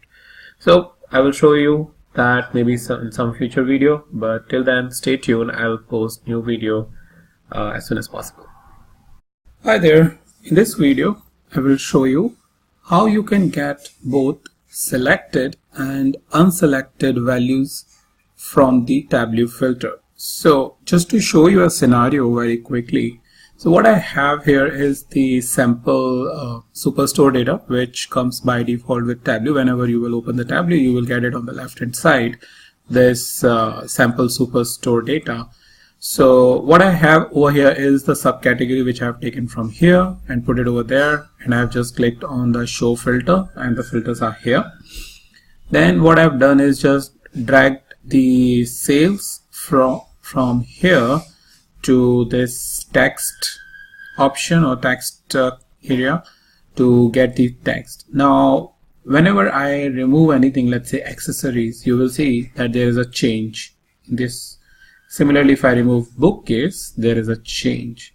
So by default, whenever you do this selections or unselection based on your requirement, you always get the values that is related to the selection. But many times situation happens that you also want the value for non-selection values or the filter values. So how to get that? Well, bit tricky, but not very complex. So what I'll do is I will show you both the things. So this sum of sales is anyways your sum of selection or the values that is related to the selection. So what I'll do is I will create one calculated field, and in this I will say simply non-selection. You can give the value whatever you want based on your business scenario or situation. So using the level of detail expressions and to be very straightforward, fixed expression or fixed keyword, we can achieve this. So what I'm going to do is I will put sum. Within that, I will start this curly brackets and say fixed colon sum, again sum of sales. So what it is doing is basically removing the impact of any of the filter that we are kind of doing. So for now, what I'll do is what I was planning to do is I was just crossing this and selecting all, and then again going back into the create calculated field and say non-selection, and again, so just wanted to make sure that all the values are selected and you are able to see the impact when there is a non-selection. So again, curly bracket fixed colon sum of sales. So this is basically a sum of sales for all the values. Even if you remove the selection, it will give you all the sum of all the values, sum for all the values, because we have used the fixed keyword.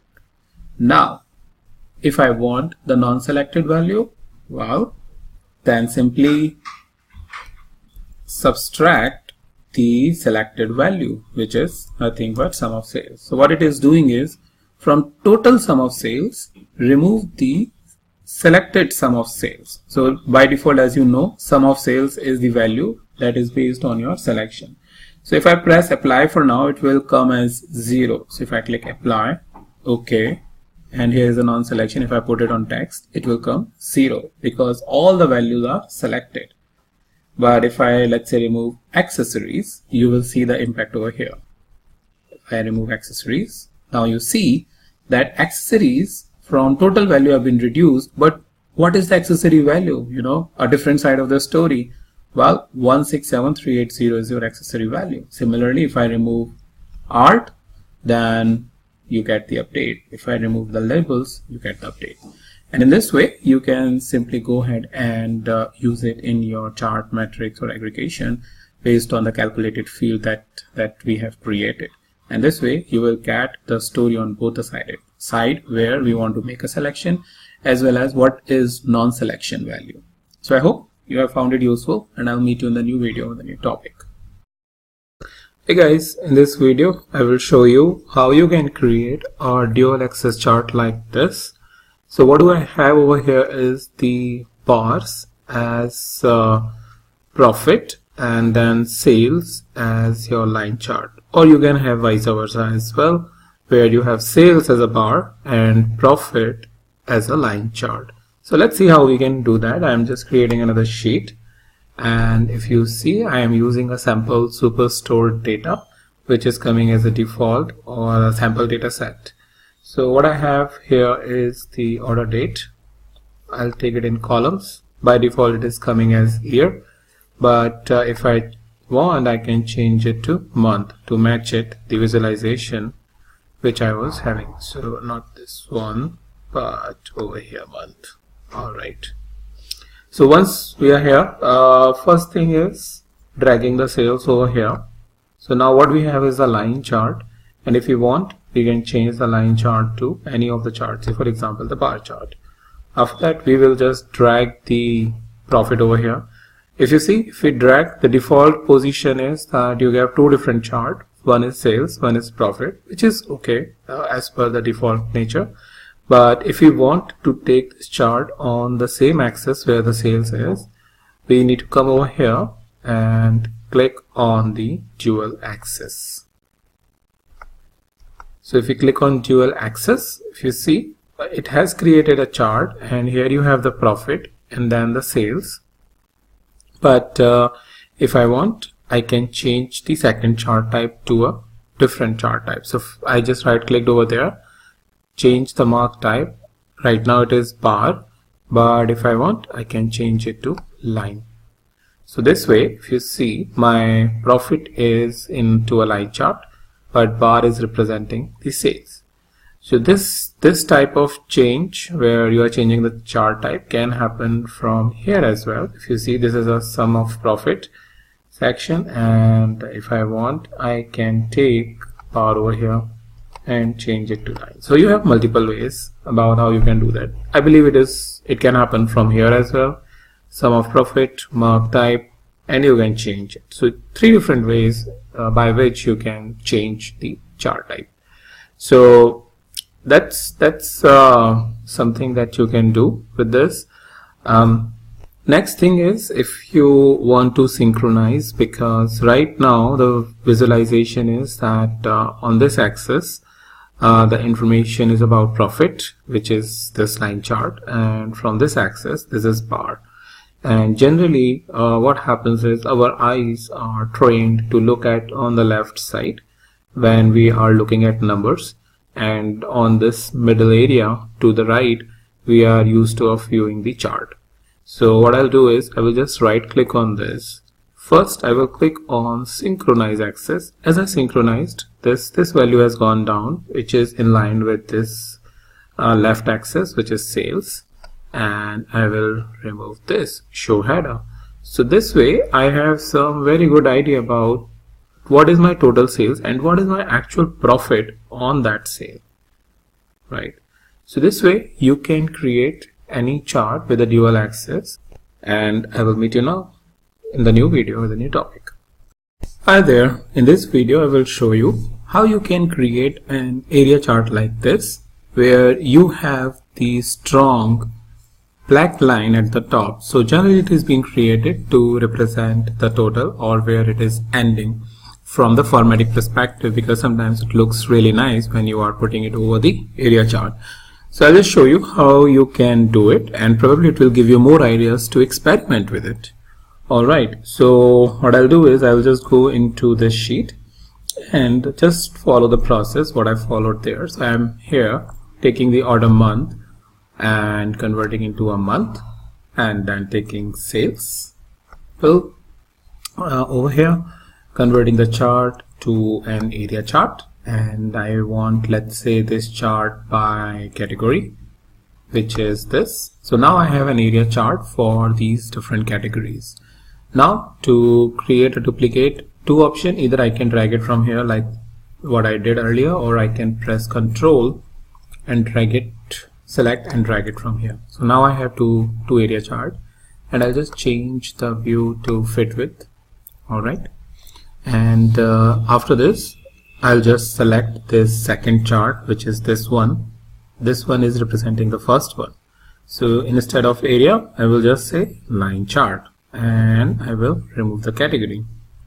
So I have only this chart, and to put it on top of this, what I'll do is I'll go here on this pill, click on the dual axis. Now I have the dual axis, and I'll make the color black. Alright, now I have the black color, and I want effects, any sort of effects like this or this, anything based on the properties which are available to me. I can make the change in terms of colors, opacity, effects, and all of that. So that's a very straightforward way about how you can create an area chart, like where you have the strong black line or any other color line. Well, the last piece, what I'll do is I will just remove this axis and click on show headers. This way we have just one axis like a standard chart always have. So that's how you can create an area chart with a strong line chart, and I'll meet you in the next video with some new topic. Hey guys, in this video I will show you how you can create an year-over-year chart within the Tableau. So for example, I have here is a chart which is comparing 2014 sales with 2015. So 2014 is represented by these dots or circles, and 2015 is represented by a line chart. So what I'll do is first of all I need order date. Okay, and yeah, that's fine, 2014, 15, 16 and 17, and then I'll create a calculated field to create the sales for 2 years. So what I'll do is I'll first say 2014 sales, use the if, and say year order date is equals to 2014, then give me sales, otherwise 0. I'll click OK, and here I should have my 2014 sales, and I'll duplicate it, go in here into the edit, and I will say it 2015 sales, change the 2015 over here and click OK. Now I have first of all, let me take 2015 and then 2014. So now I have these two dual axes, and two different axes I'll convert into a dual axis, and these are my two dual axes right now. So what I can do is, to better represent it, is for 2014 I will change it to a circle. And if you see, this representation is a bit different from the chart that we created, is because this is my month. Alright, so what we can do is we can change from this to month, and now our chart looks very similar to what I showed you. After this, it is up to us to make any other addition. So for example, let's say if I don't want line, but if I want a bar chart, then I can create a bar chart if that suits my visualization, or if this looks pretty good as compared to the line chart. So that's how you can create a dual axis line chart or bar chart with circle chart to compare your year-over-year sales. Hi there. In this dual axis line chart example, I'll show you how you can create a chart like this where the line is representing overall sales, and down there these are the different categories which are creating this overall total. And this is basically helpful in knowing in which month, let's say in this case we have used the month on x-axis, in which month which category has performed really well and which category has performed worst, and how your overall sales is doing. And if there is a downfall, let's say in case of April, we can clearly see that it is mainly because of this technology category, because it has not performed pretty good in case of April. So this basically helps us figure out the reason why your sales are high or low. And from this chart, it is pretty intuitive that when your technology sales are going high, let's say a little bit high in this case, so you can see a little bit of spike over here. Same is the case over here, like all the three categories are high, so that's why a higher spike, and over here a higher spike. So it's very much evident that a big factor is to drive a higher sale is your technology product. Alright, so this kind of intuition that we can make from this chart and present our findings. So how we can create it? Let me create a new worksheet. And what I am having over here is the order date. Where are you? Here are you. Okay. So order dates, I'll put it on columns, and take the month. All right. And sales and sales. All right. I have two line chart now. So for the second line chart, what I'll do is I will take a category, and category is, let's say, this on the color. Now I have three line charts. If I want, I can change it to a circle. So now I have circle, I have the line chart, and I have the circle. Up until now we are good, but we want to combine that, and we can combine that by using the dual axis, right? I'll just change it to fit width. Now I have this, but the only point is it is not representing a pretty good picture as compared to this one.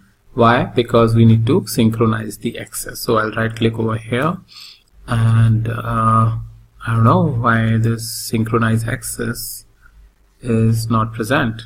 And yeah, over here, so we are taking sum of quantity and sum of sales, so that's why. So I'll just take this out and put it over here. I'll make this a line, and I will change this particular one to a circle. Alright, I will make it a dual axis. So these kind of issues may happen. Okay, and I will just remove the category from the upper one, the first sales bill. I will synchronize the axis. Now they are down, and I will remove this particular section by clicking on show header. Alright, so now I have this chart which is clearly representing what I created over here.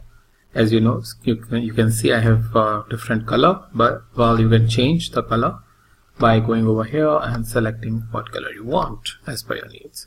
So that's how you can create a line chart with the circle chart to basically represent the cause of your spikes or down in your data.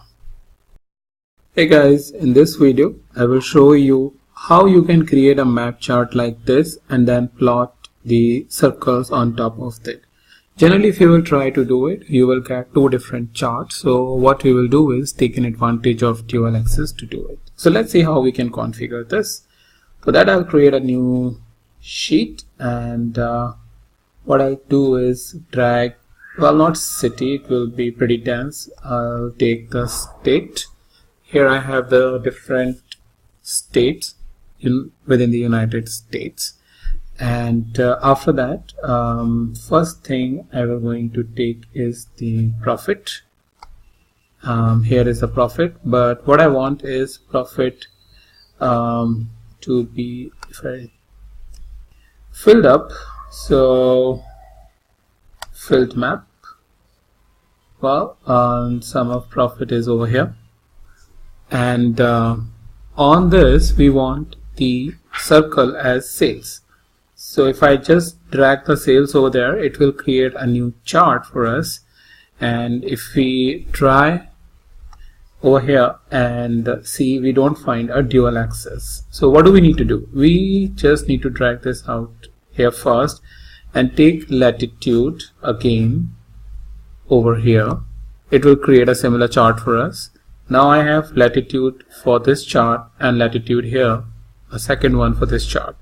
So for the second one, what I'll do is I will remove the profit and put sales, sum of sales, and sum of sales as circle. All right, and I will state should be as it is, and I will just make the color as black so it is properly here. One thing is, the sum of sales should not be on detail but on the size, so that it is properly sized and intuitive enough. Then I will go here and click on the dual axis, and this way I will now have the filled map filled with profits. On top of that we have sum of sales, and for which we can increase the size if it is not very intuitive or good enough. So it indicates, for example, a state like Texas where a sales is comparatively high but you are not profitable. Same is the case with these different states. So this way you can create a filled map, filled with some numeric category, so in this case profit, and on top of that you can show the sales amount for doing the comparative analysis and make your chart more intuitive so that it is communicating more. Well, that's pretty much it. I will meet you in the new video, some new topic. Hey guys, welcome to the new video. And in the previous video, if you remember, we created this chart where in the background we have a filled map chart where it is filled up with the profit, and profit is over here. So what we did is we simply dragged first the state, and when we took the second latitude over here, we created a dual axis chart, and based on that we had on the dual axis the circle. And so if you're not sure about how to create this, I will really recommend that you see the previous video, which basically explains how to create this chart from scratch. Now the thing is, what I want to do is experiment a little bit more and create a pie instead of circle. So I have a pies which is representing that any category if you want. Say for example, a category of product, or maybe subcategory, or maybe we have something called ship mode. Whatever your category is, you can show it in the pie to get the better insight into each of the geographical data and get some answers out of it. Alright, so what I need to do is, first of all, I need a category. So what I'll do is I put category over here on color, and I will put and change it to pie.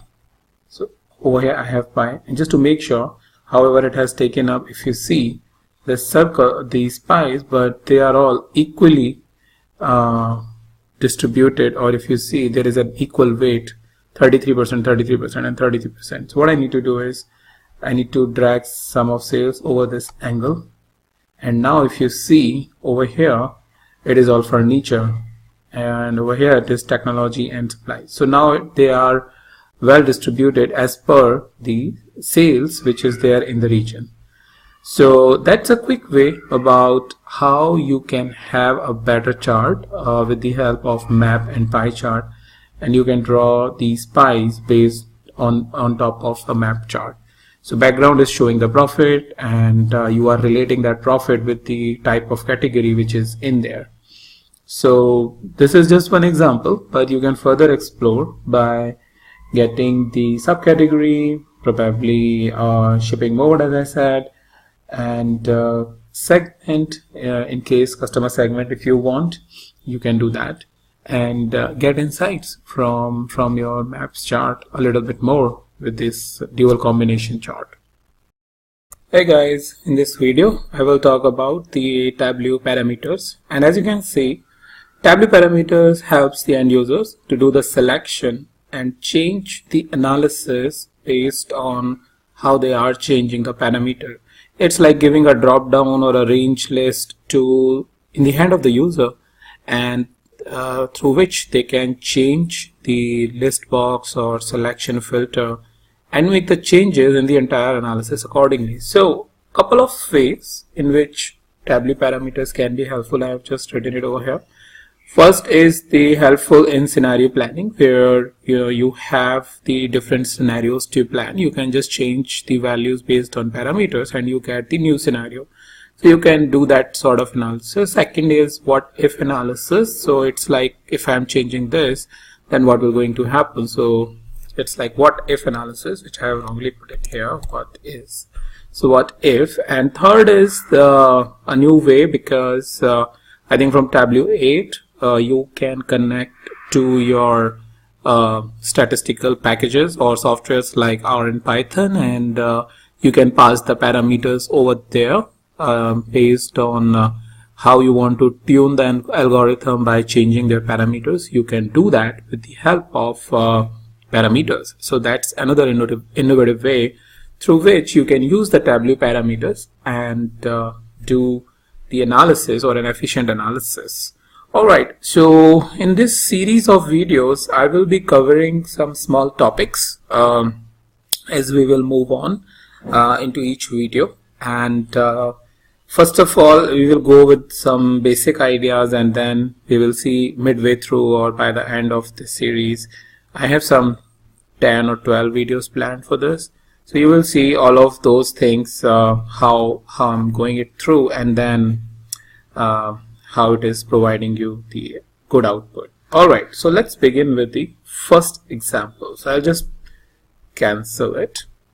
So what I have for you is, let's say you want to create a kind of a divide between what happens before a particular date and what happens after that kind of analysis, and want to put some sort of a line to basically represent that and give the control to the end user where they can shift the line dynamically.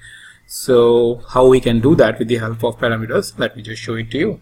Alright, so what I will take is, for date I will just take order date and I'll keep it, let's say, day, and what I'll take is sets over here, and here I have a line chart. And just to show it properly, what I'll do is I will change from here day to a proper day which has the month, year and particular date. So what I get is a busy chart like this. So it's pretty busy, and let's say we want to create a divide on November 1. Maybe there is a particular date on which you have, let's say, launched a product or changed a policy or something like that. So this is a good visual representation if you have a line over here through which you can change it, as well as a flexibility in your hand where you can shift that line based on your need. So what I'll do is I will going to create a parameter, and I will just say divide. You can change whatever number you want, and you have a couple of data types over here, that float, integer, string, boolean, date, day and time. So what I'll take is basically date right over here, and I will keep the format as it is, and I will just change the 2018 to something which is, let's say, 2015. Alright, 2015. Once you have a parameter set up over here, what I'll do is go into analytics pane over here and create a reference line. And to do that, what I'll do is I will put on table and day of order date. So what it will going to do is it will gonna put a reference line like this. So entire table, that's fine, but I will choose a value which is divide parameters. So when I put a divide parameter, which is 23rd of November 2015, it has come over here. So keep it constant, minimum, maximum. I will leave it as it is for now, and I will put a dashed line over here. and dash and maybe black so that it is clearly visible, and click OK. Alright, so I have a line over here. If I want to change it to, let's say, something to maybe May 2016, 2nd May. So my line is now over here on 2nd May 2016. If I want to go back and forth like this, I can do it, and my line will change accordingly what selection I made. So this way you can very easily make a movable line which will help your end user to basically put some sort of a divide between your data based on the threshold of your interest, and that would be a product launch date, a policy change date, or you entered into a new region, whatever it may be, and it will show you or give you an intuitive interface. So that's about it, and I will now meet you in the next video with a new topic. Hey guys, welcome to the next video of Tableau tutorials for parameters, and I will take this conversation that we started with the previous video where we created a dynamic reference line which is movable based on what date I am changing. So I'm changing it to 1st of July. As you can see, this is changing. Now what I want to do is I want to divide the colors also. So what is prior to the threshold is something is represented in some other color, and what is afterwards to a threshold is represented in some other color. So how I can do that is pretty straightforward. So if I go into data and over here, if I create one calculated field, now you can give a calculated field based on the business idea you are creating this threshold. So for example, product launch date is one idea which I gave you, and we want to analyze the sales prior to the product launch date and after the product launch date. It can be others as well, that you entered into a new segment of the market, new geographical area, any government policy changed, maybe related to tax or anything which is impacting your sales. You can create a threshold based on that.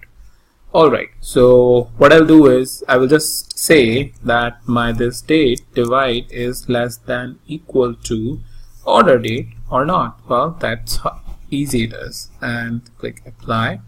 Okay, and as you know, this will return the Boolean operation. So if I go and say product launch date over here, which is, you can see it is a true false, and if I put it over color over here, and now I have my colors. Now if you want to change the color, you can edit the color based on your need, what is true and what is false. Maybe false is something I want to represent with red, and true is something which I represented by green, and click apply, and okay, and my color is changing. Now let's say this is not basically a 1st of July which is represented here, but something which is 1st November. So I will go here and change it to 1st of November, and my date is changing. This reference line is changing, and as you can see, this color is changing. To make it more impactful, just look at how it changes when I put it on 1st of May, and if I April, May. So as I click, I'll just click on this, and you will see that colors are coming it up to over here for red. So 1st of May, and that's where your color is also moving along with the line. So that's way you will create a little bit more intuitive interface, which is easily consumable for the eyes of your end users, because color provides a very good way to consume a lot of busy information for a normal user who needs to quickly build up some sort of an idea about the data that you are presenting. So that way you can add colors along with the threshold line, which is a dynamic line, and get the best out. Alright, I'll meet you now in a new video, some new topic. Hey guys, welcome back to the new video for Tableau parameter series, and the next thing I want to show you is how you will going to create something which is very useful in pretty much every company, which is sales forecast. So impact on the increase or decrease of your sales forecast number on actual numbers. Alright, so just for this example, what we were going to take is, let's say, first of all, we want sales. So we have sales, and then let's say we want some sort of category to represent a category over here. And now what we want is a sales forecast parameter.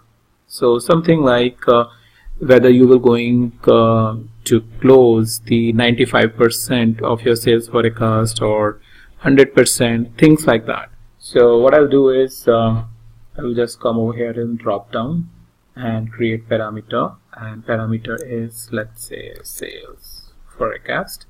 Keep it float. Current value is 1, and what I want is basically a range. Minimum is 1, maximum is so minimum is, let's say, -1, or maybe you can say 0 because you never go below 0, and maximum is 100, and you will need to put 1. Even in some cases, based on the company, you can go to 0.5. Let's say your forecast is always between 0.5 to 1, and then you give a step size, let's say 0.02, that you want to increase with every 2% and want to see the impact. And you click OK. Once you click OK, you have the sales forecast over here, which you can show it as a parameter control. And as you will see, this is changing with every 2%, right? You can format this number, which is pretty easy. And now I want to show the impact of the sales forecast over here.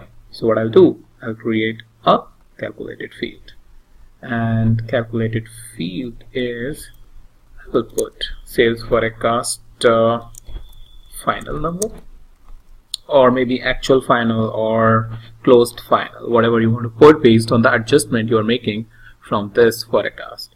So it is simple. Right now it can be very complex based on your needs.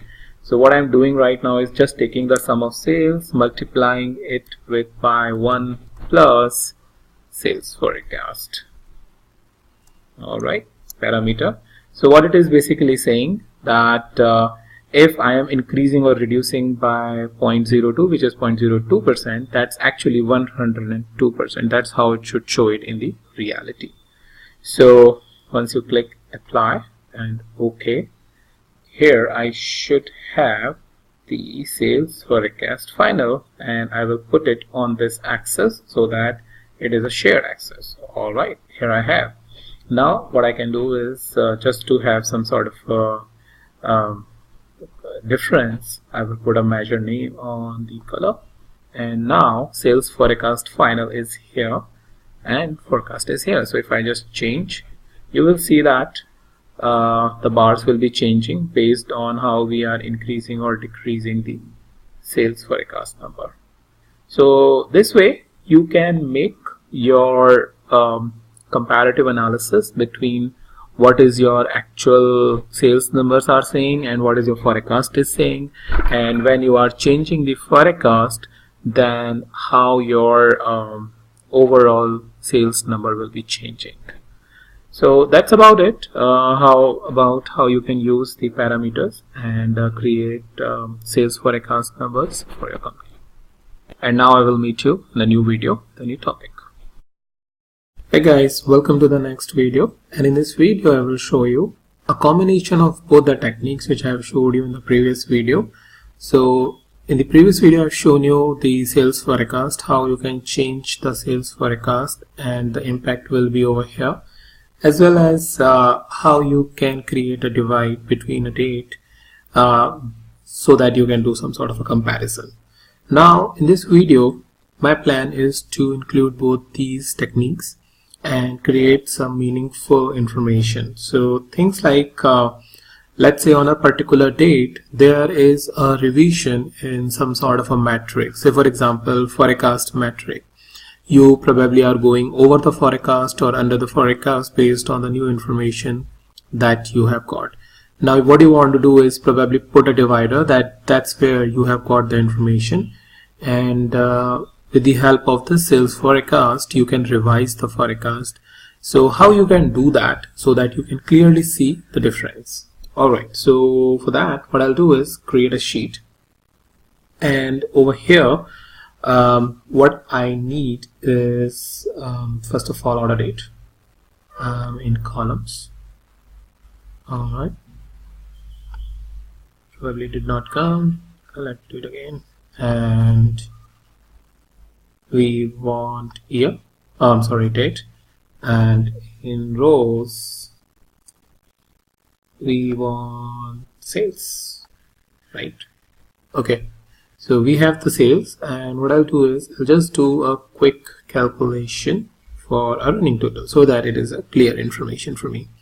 Now let's say, for example, over here on November 1 or maybe on July 1 you have got the information, so you want to see the differentiation, whether it is going up or it is going down as compared to this line based on the revision into the budget or into the forecast or any other metric of your interest. So first thing is creating a reference line. So again, it is very simple. Put a reference line on the over here and choose the parameter which we created earlier. If you are not sure how we did it, how I am doing it over here, so you should visit my previous video where I have shown you how you can create it with the help of parameter. And once it is done, and just some parameter, I'll make it dash to look it pretty. Click OK. Now here, and I can go to this data tab. Here is my divide parameter, and I will show it over here, and through here I can actually change it. Maybe it is November, as I was mentioning, November 2015. So what I'll do is I will just put, and this line have now shifted to November 1. So that's a dynamic line that I have. Alright, after that I need the sales forecast. So I already created the sales forecast parameter. So if I go ahead and edit, this is the sales forecast parameter where the minimum value is 0.5, that means 50% to 100%, and step size is 0.02. That's the configuration I have done, and if I want I can show it over here. Show parameter control. So over here I have the forecast. Alright, so now what I need is first of all I will put it as a threshold that we are on the 90% of the forecast right now, and I will create one calculated field to take this impact and show it over here to see the change. So I will go ahead and create a calculated field, and I will put its name as adjusted sales forecast. Alright, so now what we need is a formula, which is if our order date is less than and equals to this divide date, right? That's what we want to know, that what is the value prior to this and what is the value after this. So if is a good, so then what we want is sales, right? After that we'll put else sales. That means that our order date is next to the divide date. Sales multiply with 1 plus the sales forecast parameter. Sales, ideally it should come. Alright, probably it is because I need to use 1 plus, now it is coming. Sales forecast. It was because of these brackets that I was using. Else sales forecast. So after that and yeah, so again, just to show you what it is doing. So this calculation is basically saying that if my order date, which is this, is prior to this date, then just take sales whatever it is. Otherwise, make an incremental change into the sales forecast based on what the number is. Alright, so once we are here, we'll click apply and OK. So once I have the calculation created, which is adjusted sales forecast, what I need to do is drag it on this running sum of sales to make it a combination axis, and yeah, let's just take some of this.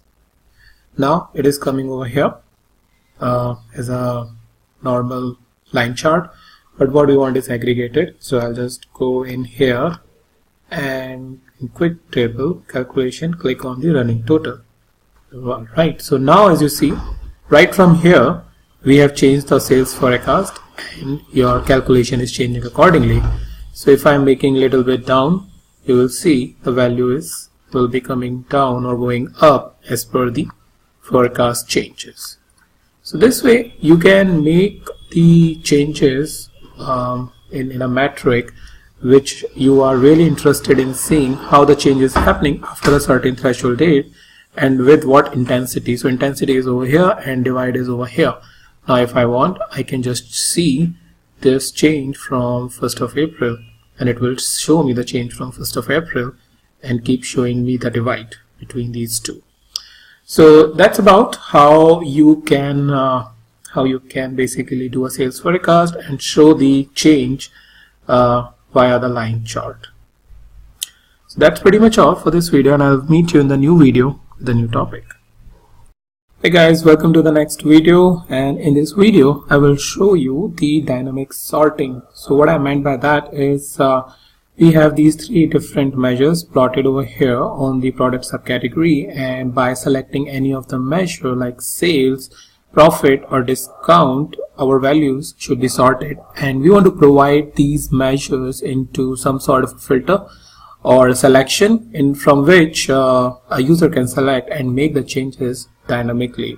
Alright, so far what I've done is nothing, just taken the subcategory over here, rows, taken the discount, profit and sales from the measures and put it over there, and by default they take the type of aggregation. So for example, average for discount, sales, sum for sales and sum for profit. Alright, so to do this dynamically, provide the measure values, what I need to do is first create a parameter.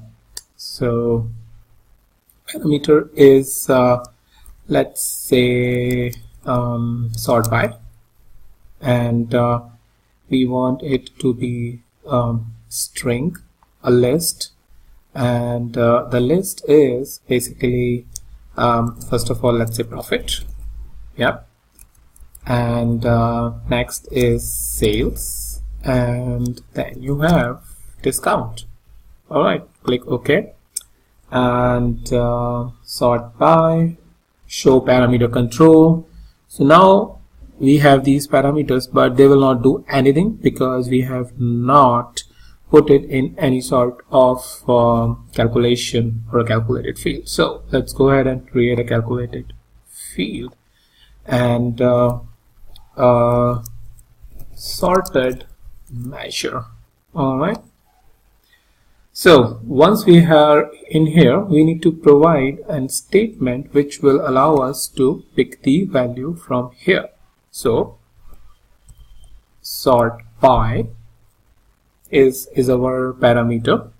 So to make the validation over here for this parameter, we can do two things, either if statement or a case. So let's go ahead and do it via the case sort by, and when you have the sales, then sum of sales, right? So whenever we are selecting sales over here, it should be sum of sales, and when it is profit, so whatever we are writing should match with the word over here, then sum of profit, else the last value that we have, so we will use average of discount and put an end. All right, click apply and OK. So our sorted measures should be here.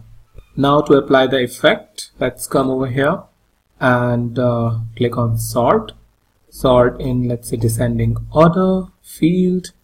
We have sorted measure, and yeah, I think after that we should be okay. Let's click apply and OK. So now we have selected the profit by default, so you can see all the values have been sorted by profit. If I want to sort by sales. So now the values, all my values are sorted by sales. And if I want to sort by discount, I have the value sorted by discount. So as you can see, we can take any other measure that is of our interest, like quantity, or if there is anything else. I think there is nothing else which is remaining. So we can take any measure and sort our rest of the measure via this dynamic sorting by doing this small configuration with the help of parameters and calculated field. So that's pretty much it I wanted to show you in this video, and I'll meet you in the new video, the new topic. Hey guys, welcome to the next video, and in this video I will show you how you can make the selection of values based on your top values, like for example either top 10 values by discount, top 10 values by sales, or top 10 values by profit, similar to how we did it in the previous example, the sorting by profit, sales, or discount. So how we can do it in terms of filter or a top n or top 10 selection, top 20 selection, let's do it in this example. We put Control C, Y, and just going up. What I've done, nothing, is accidentally selected that and clicked outside. What I'll do is create a new duplicate sheet, and duplicate sheet is over here. Now we need to take some category which is having a lot of values instead of subcategory. So it can be either product name or a city. So since we are in subcategory, let's take product name over here, add all members, and here we are with all the members, as you can see. Now we'll go to the product name fill, click on the filter, click on top and by field, and we need to make this top not the fixed value but a dynamic value so that user can make any selections. I'll come over here and click on the new parameter, and let's say top n. Current value is 10, displays automatic. I will want to put it as, let's say, list or maybe range, whatever I need.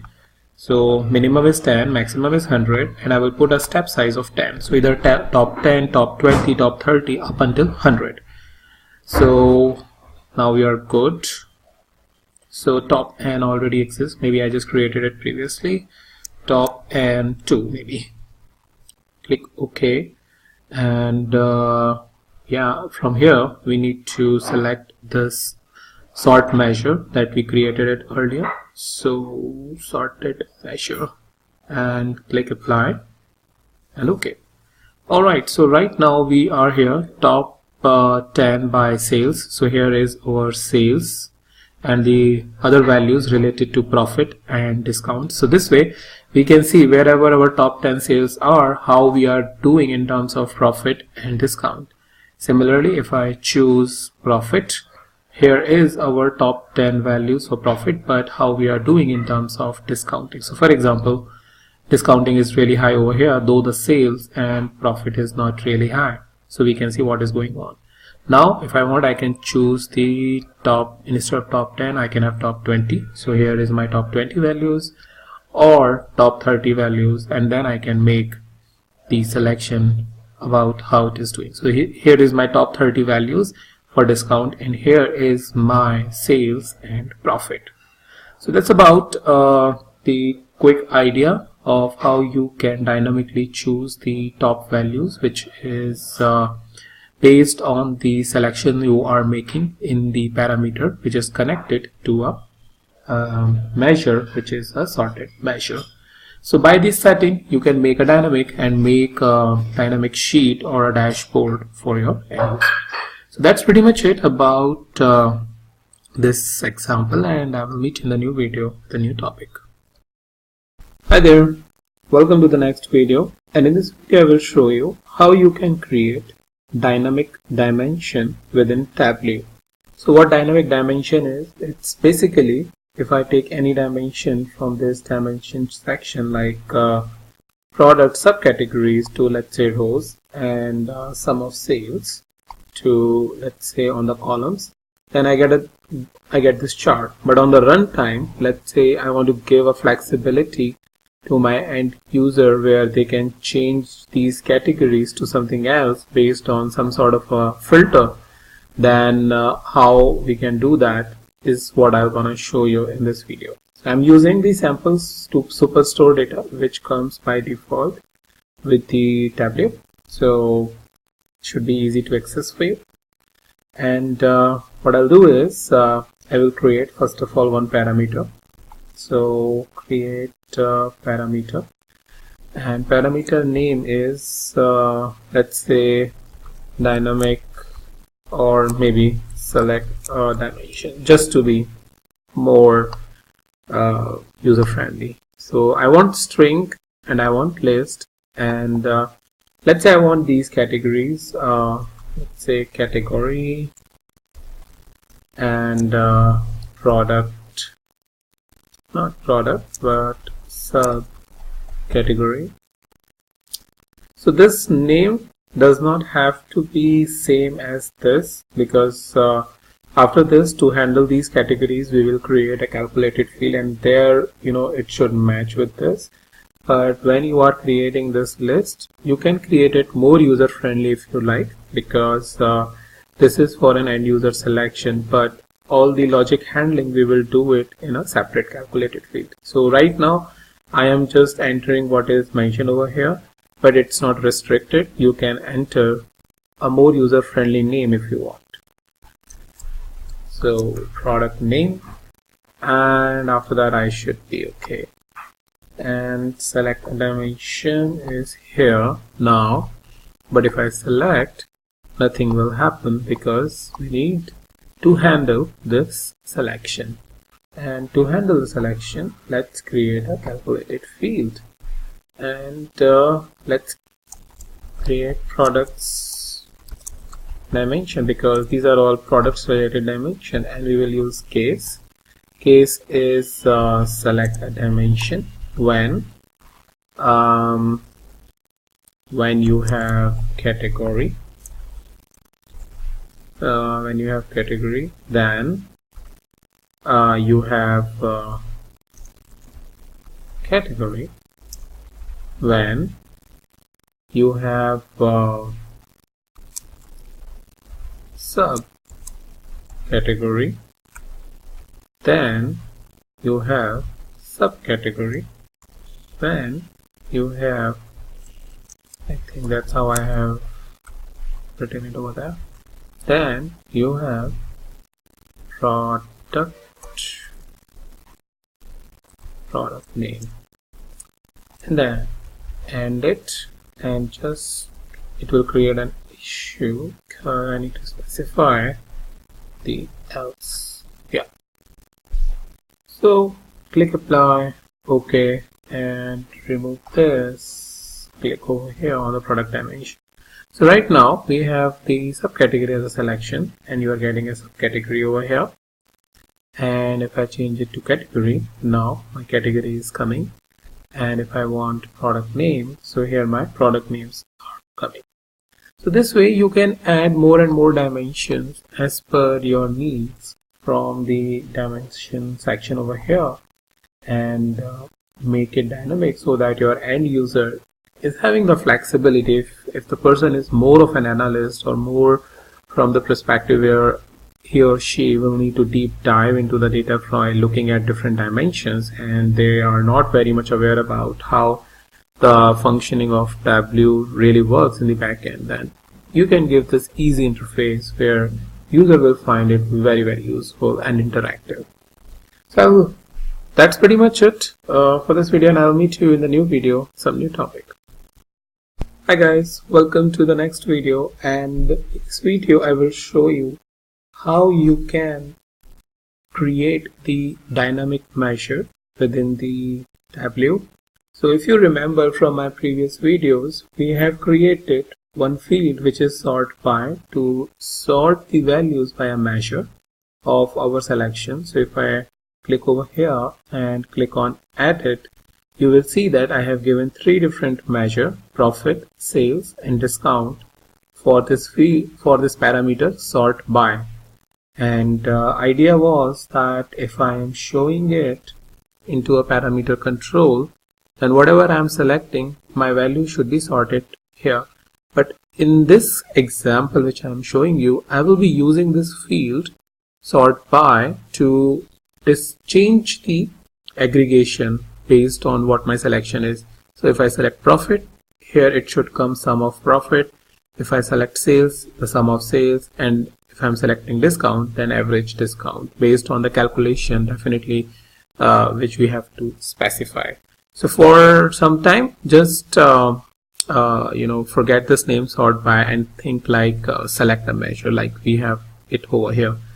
So then after creating the sort by, what we had created earlier is the sorted measure. There we had specified the calculations. So if I go ahead and edit it, here is the sort by parameter that I'm taking, which is this, and based on what I'm selecting in this sort by, when I'm selecting sales, then it is giving me sum of sales. When I'm selecting profit, then it is giving me sum of profit. Finally, it is average of discount, which is a final expression, as well as the final parameter value over here. So think like sorted measure is something like selected measure, and what I will do is just remove this and put it over here, right?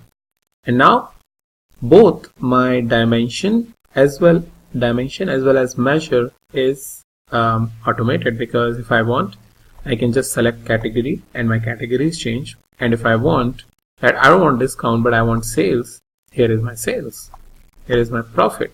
And let's say I want to see profit for my subcategories, then here is my profit. Or by product name, then here is my product name, the aggregation, probably sales. So this way you can further achieve the dynamic behavior from your dashboards or reports by having both the dimension as well as measures as your dynamic behavior, and you are giving the control to the end user where they can select whatever they want and on the fly while the dashboard in your production. So that's pretty much about it. And if you have not seen this video where I showed you how you can create a dynamic dimension, then it's the previous video I just uploaded, I think a day before, so you can go ahead and watch it. And now I will meet you in the new video, the new topic. Hi guys, welcome to the next video, and in this video I will show you how you can conditionally hide or display the chart based on the selection, or you can say that on a particular type, how you can change the chart type. So for example, you have a bar chart for something like product name, but if you have, let's say, another dimension, probably state, then you want to display some other chart, maybe a map chart. So as you can observe, I have this select a dimension parameter that I had created previously in previous videos, and it's over here under the parameters. So if I click on edit, over here you see the 4 different values: category, subproduct category, product name, and state. And then what I have next is the product dimension, which I have also created in previous videos to show the dynamic dimension. And if I click on edit, you will see that it's a simple case statement based on the dimension selection that you are doing it over here.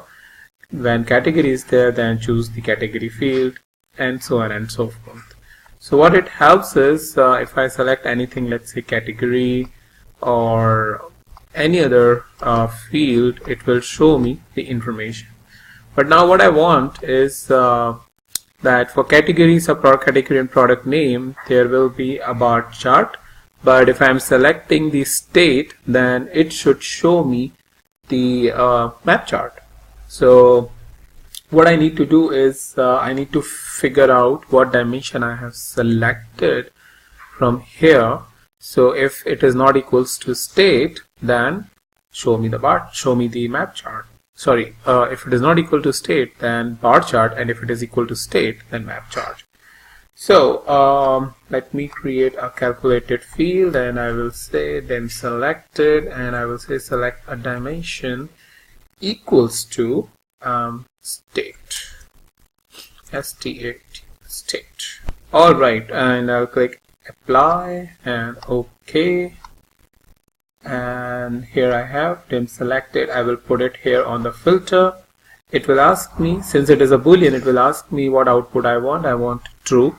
So true will indicate that that the sheet over here should display the value or chart related to state, but I want to exclude it. So that will basically say that if I select state, nothing will be shown over here, but rest of the other 3 dimensions. If I click apply and OK, so if I select state now, so if you see, nothing is selected because I have excluded it. What I'll do is create a duplicate sheet, and I will just change it to edit filter, and I will say exclude, apply, OK. Alright, so now information is coming as per my needs. So what I'll do is I will just remove this, and I will take state over here, and I will take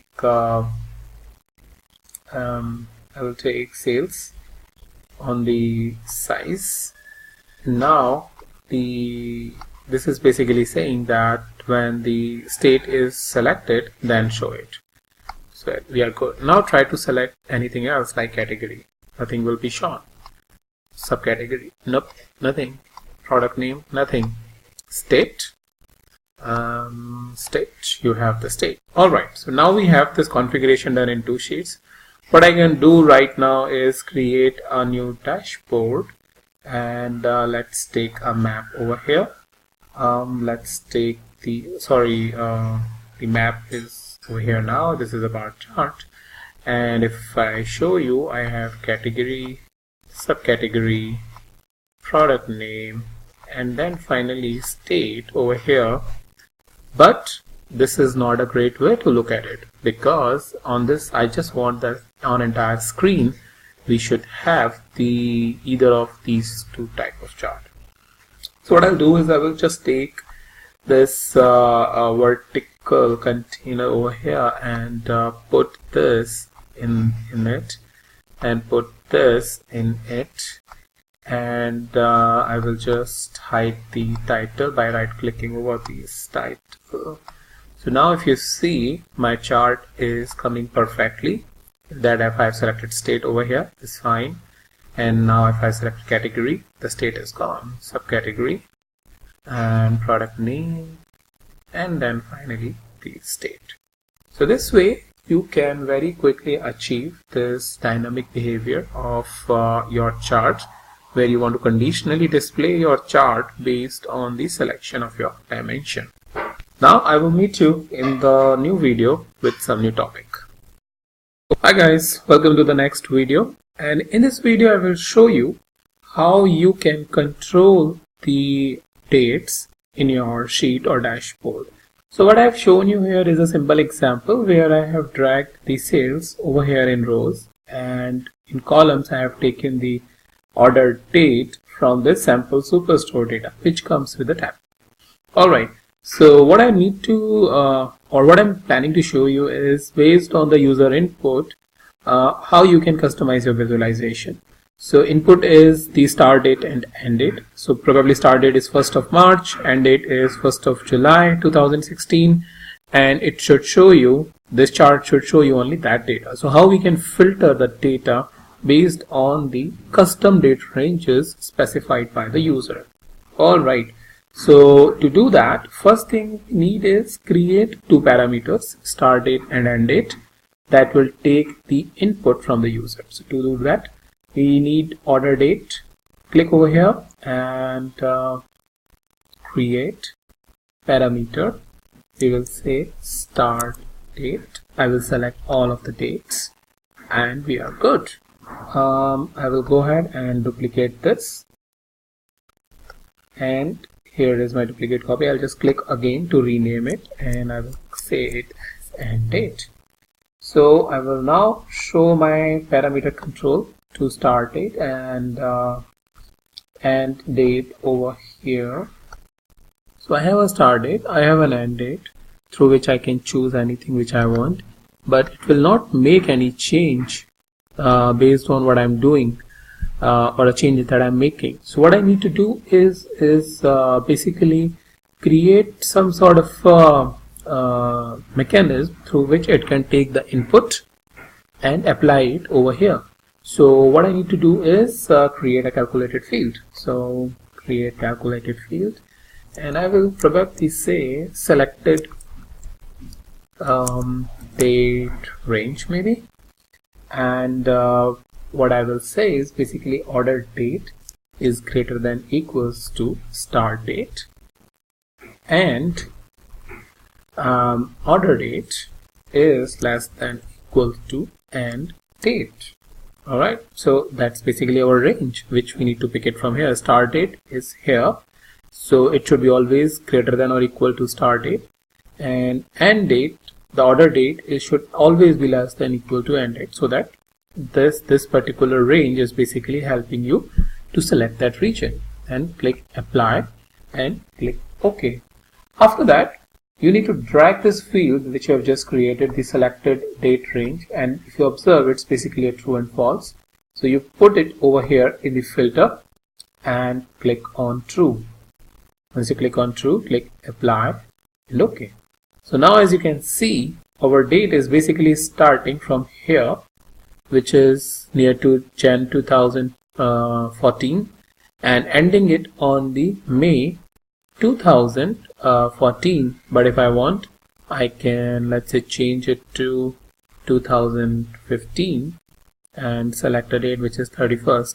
Now my chart is changing. Similarly, if I want to make any change, let's say 1st May 2014 to 31st May 2015, here is my date range.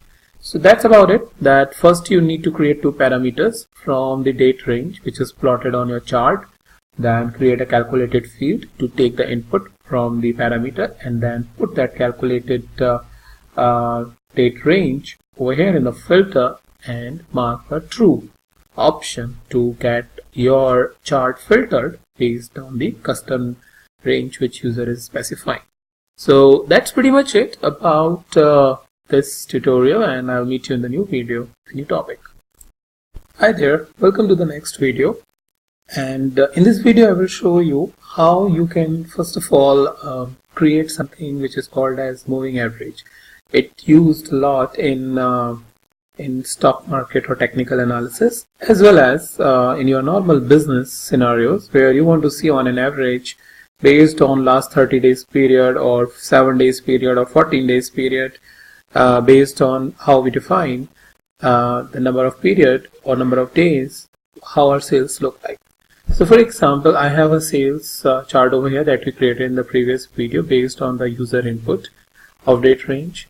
If you click over here on this pill and go to quick calculation, let me just do it again. Quick table calculation, and then you have the moving average.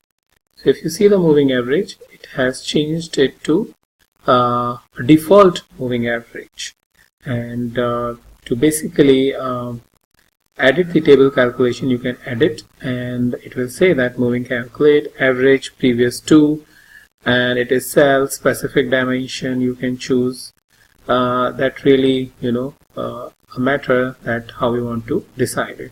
But here you have the option of previous two values, and you can change it to whatever value that we want, 14 days or maybe 20 days. This is a matter of a statistician or an econometrician who is basically deciding which moving average is looking good. All right, and once you have, then you can just click OK or come out. But so the thing is, how you can make it dynamic. Well, end user will not be able to go into it, and you will also not be able to go into it once it is in production. So what you can do is drag this over here in the measure and name it as moving average. And now here you will see the calculation. Go to edit, and here is our Windows average function. Within that, the first parameter is what you want to make an average, the number of period, and up until the current period. So this is basically 20. So if we make it dynamic this, then we can make the moving average dynamic, right? So what I'll do is I will just go and create a parameter, and probably we will make a moving average range, and I'll just keep it range, which is minimum is 2 days. 1 day doesn't make any sense because 1 day will be equal to what your actual data is, and maximum is, let's say, 500, because sometimes people even look at 200 days or 400 days moving average. So that should be a good range, and click OK. Once I have it here, I'll just show parameter control, and let's keep it like so. This is moving average coming in a float value. So what I'll do is I'll just go in edit and make it integer and click OK. So now it is 30, 31, 40, 41, whatever it is. Now moving average, go to edit and simply replace this part, not the negative part. It's basically going back to 20 period, that's why negative is mentioned. So what I'll do is I will simply say moving average range and click apply and OK. Once I click apply, whatever changes that I will be making, it is happening over here, but it is not showing you here because it needs to be replaced. So I will put it moving average. Okay, I'm changing now. This is changing. I'm changing up. It is changing as per what my moving average is. Alright, so that's about it. I wanted to show you how you can create a moving average, a dynamic moving average within Tableau, so that you are giving the power to the end user. Hey guys, welcome to the next video. And in this video I want to show you how you can create a dynamic X and Y axis. So for now, the X and Y axis contains the sales and profit, and if I want to make them dynamic, how would I do that? Well, a bit of it you have already seen into some of the previous videos where we had this sort by parameter, in which we had these measures which I'm showing you right now: sales, profit, and discount. So sales is here and profit is here. So the point is we need to get these sales, profit, and discount on these dimensions, so that we can make it dynamic. Alright, so for now I'll just select sales, for example, and I will remove sales from here, and this parameter is coming over here in the sorted measure. How? Well, if I go into this edit, this is basically a small case statement which is taking the sort by value, whatever I'm selecting, and whenever I'm selecting sales, it is giving me sum of sales. Whenever I'm selecting profit, sum of profit, and finally the average discount. So if I click OK and put it over there, this is basically my dynamic sorted measure. So my sorted measure, if I change to, let's say, discount, this is how my discounting is working, which is giving me a good indication when the profit over here is relatively high, then how the discount is, and when the profit is low, how the discount is.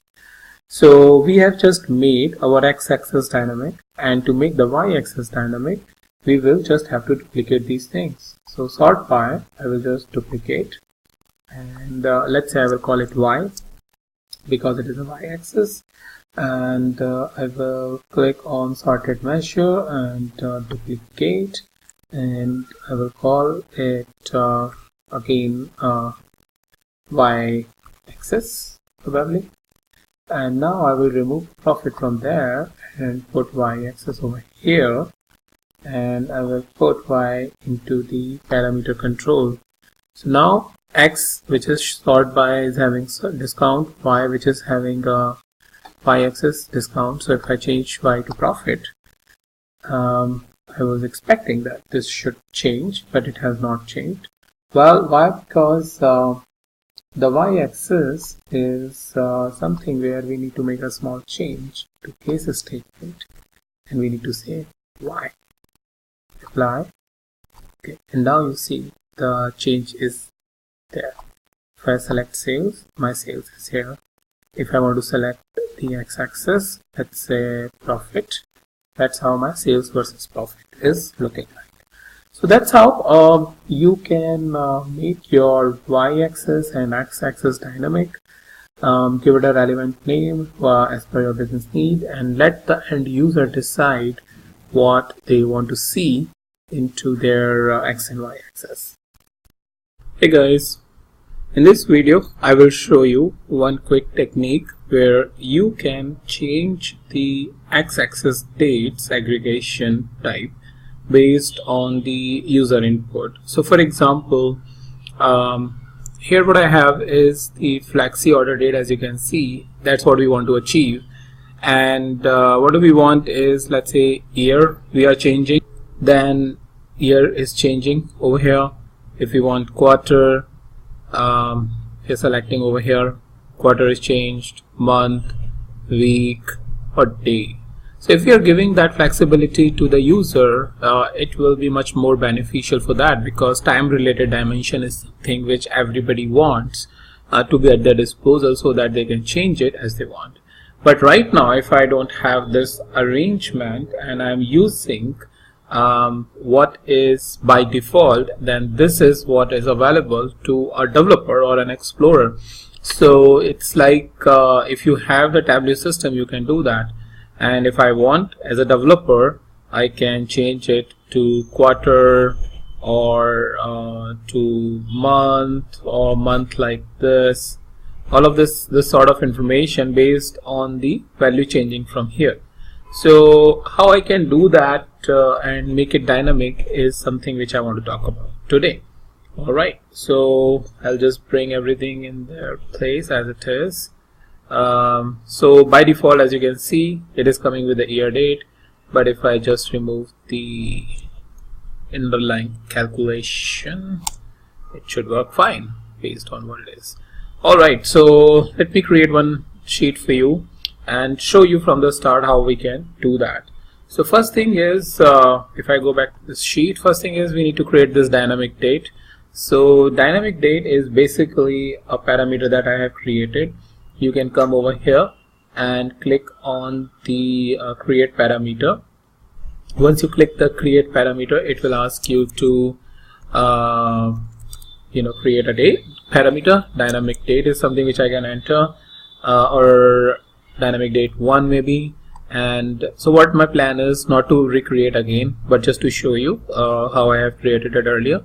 So dynamic date, and then string is basically the type, and I want to choose it from the list.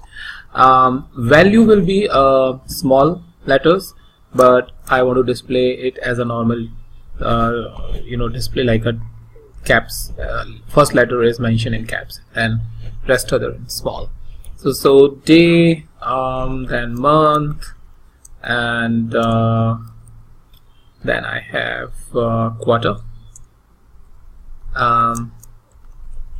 Then I have year, and year. And one other thing that we can do is we can even add week to it. So it should be small. Just make sure it's just so that our formula is working fine. Yeah, so we are good here, and we can change the formatting like we have done it here. So once it is done, you will click OK. Once you click OK, a field will be created, parameter will be created here. So I'll just click cancel, and I'll show you the dynamic date and edit. So dynamic date, string, and day, same settings which I just showed you. And here I have chosen the current value as day. You can choose whatever you like, so that whenever your dashboard is opening or sheet is opening, it is available to you as a default input. Alright, so let's go ahead, and so this is how we'll create the dynamic date. Once the dynamic date is created, what we need to create is the calculated field, which is basically picking up the information from here, and that is what I have created over here from the in the name of flexi order date. So it's like a calculated field. You can create it from here, create calculated field. So let's see what I have done over here. If I go into the edit, this is the field name, flexi order date. You can choose whatever you like as per your needs of the business. Then it's just a small formula which I'm providing, which is date trunk, dynamic date, and its order date is basically, it is picking up from this order date based on what we are changing, the day or week or selection that we are making. So once we have made this formula, which basically, if you see, is something present over or in the front end as well. So once your flexi order date is created, you can drag it over here in the flexi order date and keep it exact date, which is flexi order date, and I'll just make sure that it is discrete, I believe, and I will just go ahead and take sales, let's say, for example, and here is what I have sales for, I think, every day. What I'll do is I will select the dynamic date to show parameter control. Week, if I want, it's changed to week. If I want month, it is changed to month. If I want quarter, changed to quarter. If I want year, it is changed to the year. Alright, so only one thing which you have noticed is if you are showing this information, it is coming up with this time part, which you can easily format. If I go over here and click on the format and choosing only this part, this information is changed. So based on your need, if you want to choose that, this is what you need, then you go ahead and choose it, and it will work as per what your selection is, and your data is formatted as per your needs. So that's how you can create, or you can give the flexibility to the end user so that they can make the selection based on they want day data, week data, month, quarter, or year. Hi guys, welcome to the next video, and in this video I want to show you how you can create a side-by-side group bar chart like this, which is divided between these months first of all and years. Now the relevance or the importance of this chart is that for a particular month, let's say January, you can see for different years how your products or how your sales have been in the first month of every year, similarly second month of every year, third month of every year, and then it will show you the impact. Like this one in 2017, it is significantly high as compared to the previous month. So what's really going on here will give you some sort of question that you want to investigate. Similarly, like this, it is showing you that in case of April it has gone down, similarly in case of May. So it will help you to perform some investigative analysis to figure it out what's really going on and do that. But first of all, how you will find this one very first basic information? Well, let's see it. So it's pretty straightforward. First you get the sales, then what you get is the order date, and from the order date you select the month from here, not from here but this one, month, and once your month is selected, then what you need is the order date, year, and now we have year over here, month over here, but we need bars. So over here the bar is here, but we are only able to see only 2015 and 17 label, so we will change it to fit width.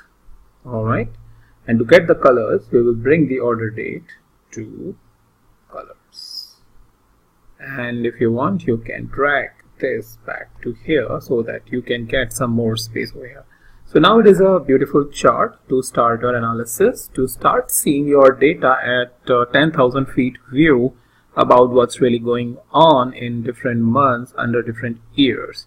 So first step that you would probably like to take and want to create this side-by-side group bar chart within the Tableau. So that's pretty much it for this video, and I'll meet you in a new video, new topic.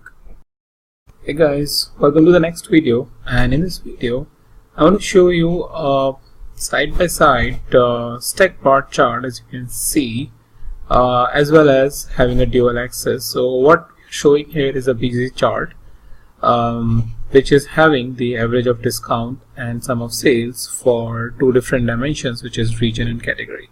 So if you have a similar kind of requirement which you need to create and finding it a bit complex because it's slightly tricky about how you create it, then let me show you how you can do it within Tableau. So I'll just create a new worksheet, and what I need first of all is the order date, and I need month, right? And I need the sales, and I need the discount, right? And after that, if you try to do the dual axis type, this is how you would find, and if you convert into a kind of a bar chart, that's how you would see. But as you can see, mine is a bit different. So the change that is there is basically the measure name. So if I go here and take the measure name over here, you will find the bar chart properly displayed beside to each other. Now simply to make it stack bar chart, what you can do is go to this individual bills for average discount. Let's say you want it by region, and for sum of sales, let's say you want it by category. So that's how very easily you can have your stack bar chart, which is side by side for two different measures and for two different dimensions. Similarly, you can go ahead for multiple one, but I just wanted to give you an idea about how you can create this busy chart in case if you are doing some sort of complex analysis. That's pretty much it in this video, and I'll meet you in the new video with some new topic. Hey guys, in this video I will show you how you can create the 100% stack bar chart like this, and it's little tricky about how you create it, but once you see it you will find it pretty easy. So I'll just create a new sheet, and what let's say I want is orders by month, and sales over here in the columns, and I'll just change it to bar. Okay. Once I change it to the bar, I need the stacks, so I want the stack categories, let's say by category, and these are my categories. Now to make it a 100% bar chart, the idea is that you come over here to the quick table calculation and percent of total. Well, percent of total will make you this, but not the 100% bar chart, because you need to go back again here, use the compute using, and this will be enabled only when you have the quick table calculation. So compute using cell. Once you have cell, you will have these 100% stack bar chart, and this value is changed to 100 now. Now once you have this information, you may want to display the label, so you come over here, click over here, and you display the labels. So that's about how you can create a 100% stack bar chart within the Tableau, and as well as display the label. So that's pretty much it for this video, and I'll meet you in the new video with new topic. Hey guys, welcome to the next video, and in this video I will show you how you can sort the respective bars like this in ascending or descending order. So for example, the highest value is coming first, then the second highest, third highest, and finally the last value. So this is true for each of the bars that you will see, but generally if you will create a bar chart, that is not possible. So we are using a small configuration that you need to do to achieve the sorted bar categories or sorted stacks of bar. So let's create a new sheet, and first of all what we need is the category, let's say over here, and I need sales. So here is my category and sales. What I'll do is I will just click on the fit width so that my labels will be displayed, because next thing I will probably do is display the labels. But I will create the stacks with the help of the regions. Alright, so here I have the different stacks. So right now this is the default condition, and as you can see, once 163,000 is coming first, and 208, then 117, and then 252. So it's not sorted, right? And if we try, let's say try to sort, we don't find anything to sort by. Over here also nothing to sort by. If I come over here and try to sort it with this category, and you find sales and click apply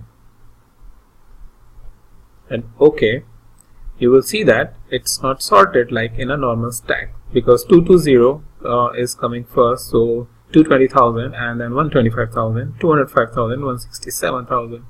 So that's not in a order, right?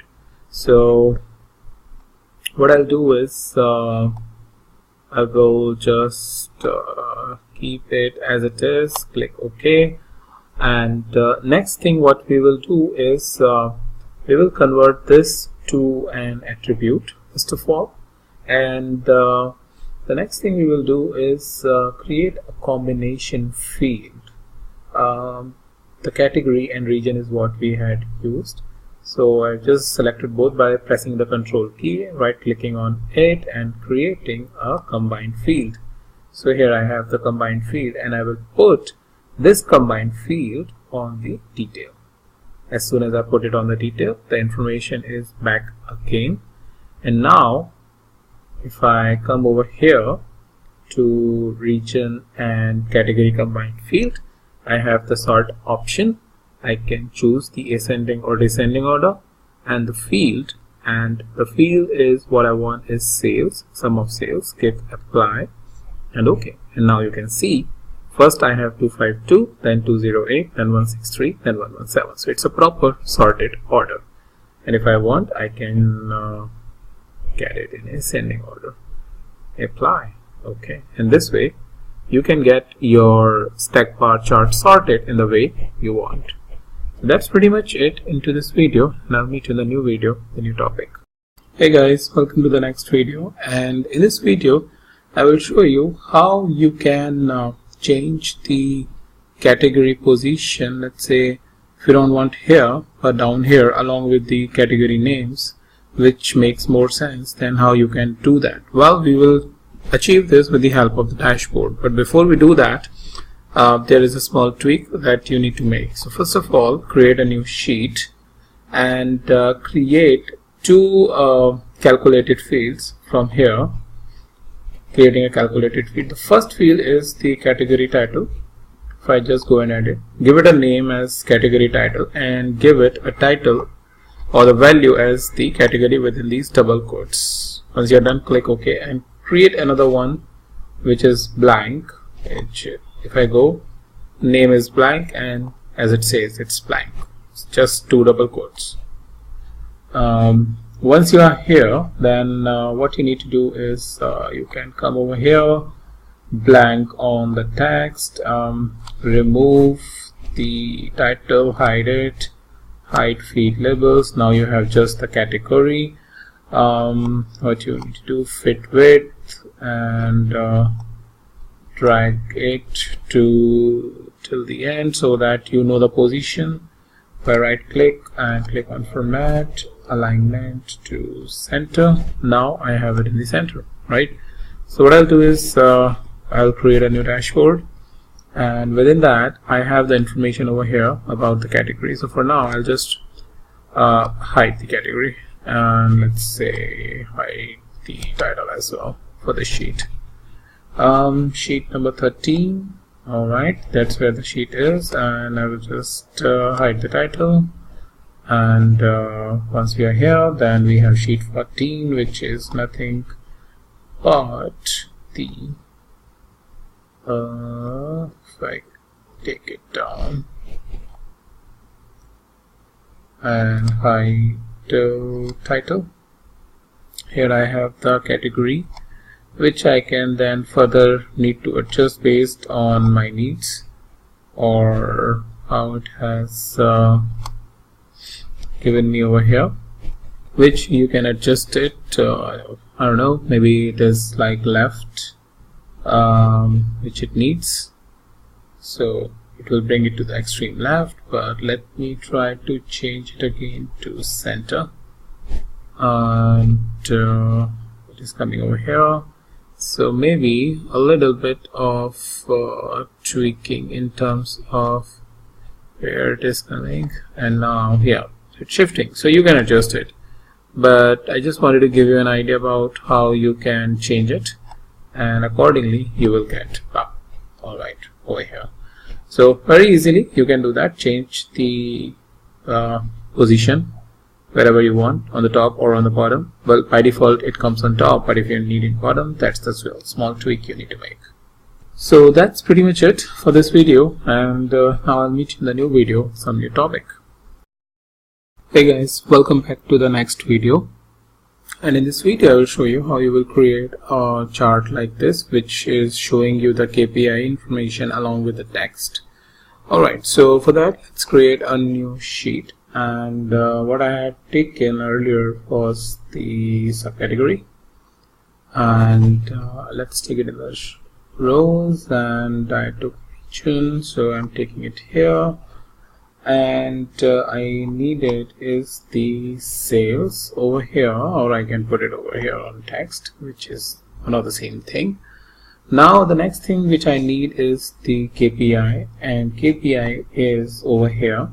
So what I have done is created a calculated field, which you can create it from here by clicking on create calculated field. It will show you the field name and the expression that I have given it over here. If I come here and click on edit here and click on edit, so KPI is the name I have given, and it's saying that if sum of sales is greater than 25,000, now this value can be anything what you like. It can be even 1 million if that is the case you want, and here you can specify the categories, like for example above and below. So you can have 3 or 4 different categories which you want in this if else condition, and get yourself satisfied for your KPI needs. So for now I'm just showing you 2 different conditions. Once my condition is done, I'll click OK, and what I'm doing is dragging the KPI. Well, not now, because I need to select the shape over here. So the shape is coming over here, which is not pretty good. So what I'll do is I'll just click on the fit width. Now it's coming properly, as you can see, and shape is appearing over here. I'll drag the KPI over here, and now as you can see it is coming with the default settings which I have made. Now how you can change it, or how I've made it default, is by going over here and selected what I need from above, what I need from below. So for above, over here I have these arrows, and if I go down, this is what I have chosen for above, this is what I have chosen for below. But you have even these arrows, or you have couple of different options like bars or bug tracking KPIs like this. Let's say for above I need green, for below I need this. I'll just click apply and OK, and you can see that I'm able to change my KPIs. So that's about how you can show the KPIs in your chart and impress your end users for their visual discovery. So that's pretty much it. I will meet you in the new video, some new topic. Hi guys, welcome to the next video, and in this video I will show you how you can create a rounded bar chart like this. So let's see in the new sheet how we can do that. First of all, let's get our product subcategory on the rows, and then we will take the sales, right? So it's a normal bar chart, right? So what we were going to do is in this case, first of all, create a secondary axis, or sum of 0, can be anything, sum, average. It's just that idea is that I'm just creating this secondary chart with this measure, and I'm putting it on this axis. So now I'm I'm here with this, and I'm changing the line chart. So it's a bit odd, as you can see, but let's change it. We'll change it in a couple of minutes. So first thing is measure names. So measure names is on the path. As you can see, now our line is coming perfectly fine. And if I just try to increase the size a little bit, yeah, there you can. Well, that's how you get your rounded bar chart, right? And if you want, you can enable the axis value as well. Well, if you enable the axis value, you will get kind of a circle like this. So if I try to increase it, you will see that it is not increasing. So what we can do over here is go into the label and where the line ends, and label end of the line. Yeah, I think we are good now with this. And if I increase the size, it will, yeah, that's where we are with our rounded edges on the bar chart. Well, so that's mainly I wanted to show you in this video very quickly, a simple trick with the help of a dummy measure, how you can do that and get the output. Well, if you want, you can just go ahead and remove this by simply going here, label at the end of the line. Yeah, and there we have it. Alright, so that's pretty much it for this video, and I'll meet you in the new video, a new topic. Hi guys, welcome to the next video. And in this video, I will just show you a quick tip about how you can color your tabs. So right now, if you see over here in these tabs, they just indicate sheet 6, sheet 7, or maybe some meaningful name like a dynamic measure and dimension.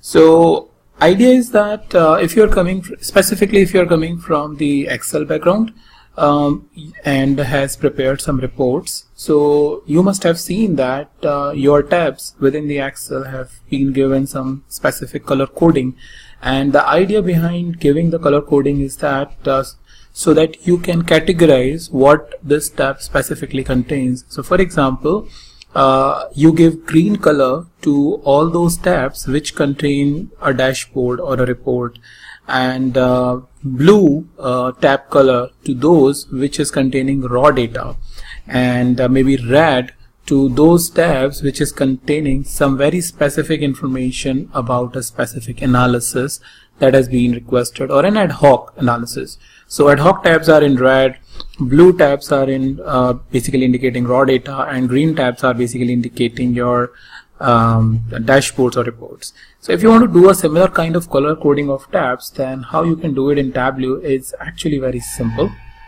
Well, you need to just right click over here, go to color and specify what color you want. So you have a couple of options, like none is what by default selected, but you have blue, red, yellow, brown, purple, green and teal. These are the combinations that is available for you.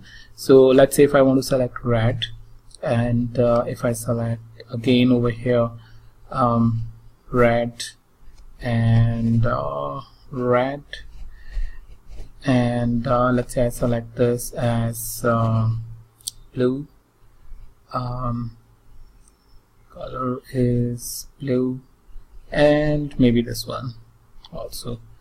So now without going into the sheet, you can basically help the user understand what this particular sheet contains, whether a raw data or a specific type of analysis, or this red sheet, if you are color coding it, what kind of data that it contains. It can be as deep as, let's say, red color coded tabs are indicating your product analysis, and blue color coded tabs are indicating the geo analysis, let's say 2 different versions of the analysis if you want to show. So by having these color coding, you can make your users life very simple, and they have an intuitive way of understanding how your sheets has been categorized. So that's what very quickly I wanted to show you in this video. So now I'll meet you in the new video, a new topic. Hey guys, welcome to the next video, and in this video I will show you a quick tip or a trick about importing data within the Tableau. So let's say if you have got the data, then probably what you usually do is either go over here or go to data and bring it into the Tableau.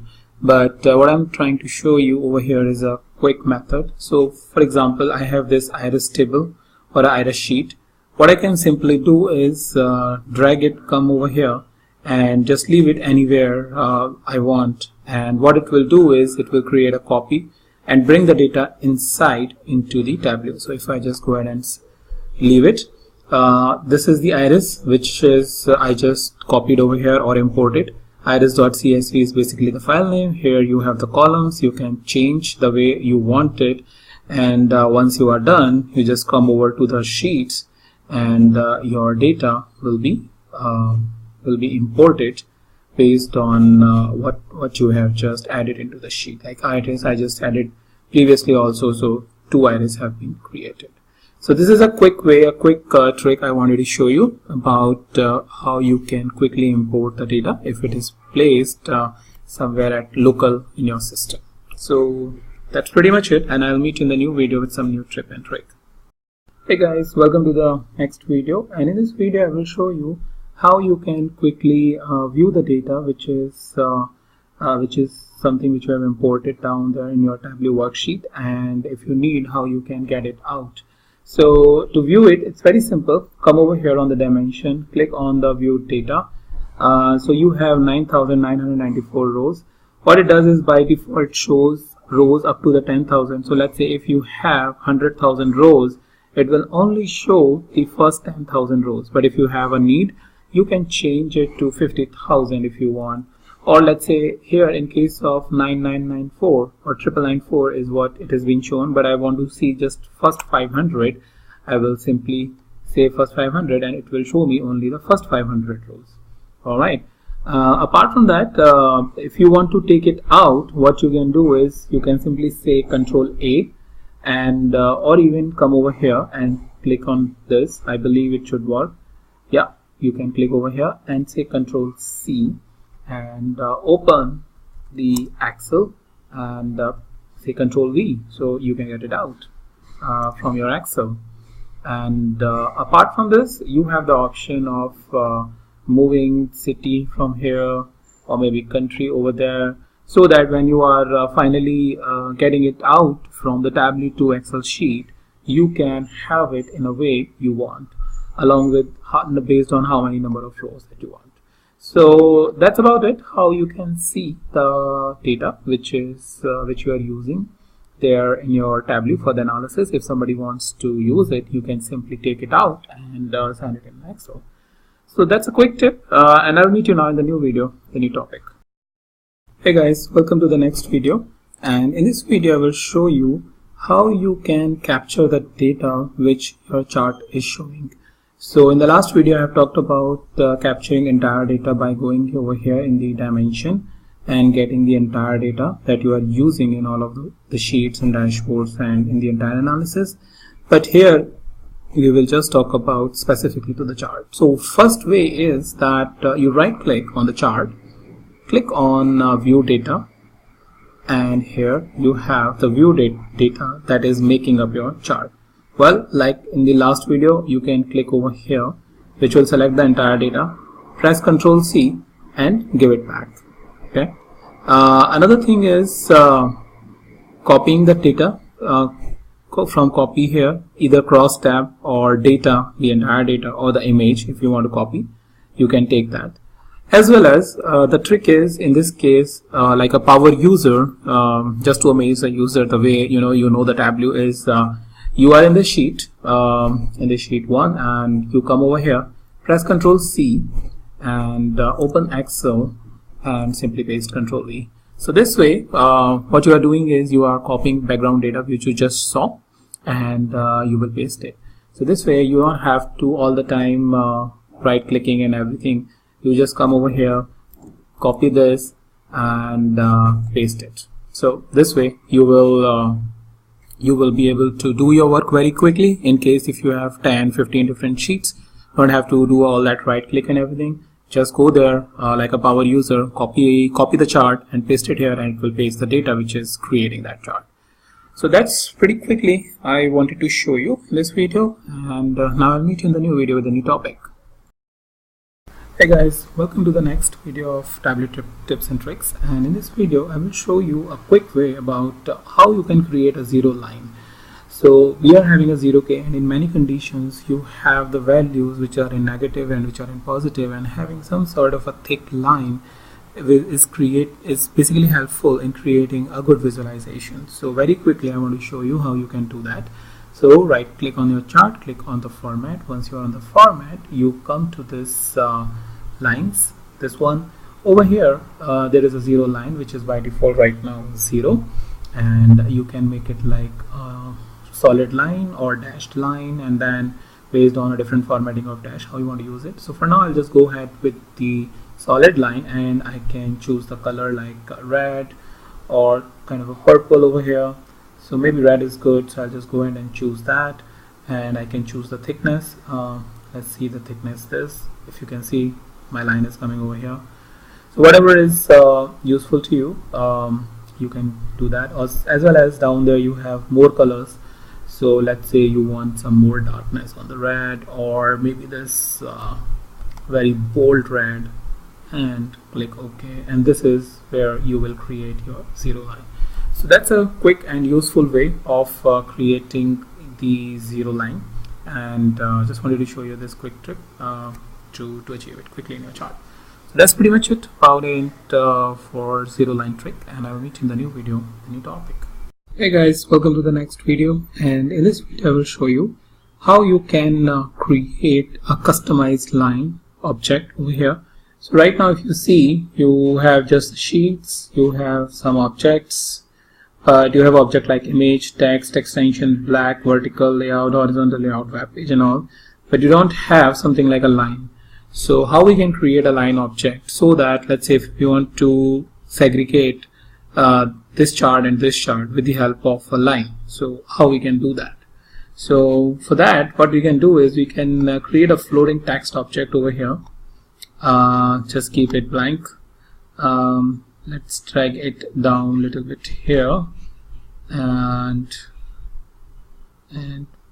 increase the width,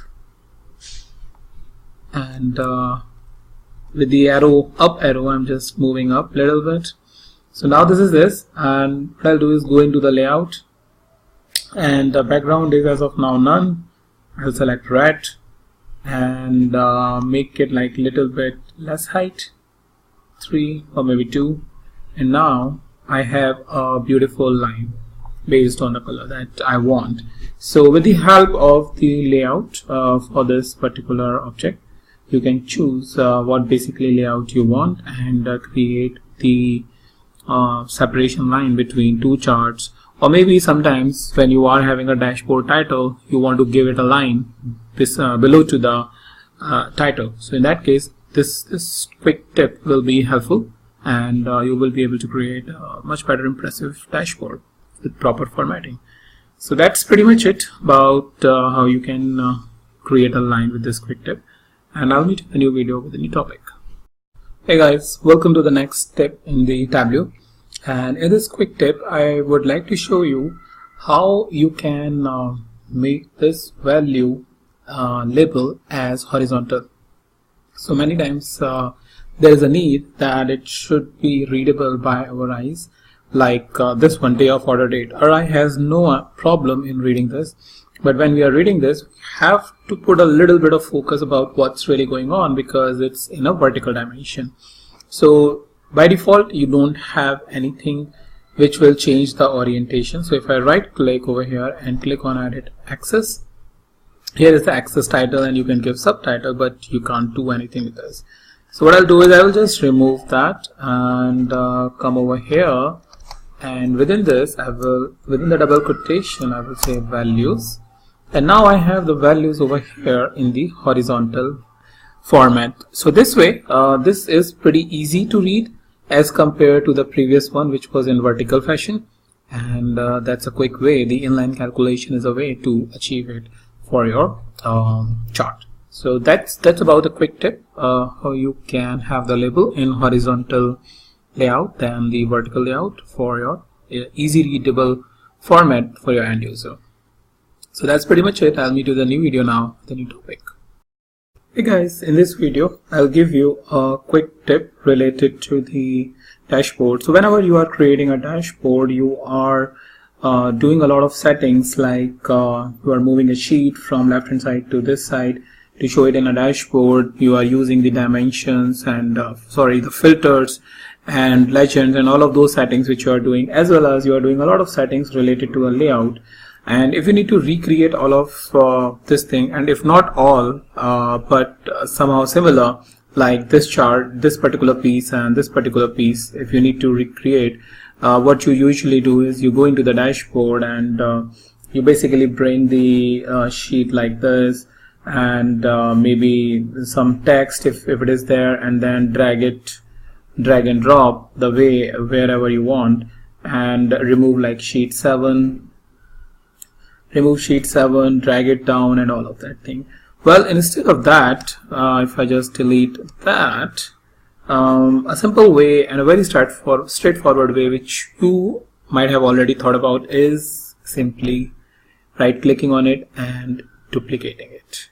So once we duplicate it, all of this information is available to us, and let's say if we don't want this particular chart, we will just go and click here, and now rest of the settings is available to us, and we can continue moving on and making the changes. So this way you will not have to do all those effort which you have put in creating the initial dashboard. If you want to modify that for some other use, you just duplicate that and continue making changes. So that's a quick tip I wanted to show you, and I'll meet you now in the new video with the new topic. Hey guys, welcome back to the next video, and in this video I will show you how you can put the layout in a consistent format for floating object. So we have these two floating objects like sheet 3 and sheet 4, and as you can see, they are not in a common layout, or like for example beside to each other they should be. So what you can very quickly do is select the object which we want to put it in a layout beside to or along with a different object, like here in this case sheet 3. So I've just selected sheet 4. I'm going into this. So we have the values like position X and Y is something which we want to change. So right now it is 501, but if I come over here, it is 273 for sheet 3. So to make it beside to the sheet 3, what we will do is change it to 273, and now our layout is consistent with the sheet 3. So that's basically a quick tip and trick about how you can make a consistent layout for the floating object. And even if you want like for example x-axis, you can even have this like 1000. This way it is completely out. Also, in case you have some filters or something which you want to keep it outside, you can keep it outside as well. But I will just change it to maybe 523 if it was, 523, and I can also change the width and height, so that in case if width and height I want to make it some consistency. So that's a quick tip about how you will put a layout for the floating objects and achieve the common layout from these objects. Now I'll meet you in the new video, the new topic. Hey guys, welcome back to the next video, and in this video I will show you something related to the layout. So when you are creating your own layout, it's perfectly fine, but if you are inheriting from somebody else, or let's say your own layout, if you want to change it for some custom requirements, how you would do that. So very straightforward is the option that you have is size over here. So right now it is desktop browser. So if it is like fixed size, and you can have automatic. So automatic is something like it will fix on the entire screen, and if I go over here, you will see that it will take up the entire space which is there on the screen automatically, and help you achieve the best layout based on in which device you are using. So that's a very straightforward way of having it.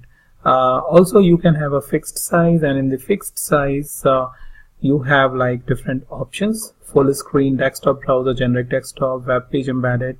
All of these options are available, like even like A4 portrait or A3 portrait, A4 landscape, even the custom. So custom is like this one if you want to change the height and width, right? And third option is basically a range. So generally what we do is automatic, because you don't have to really specify anything. It will just keep on automatically identifying what the layout needs are, and you will be able to, you don't really have to worry. So that's pretty much all about the layout of the dashboard, how you can adjust it and use the automatic and custom features and make your dashboard layout meaningful. I'll meet you in the new video, the new topic. Hey guys, welcome back to the next video, and in this video I will show you a quick tip regarding the formatting. So suppose that you have received a dashboard which is not in a standard format. So for example, if you see this category name and the category values as well as these values over here, these are, have been created based on a specific, keeping preferences of a specific user in mind. But let's say now you want to make it standardized so that it is widely available and no such formatting is present. So how you can do that? Well, you would say that very easily go into the format and change it. Well, that's what I will gonna do, but with a twist. So that's basically a tip. So right click and format. Once I'm here in the format, I'll go to the text over here, and I have sheet, rows and columns. So if you see, wherever the custom styles have been used, like the header over here, it has been put in a bold. So if you want to make a change, we can come over here and select the default one, which is probably a Tableau book. But what I'll do is I will show you a quick tip so that you don't have to go inside, and right click over here and click clear. So once you click clear, this is what it is changed, right? Go into the sheet, and yeah, so everything is fine.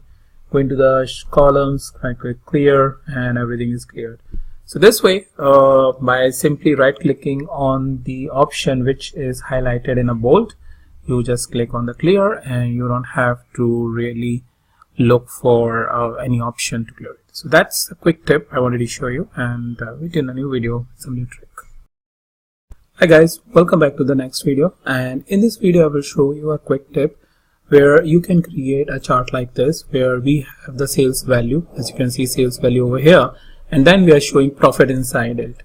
So if you have a similar sort of requirement where two measures are related to each other and you want to show a similar kind of chart, then how you can do that? Well, let's create a new sheet and start from the scratch. So what we need is a dimension. So maybe on the rows, let's take a subcategory, and then let's take sales over here. And now let's take profit on this axis to make it combined. All right, so now we have it. So here we are with some initial configuration. To create first of all, we need to create a stack bar chart. So I'll take a measure name and put it on the color. So it's kind of a stack bar chart which has been created for me for profit and sales, showing me in blue sales, and here it is a profit. Now the thing is, to create a bar inside of a bar chart, I need to duplicate this measure name by pressing the control key. So I'm holding down my control key and dragging the measure name on the size. All right.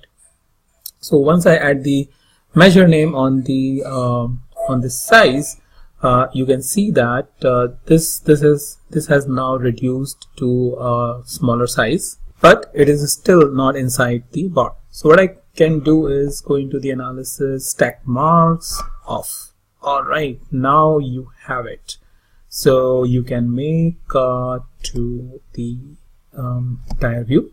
This is your entire view. You can change the size of the bars to make it look more useful as per your needs. But that's pretty quickly how you can do that and create the bar chart like this in similar sort of requirements. So that's a quick tip I wanted to show you about how you can create a bar chart inside a bar chart, and I'll meet you in the new video with some new topic.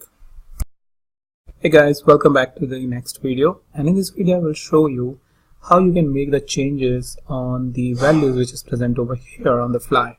So generally it is present as part of the default values when you are plotting it, but let's say you want to change art to artwork, or maybe storage to storage types, or something like this, which is more easily understandable by our user. So what we're gonna do is we will go to this subcategory. So subcategory is over here on this bill. We will click on this drop down and we will click on aliases. In the aliases, let's change art to artwork, and yeah, and then labels to maybe labels type. Just making some stuff. So whenever we are making any change, it is putting a star, which is indicative that a change has been made, or it has a value like has alias. So if it has the alias, a star will be present. So that's a quick way of identifying whether some member or whether some column name has an alias or not. And you click OK, and here is your artwork, here is your labels type, and this way you can make your chart without making changes anything in your data source. That's a quick tip I wanted to just show you, and I hope you found it useful, and I'll meet you in the new video with some new tip. Hi there, welcome back to the next video. And in this video I will show you how you can create a chart like this, which is kind of a calendar chart having weekdays on top and week numbers over here, and this is basically indicating the heat map or a conditional coloring based on the profit and loss. So blue indicate that you are having a profit, and negative indicate that you are having a loss. So this will help you figure it out, some sort of a trend or some sort of next level of question about what's really going on this particular day, and you are incurring a loss, or what are your most profitable days and most those days where you have made maximum loss. All right, so to do that, let me come back here. And first of all, it will be on the order date. So order date here and order date here. It will be a weekday, yeah, and it will be a week number. All right, so weekday, week number, pretty good. We need filter. So for filter we need order date, and we will select month, year, next. And I'll select just any random like June 2014. So here I have the June 2014 information. Once I have this information, I can do is take profit ratio and put it on color. Now this is a bit small as compared to this one, so pretty easy. Just change it to entire view. Alright, so now we have this entire view. Next thing is putting the information about which day it is, like I have put it over here, so it should be easy. What you need to do again, order date over here. From year, change it to day, and from automatic change it to square if it has happened with you, and you are back with your information. So this way you can get information about a particular month, and like this we can have this dynamic by putting the filter over here. Show the filter. Now I don't want to see June, but I want to see July and August or September, like this. If this is making you a little bit problematic, what you can do is you can basically put it as a single value, as a list or a drop down like this. So drop down, I think it makes more sense. So now I see that July 2016 or June 2017. You can go back and forth in time and have the calendar kind of report or dashboard for you. So that's a quick tip or trick, or maybe you can say a calendar chart probably that you can create within a Tableau. So that's pretty much it, and I'll meet you in the new video with a new topic. Hey guys, welcome back to the next video. And in this video I will show you how you can remove the tooltip based on your needs. So by default, if you add the different values like day, week, or the profit ratio, it will show it up over here because we have this tooltip enabled by default. So what it does is it drags measures or dimensions here and will create a tooltip. So by default it is creating all the tooltips, and if we want to create more, we can drag the dimensions over there. So how we can remove that? It's pretty simple. So that let's say you just want the week of order date, which is here 27, and profit ratio 21. If that is what only you want, then and want to remove day of order date, which is 3.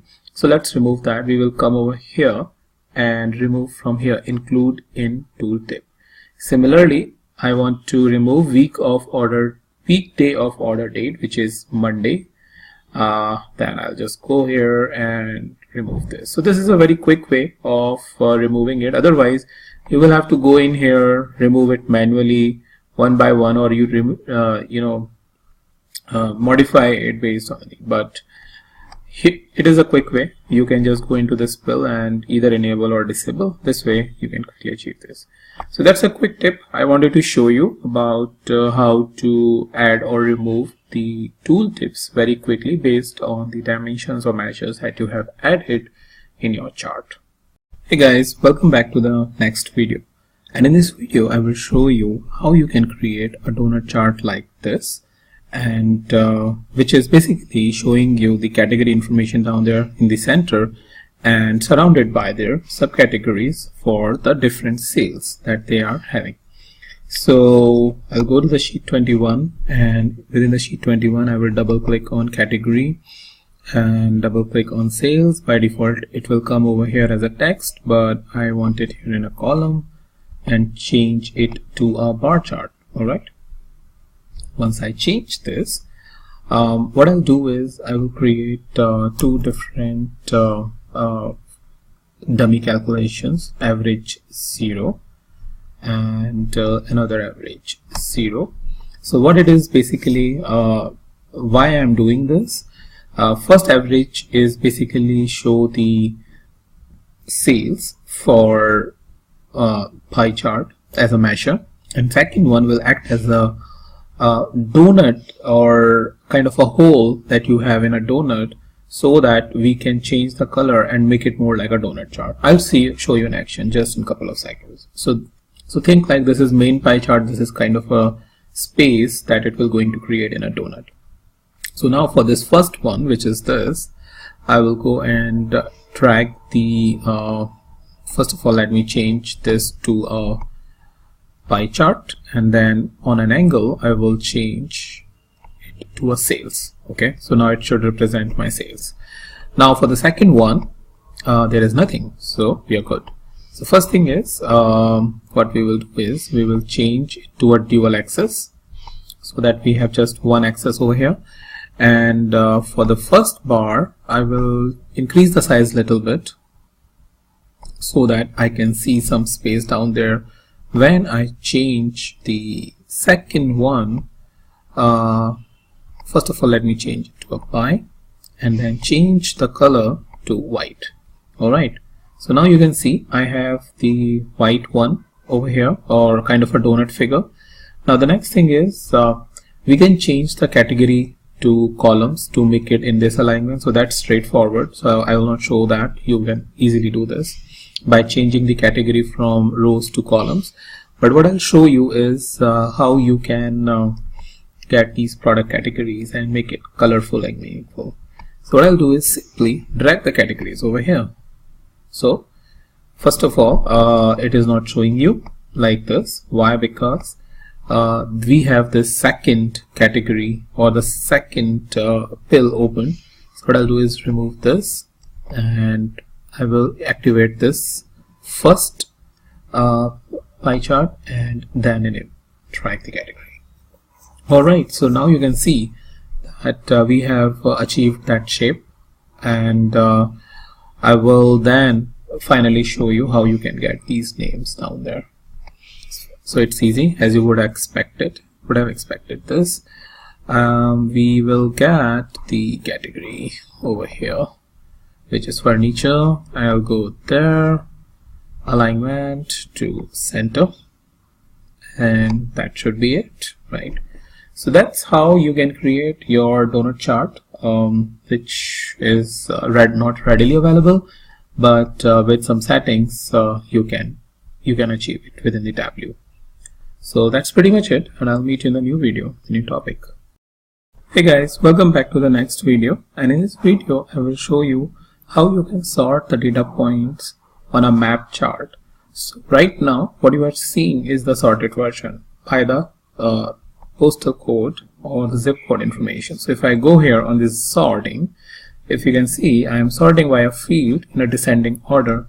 So what it does is, if I am, let's say, in ascending order, for example, you will see that a lot of the data points are going on the back side. But if I do it descending, it sorts and give us the outliers or the bigger value in front of us. So how we can do that within a map chart? Well, it's just straightforward. So what I'll do is just create a new sheet, and I will put state and postal code over here, and I will take profit as a double click, which is sum of profit, and I will change it to color, and it should be circle. So now I have the information, and if you see, the blue point here is hidden, right? And that's the case wherever there are overlapping data points, our outliers or the bigger information are not shown. So to do that, first thing that we need to do is create a calculated field by going over here and clicking on create calculated field. Since I have already created it, I will just show it to you. The absolute profit, so that we are getting just the positive values. So I will just go into the edit, and that's the formula, absolute profit, absolute, and within that the profit field you need to specify, and that's it. Click OK. Once you have it there, go into the postal code and click on the sort, right? And let's drag it a little bit here so that I will show you the impact. I will first say descending, and field is basically my absolute profit. If I go down here, absolute profit.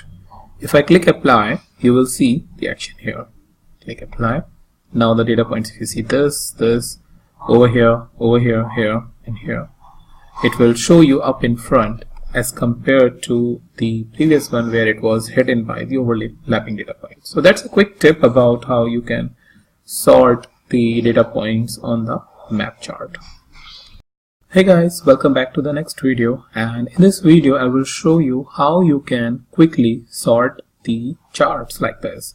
So for example, if you need to do the sorting, you need to go into the sort and specify the settings. But if you want to do the sorting quickly, then here is a quick tip. So first thing is create a duplicate of sum of sales, because we want to do the sorting by sales. Alright, and then I'll just double click over here and put a negative sign on the as a prefix.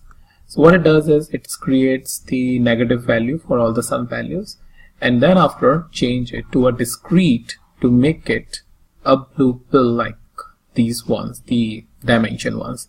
Now if I want to do the sorting, I will just drag it, let's say, towards this category, and it will sort all of this information by the different categories that is present, if you see down there, right?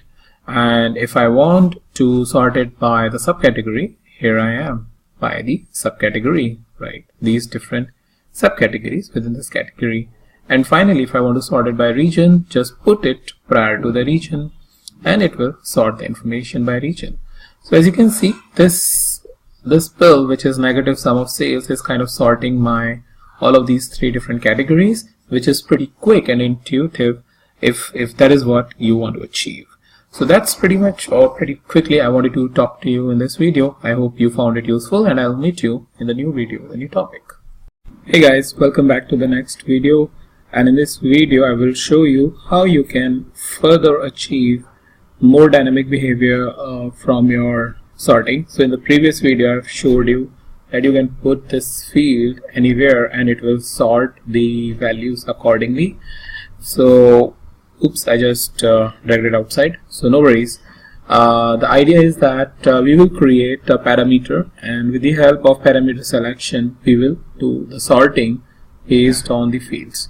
Alright, so first thing is create a parameter. So I will just go here and click on parameter, and parameter name is sort by, let's say, and it is nothing but the string, and it's a list of values.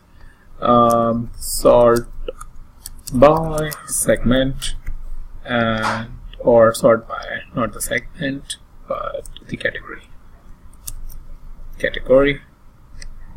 Sort by subcategory. So this is one example. You can further extend it based on what you need is.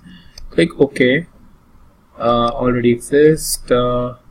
Sorting by. I have created something else earlier. So I'll just go ahead and show it here on the show parameter control. Sort by category, sort by subcategory. So right now it is not connected to any calculated field. So I will create a calculated field, which is sort by category. I don't know why I'm writing segment again and again. So sort by category, and the category is if sorting by is equals to sort by category, then and then the same expression, which was sum of sales, else 0, and alright, now our calculation is valid. I'll just copy this so that I don't have to write it again. Apply, OK.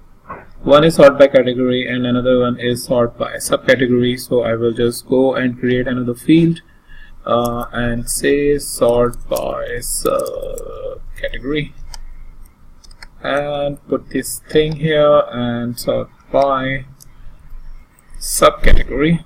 Yeah, so the value what it is here is same. So once it is done, we will just click apply and OK.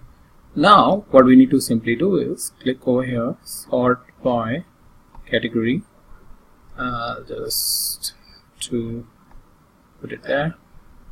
Alright, so let's quickly change it to discrete and put it over here. OK, sort by subcategory, category, and then sort by subcategory. It will not come. We need to change it to discrete and over here. Alright, so after this let's try to change it. So now we have sort by category, sort by subcategory. So now we have sort by subcategories. As you can see, it is coming 0, so it is not properly sorting it. So maybe some issue over here how we are picking up the values. So add it, because sort by small b. Apply. Okay, now you have it in action. So this way you will give that control to the end user for this chart within a dashboard, and they will be able to play it. So that's pretty much it I wanted to talk about, and I'll meet you in the new video with a new topic. Hey guys, welcome back to the next video, and in this video I will show you how you can change the position of your chart, these values, which is axis values, to from bottom to top. Alright, so first thing is, since it is a category, what we can do is we can simply create the copy of category. I will just create a copy of this, duplicate, and I will put it here. And as you can see, now I'm coming over here as my value, furniture, office supplies and technology. And what I'll do is I will just click on show header, uncheck the show header, and now I have these values. If I want, I can remove this also, but that's fine because it is showing me these are categories. The categories are furniture, office supplies and technology. So that's a difficult way of doing it. An easy way of doing it is using the properties. So I'll just press Ctrl Z to come back to the original situation or the settings. So that's where we were. But I'll go into the analysis, I believe, and table layout, advanced, string settings, and over here show innermost level at bottom of view where there is vertical axis. I will just click over here and click apply and OK. Now I have this thing over here. So this is a quick and much neat way of having the labels on the top. So that's very quickly a tip I wanted to show you in this video, and I'll meet you in the new video with a new topic. Hey guys, welcome back to the next video, and in this video I will show you a quick tip related to the names of the months or the weeks that you display here on the x-axis. So whenever, not whenever I would say, but sometimes when we create a chart like this, we don't want to show the full name like January, February, March, April. Maybe what we want is just to display the first letter. It's like J, F, M, because it is pretty intuitive to us about what we are displaying over here.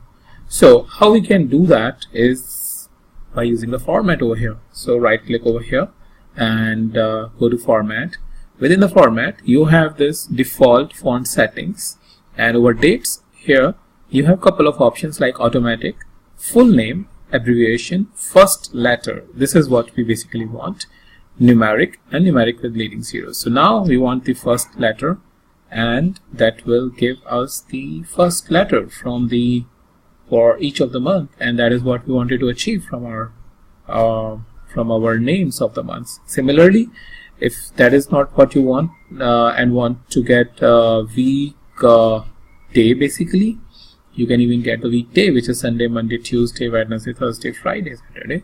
So what we can do is we can right click and click on format.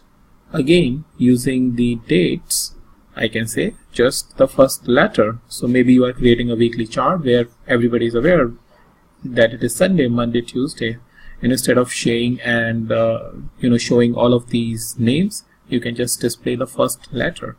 So that's pretty quickly I wanted to talk about how you can format your names, the month's name or the week names, and show just the first letter. Hey guys, welcome back to the next video, and in this video I will show you how you can put two different categories on color so that you can have a bit of a complex chart if that is what your requirement is. So what I'm going to do is, or let's say what my requirement is, that I want to get the segment as well as the product category. So if I, let's say, drag product category over here, I can have it product category, and if I try to put the segment again on this, it will going to replace it. Alright, so the first option is that I will remove this and I will select segment, hold down my control key, come down to category and drag both the segment and category over here, and now I have segment and category as a color for both for this bar chart, and now I have these color codings enabled here, which indicates consumer, the first the segment, then the furniture. So first for all segment, then for second segment, and then for rest of the category types. So that's one way of how you can do that. Another way which I think you can do that is by, let's say, first getting the segment over here, and let's get the category on the detail, but let's change it to a color. Alright, yeah, so that's another way by which you can achieve the similar behavior. So that's a quick tip I wanted to show. If this is what your requirement is, that is showing the multiple categories in your bar chart by using the different colors. Hey guys, welcome back to the new video, and in this video I will show you how you can add the Unicode characters. So what I have is a website for you. So this is a website, data.jimw.me/icons.html, and what it has, some of the icons or the Unicode characters. So what we can do is we can simply copy and paste all of these characters and use it in our dashboard. As well as there are many other sites which shows the Unicode characters. From there you can simply copy and paste and get it inside your Tableau workbook. Alright, so if I can just simply copy and paste entire piece and come over here in my dashboard, just create one dashboard and add a text object. So why I'm adding text object? So that I can use it whenever I want. So here is the one which, if I want to select any of the one, let's say this one, I can select it and just copy this and keep rest others for my reference. Alright, so I have just copied the one, this one. If I want, I can simply double click and again, if I need, let's say this one, copy this and click OK, and I can go into any my sheet, like for example the sheet 12, and I want to use it over here. So I double clicked on the sheet 12 and put it there and click apply. Once I click apply, as you can see, it is coming over here, right? It has a lot of innovative ways by which you can use it. I have just increased the font size so that you can see it properly. So as I mentioned, it has a lot of innovative ways by which you can use it, whether over here or over here on this sheet, on the measures or on the dimensions, or there on your chart or matrix. And probably in later videos I will cover more about how you can do that. But this is just to give you an idea that you can collect your different types of Unicode characters in a text object over here, and then use it wherever you want, right? Like for example, right or cross or up arrow, down arrow, or these kind of icons, which makes your dashboard or sheets more meaningful for your end user. So that's about some of these Unicode characters and symbols, and I'll meet you in the new video, the new topic. Hey guys, welcome back to the next video, and in this video I will show you a quick tip related to how you can get these labels inside the bar chart. So for that I'll just create one sheet very quickly, and I will take the categories over here in the rows and sales here in the columns. I have the chart. If I want to show the label, I will just show the label, and as you can see it is coming outside, and if I just drag this a little bit down, it will show me that for the third one as well. And if I come here, show the label, if I try to make an alignment like this, it will not show me. It will show me inside over here in the middle, but let's say not over here, which is like at the end of the bar chart. Alright, so to do that, it's actually quite straightforward. If I just go ahead and uncheck this for now and drag it by pressing the control key, I just dragged it, so it created a duplicate one for me. And for the second one, I will take any of the one, let's say square maybe, and I will change the opacity to this, and I will say I want label, and yeah, so after that I will do it to a dual axis. Once I do the dual axis, it changes the bar to circle, but I'm changing it back. Now the information of my text boxes are here, my bars are here. What I simply just want is for the label over here on the alignment, I will just keep it inside, and I will change the color as well to white, and maybe bold a little bit, and increase the size to, let's say, 12. So this way I can get the text of the labels right inside my segment at the end. Generally you may have seen the charts like this and wanted to create this one, so just wanted to show you a quick tip about how you can do that.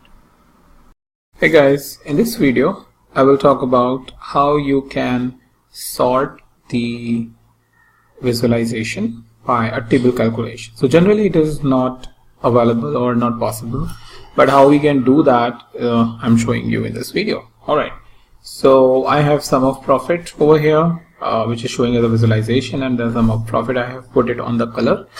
Now what I'll do is copy this sum of color here. So another sum of color is done. I will change it to this, to first of all quick table calculation, and let's say percent of total. Yeah, so nothing changes, it's just that percent of total is what you get. But now if I go and change it to discrete, this is all messed up. But what I'll do is here is my discrete sum of profit, and I will put it over here, and as you can see now it's in the ascending order, or sorted in the ascending order. So that's one way about how you can do that. But let's say if you want to sort it by the descending order based on this table calculation, then you double click and put a negative, open the bracket and close it in the end and enter. Well, it messed up again because you have changed it to a continuous. So I'll change it to discrete and I'll put it in front of it, and now it's in the descending order. So this way you can customize your visualization to sort it by the table calculation, which is generally not available as a ready-made feature within the Tableau. But with this quick trick you can actually achieve that. So that's pretty much it I have for this video, and I'll meet you in the new video, the new topic. Hey guys, welcome back to the next video, and in this video I will show you how you can create a divergent bar chart like this, which is very helpful in doing the comparison. So what I'll do is go to the new sheet, and what I had over there is the year, so I will get it from the order date. So if I go and check where my order date is, here it is, I want it on year, and I will select over here which is quarter. So now I have this quarter properly lined up to cover up this page, and what I have taken for the measure is a custom calculation which I have created. So let me show you. So what I'm doing is I'm trying to compare the sale of two different ship mode. So for example, if I just drag it down over there, we have first class, same day, second class, and then standard class. So I'm just comparing the sales of first class and second class on this for the visualization purpose of a divergent bar chart. So what I've done is I have created a calculated field. If I go into edit, I have given it a name, first class sales, with a simple if condition. If ship mode is first class, then it's give me the sales. And once I click OK, similarly it will create a measure for you, calculated measure. And then I have a second class sales. If I go in edit, it's again very same. If ship mode is second class, then sales. Alright, so it will bifurcate the sales for me when I will plot it on the chart or on this blank space over here. Alright, so what I'll do is first I will drag the first sales class, alright, and I will choose not automatic but bar, and then I will go ahead and take the second class sales. So now it is in a default order, but what we want is this bar chart to be start from here. So very simple thing that we need to do is double click over here and put negative in front of it and press enter. As soon as you press enter, this information or this bar chart is now starting from the negative side or from the opposite side. But two things, one thing, if you will observe, they are both having the same color. So if you want a different color, let's say, what you can do is you can take this measure name, put it here on the color, and just say add all members, and now you have two different colors over here, which will clearly bifurcate that this is a second class and this is the first class sales. Alright, and by these quarters you can change to month or year or maybe week or even today. So that's one thing. The next thing is, if you will see the negative sign over here, generally not good. So what I can do is I will just click it over here, right click and go to format, number alignment, and go to custom, and what I'll do is I will say hash comma k.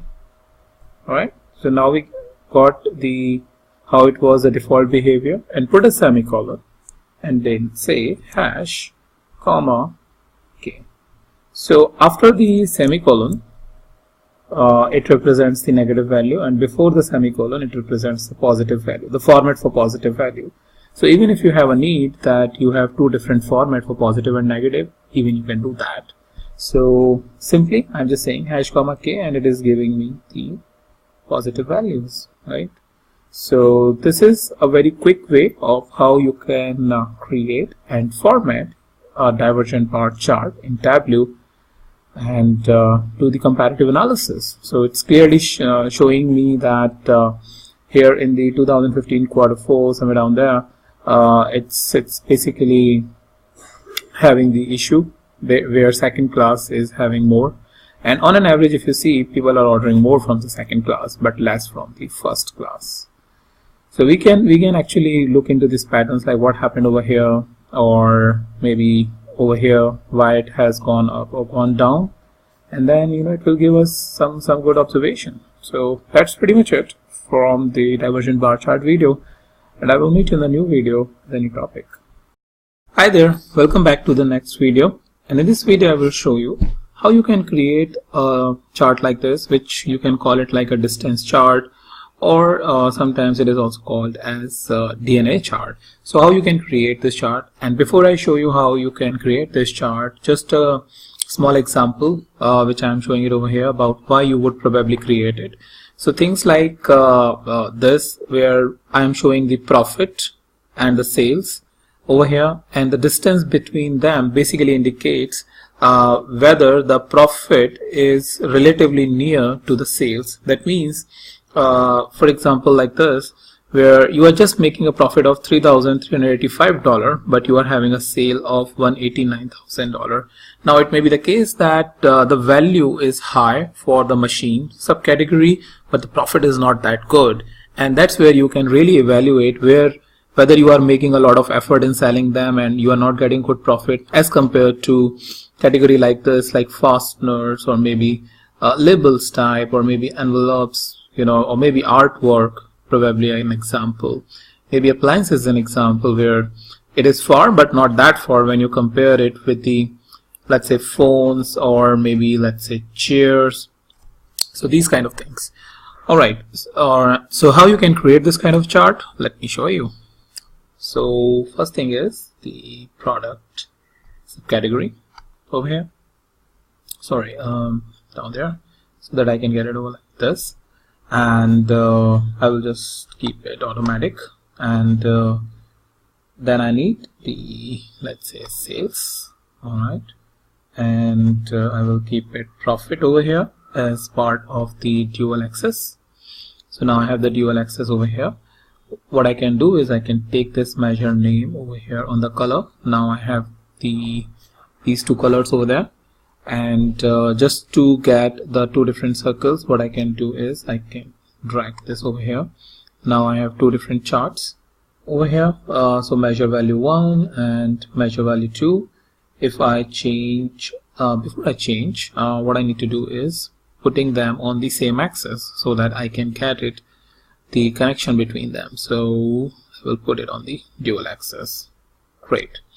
Now once I have it, let me change it to a line, and if I change it to a line, you'll see that it's kind of a zigzag line which I'm getting it, and I will simply put this measure name onto a path, and here I have it. Right, if you see this particular color, if you're finding it like not making a lot of sense, then you can just remove it, but this is what you usually get. So if I go back to my chart, this is what I had achieved.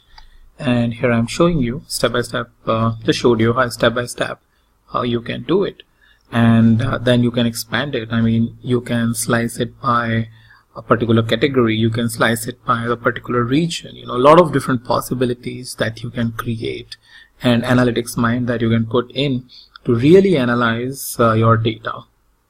But in a nutshell, that's how you can create a chart like this, and with the expectation about what you should really think. I mean, a distance based kind of a metric, if you are really looking for this kind of a chart, will be really helpful for you. So that can be one use case. If you think that there will be other use cases and want to share, please make a comment and let everybody else know, including me, about where this chart can be useful. Well, that's pretty much it, and I'll meet you in the new video with a new topic. Hey guys, welcome back to the next video. And in this video, I will show you a simple way about how you can make sense of data. So for example, what we have plotted is the 2016 and 2017 bars by year to understand how the profit is going from $81,000 in 2016 to $93,000 in 2017. But that's not where the story ends. There is always a slice and dice, and you want to see it by some sort of a dimension. So for example, we have like segment, customer name, as well as manufacturer, subcategory, even product name. That's like a very useful one, by which you want to really understand which products are really profitable or not. Similarly, like category and subcategory. So for the sake of this example, what we can do is, let's choose the subcategory and put it on the detail tab. So once you put on the detail tab to understand how each of the category is performing, you see that you are not getting a very efficient result out of it, right?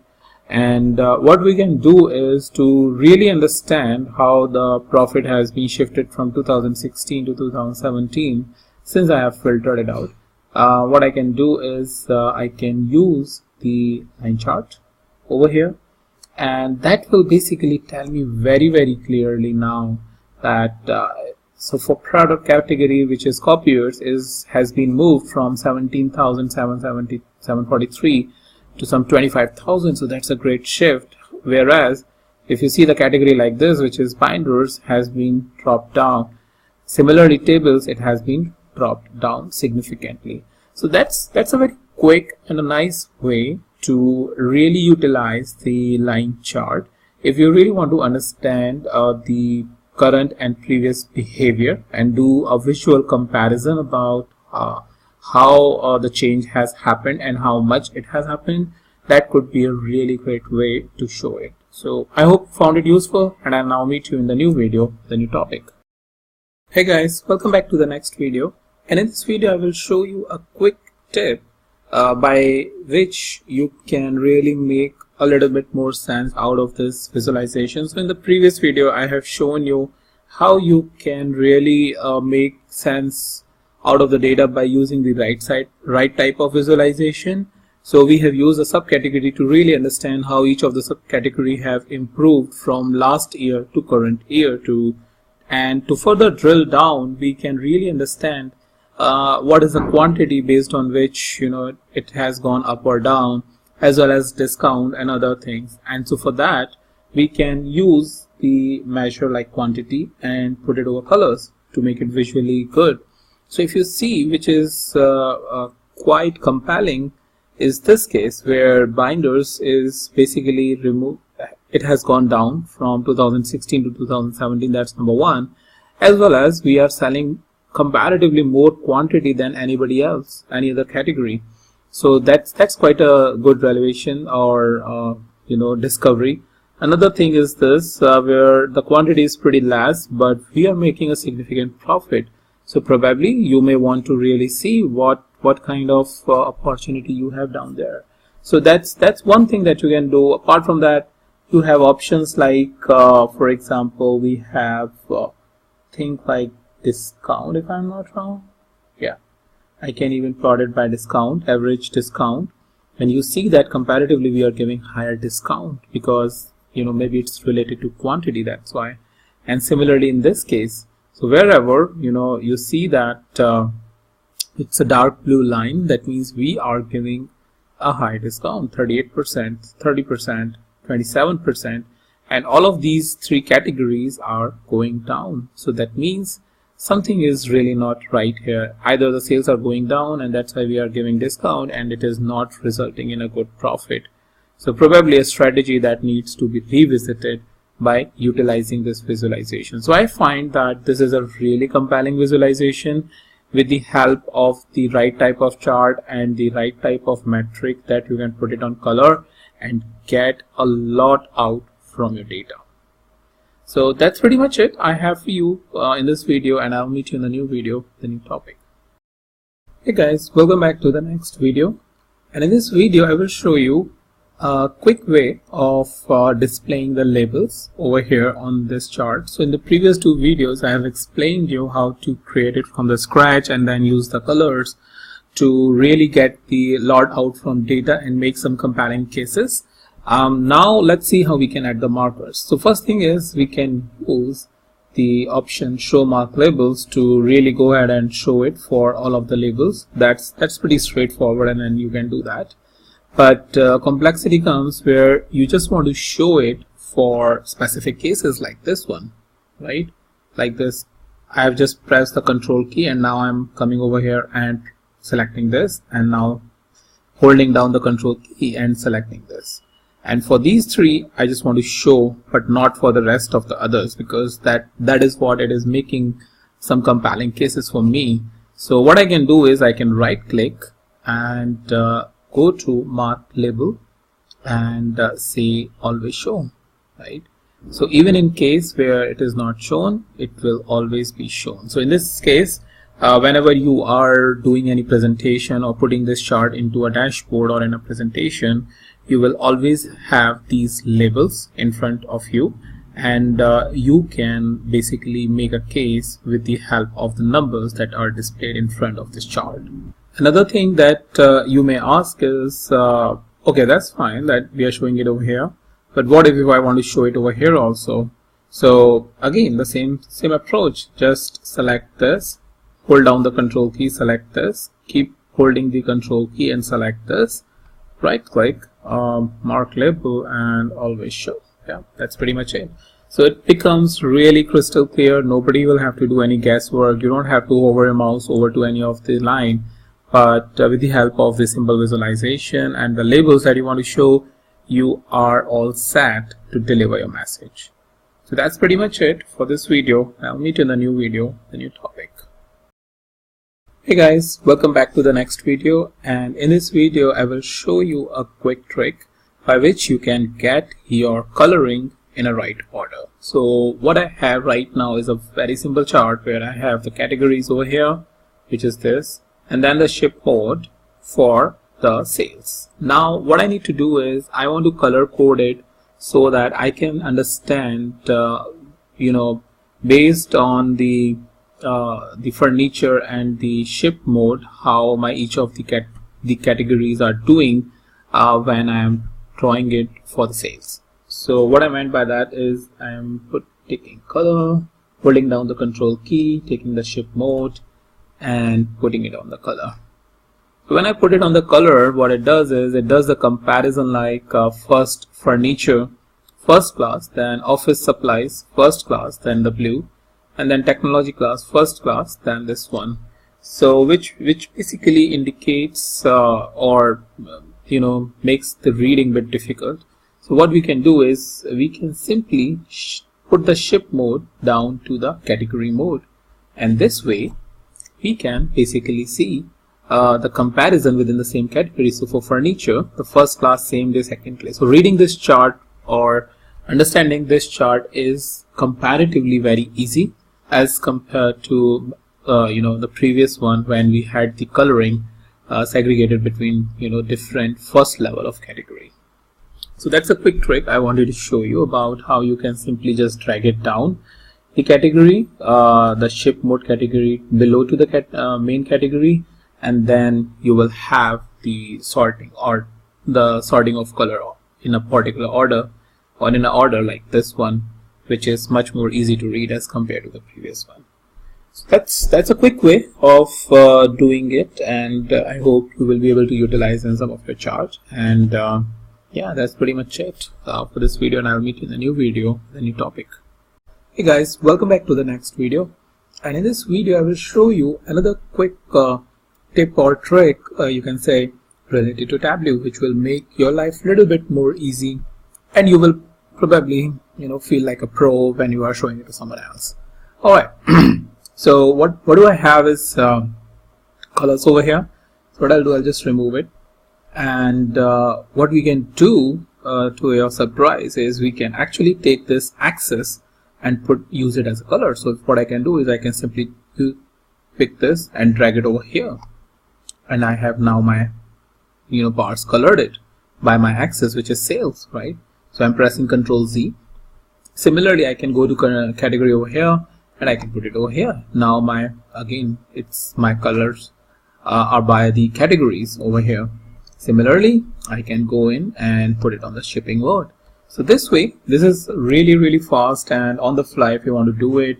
And once you're reaching a little bit of advanced stage, this is what really helps you when you are trying to do the coloring. So that's a quick way I wanted to show you about how you can do the coloring with the help of the values which are plotted as an X or Y axis on your chart. So that's pretty much about it, and I'll meet you in the new video with a new topic.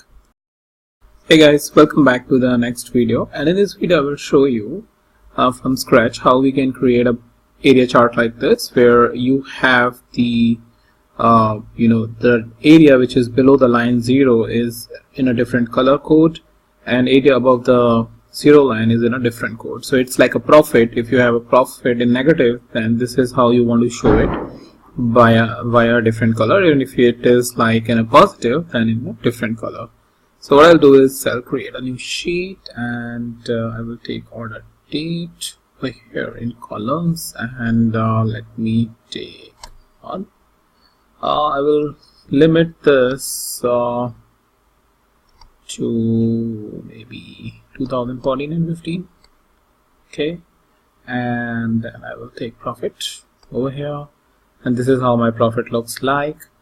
If I change it to area, this is how my area looks like. And if I just try to put my profit over here on the color, this is how my color will going to look like. So it is not giving me the desired output.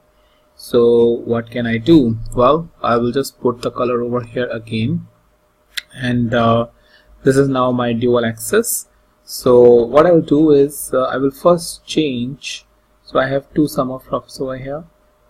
This is like a second one which I added, which is this one. So let's try to change the color to maybe something which is red probably. Okay, and right click, edit axis, fixed, and this is starting negative and stopping at 0. So now you have value only below 0. Similarly, if I go here, go to edit axis and say fixed, starting from 0 to positive, and there I have. So this way I will have my both positive and negative values, as well as my area in a different color chart. So what I can do, even if I want, I can go into edit axis and remove the profit. Yeah, and this way I will have my chart as per my needs. So that's about it, how you can have the color coding in your area chart in a way you want, like this. And yeah, that's pretty much it for this video, and I'll meet you in the new video, new topic. Hey guys, welcome back to the next video, and in this video I will show you how you can create an area chart like this, which will have this line chart on top of this, which is again a color coded, as you can see, by the quantity, if you will. Alright, so let's go to a new sheet, and what do we have is, let's say, order date, and let's say we want by quarter, right? And let's take profit probably.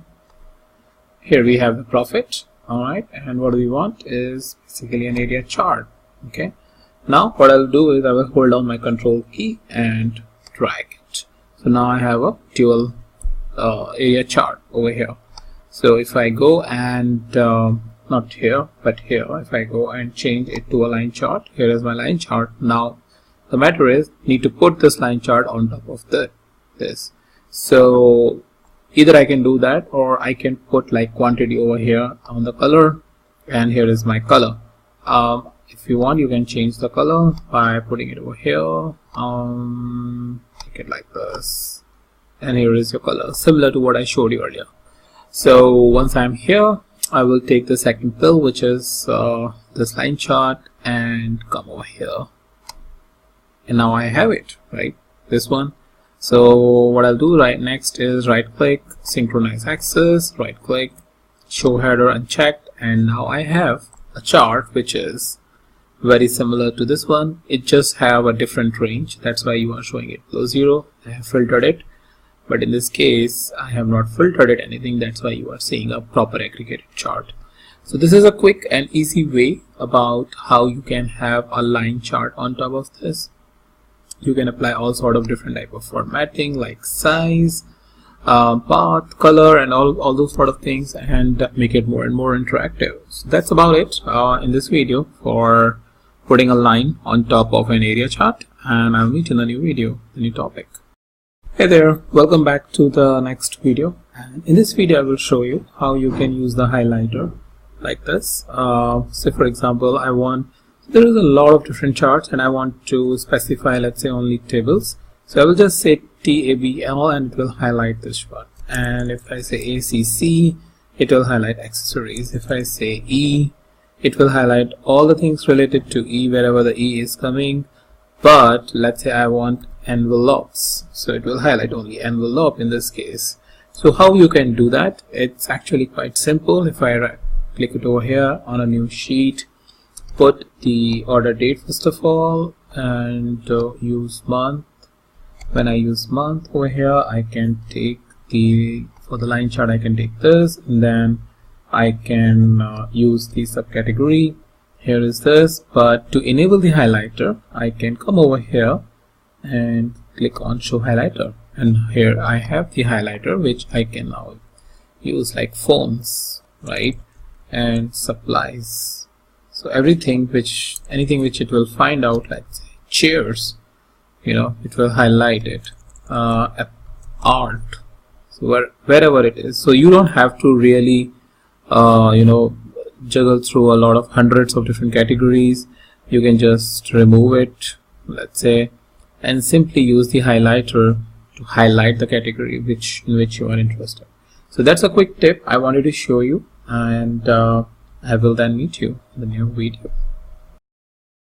Hi there, welcome back to the next video, and in this video I will show you a quick tip by which you can insert the data or import the data within Tableau. So one of the ways is you go at this first screen and go to a particular connection and load the data. Well, in this video I will show you an alternative way. So I'm coming back here on my sheet, copy clipboard data. So here in the indication that I am going to copy some data on the clipboard and then get it in here. Alright, so how I can do that? Very simple. So here is my simple file, which is iris file, and here is some data which I have selected. I will just simply right click and copy and go to my sheet back here and do Control V or paste. As soon as I do the paste, all of my information, petal and petal width, sepal and sepal width is here, along with the dimension, which is the species, and a simple table has been created for me by the Tableau. So that's how simple it is, that whenever you need to get any data from, let's say, spreadsheet or a CSV file, or from some other system from which you can copy, you just copy the data and paste it in here, and you will be done. So no need to make a connection or anything. Tableau will take care of you, and you will just start working on the data. So that's a pretty handy way which I have seen. Let's say I have some custom data on which I need to do some quick analysis, and I really don't need to import it in a proper way, so I can just copy in a clipboard and paste it. So yeah, that's pretty much it. A quick tip I wanted to show you, and I'll meet you in the new video, the new topic. Hey guys, welcome back to the next video, and in this video I will show you a very useful rank function, because ranking is something we do it on a daily basis to rank the products, rank the customers, and so on and so forth. And this particular concept is very complex, because you try to then first you understand what is rank, then you try to do it by different dimensions, and sometimes your values are getting duplicated. Then how to resolve those kind of situations, we will see it step by step. So first thing is, in this video we will see very simply how we can work with ranks. Alright, so for that, what I am going to do is, let me take the subcategory. So I have some more values, and let me take sales, and sales is sum of sales, and what we want is basically in columns, and I simply want the metric because I want to show you the rank. Alright, so once I have this, let me get the rank function. So to get that, I'm coming here, clicking on the create calculated field. Let me give it a maybe sales rank. Alright, now we will use the rank function, as I say, and as you can see, we have rank dense, we have rank modified, percentile, unique. I will cover rest of the ones, but let's start with the simple one, which is rank. And here what you need to do is provide sales, but not just the sales. Since it is an aggregation of the value, we need to provide sum of sales. Alright, so that's how this is rank sum of sales, and it is saying ascending or descending, which is an optional parameter because it is surrounded by these brackets. But we are good because all that ascending or descending kind of a sorting I can do it in the front end. But for now, with this minimum specification, we are good to go ahead. So I'll click on apply, okay, and once I have the sales rank, I will just drop it here, and here I have the sales rank where first rank is here, and then second rank is here. So now once you have added the rank, it's difficult for you to sort it, to go one by one, like 1 is here, 2 is here, I don't know where is 3 here is, 4 it is. So what I can do, I just click over here, and here I have the option sort ascending and sort descending. So here I can sort it by ascending, so I can clearly see how these numbers are coming together, and if I want, I can do it on a descending. So this way I will see the lowest sales and the highest sales. So that's how easy it is to add a rank. And if you have a need, let's say you have a category, and after that let's say you want to add maybe region, for example, for each subcategory you want to see it in a region, then you can add the region, and but you see that your rank will be intact. So first is here in the west, and the last is somewhere there, I don't know, I need to search. Alright, so that's basically a quick way of how you can add a rank, and in the next videos I will show you how you can further use some of the other rank functions, and I'll prepare a small data set out of these subcategory and sales so that you can understand how they are really performing the action. Alright, so that's pretty much it, and I'll meet you in the new video with a new topic. Hi there, welcome back to the next video, and in this video I will show you some of the other rank functions that are available. So in the previous video I have shown you how you can apply a simple rank function and then how you can sort it to get the desired output. Now in this video what I have is a simple table. Again, if you see, it is a subcategory and a copy of sales is a column name which I have given, and what I've done is I've just customized this so that it is a duplicate value, because it happens many times in a real scenario that you have duplicate values or the same values for two different dimension values, and in that case it is important to understand how each of the Tableau rank function is behaving in that case. Alright, so what I'll do is I will simply copy this, alright, and I will come to Tableau. I will remove this and entire thing and just paste it over here. Now this table is here, for which I have simply the value and this, and if I want let's say rank, I can create a rank. Need to create a rank function from here. Create calculated field, which is a rank, and it is rank sum of sales copy. Apply, okay, and if I just go here, alright, it has some issue, maybe parenthesis at the end. Yeah, now it should be okay. So if I want, I will just go ahead and paste it over here. Now if I want to sort like we did it in the previous video, that's how we have sorted. Alright, so we know this thing, and right now as you can see, after 1, 2, 3, 4 is given to this, 4 is given to table. Similarly, for bookcases 8, copier 8, because both are having the same values. Alright, now let's go ahead and see some of the other rank functions. So now let's take rank dense, and we have rank and we have dense. Within the rank dense we will say sum of sales copy, and click apply and okay, and if I just go ahead and put it here also, if you see, first, second, third, fourth and fourth, right, third, fourth, 5, 6, 7, right. So what it has done, if you see over here, so first, second, third, and then fourth, and then fourth, and then here in a normal rank function, what you are getting is 5. Oh, sorry, 6, because 4, 5 is what it has considered over here, but by default it is giving you the 6. But in case of a rank dance, it is basically checking after the 4 you need to get 5. So if that is what your requirement is, then you need to use rank dance. Similarly, come here as 6 and then 7 and then 7 and then 8, but here it is 8, 8, and after that you have 10 and 9 is missing.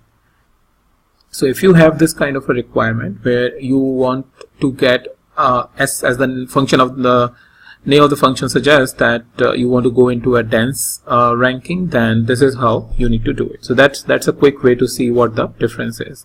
Now let's create another one. Rank modified maybe, and what we will say, rank modified and sum of sales copy. Apply, okay, and I will just put it rank modified over here. So now what it is doing is 1, 2, 3. So what it has done is it has taken the largest number, which is 5, in this case 5, 5, 6, 7, and then 8 is missing, and 9, 9. So whatever is the latest ranking is, and if it is duplicated, this is what it has taken over here. So if this is what your requirement is, that you want what is my latest number or latest ranking number should be given to my values, then you need to use the rank modified. And then finally, let's see the rank unique, create calculated field, rank q underscore, it should be underscore, and rank underscore unique, and I will simply again say sum of sales copy, click apply, okay, and come over here. And now what I have is rank unique over here, so I will just go and save it with. Alright, so rank unique, and what we are getting, as you can see, 1, 2, 3, 4, 5, 6, 7, 8, 9, 10, 11, 12, 13, 14, 15, 16, 17. So that by which you can clearly see that whatever is coming first, it is giving the rank accordingly and not duplicating the rank like rank dense, rank modified, or rank along the table. So if that is what your requirement is, then you can use the rank unique, which by the name it suggests that it will give the unique rank to each of the value, this subcategory. Let me go back and see if I have left with anything else in terms of rank. So I have rank dense, modified, percentile. Alright, let's do this also. What it does is it returns the percentile compared to each of the row. So I'll show you in a minute. Or what I can do is I will simply say rank. When I come over here, it gives the definition, returns the percentile rank for the current partition row, like you have normally the percentile. So I will say sum of sales copy, apply, okay, rank underscore per, and where I am here. So now you see 1, 1, 1, 1, 1 and 0, 0, 0, 0, 0. It's mainly because it needs to be in a decimal format. To have in a decimal format, let's come here and format number standard. Alright, now what you have is 1, 93.75, 87.5. So if this is what your requirement is to get the ranking in a percentile kind of a format, that's your way to do it. So here I have covered all of your rank related functions, and maybe in the next upcoming videos I will talk more about the different ways in which it is difficult to get the rank, but we'll see some solutions around it. So that's pretty much it I have for you, and I will meet you in the new video, the new topic. Hi there, welcome back to the next video, and in this video I will show you how you can use the index function for some of the ranking related metrics that you want to create. So in the previous video I have shown you the rank and unique rank, percentile, dense rank, modified rank, all of that thing.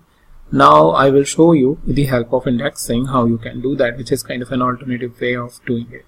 So what I can do is let me just come to this samples of the store, and for example let me take category and subcategory, and let's take simply sales. So what I have is the sales, and if I enable the markers, this is what I got. Now what I do is create a calculated field and say index underscore rank and just say index. That's it. That's what you need to do.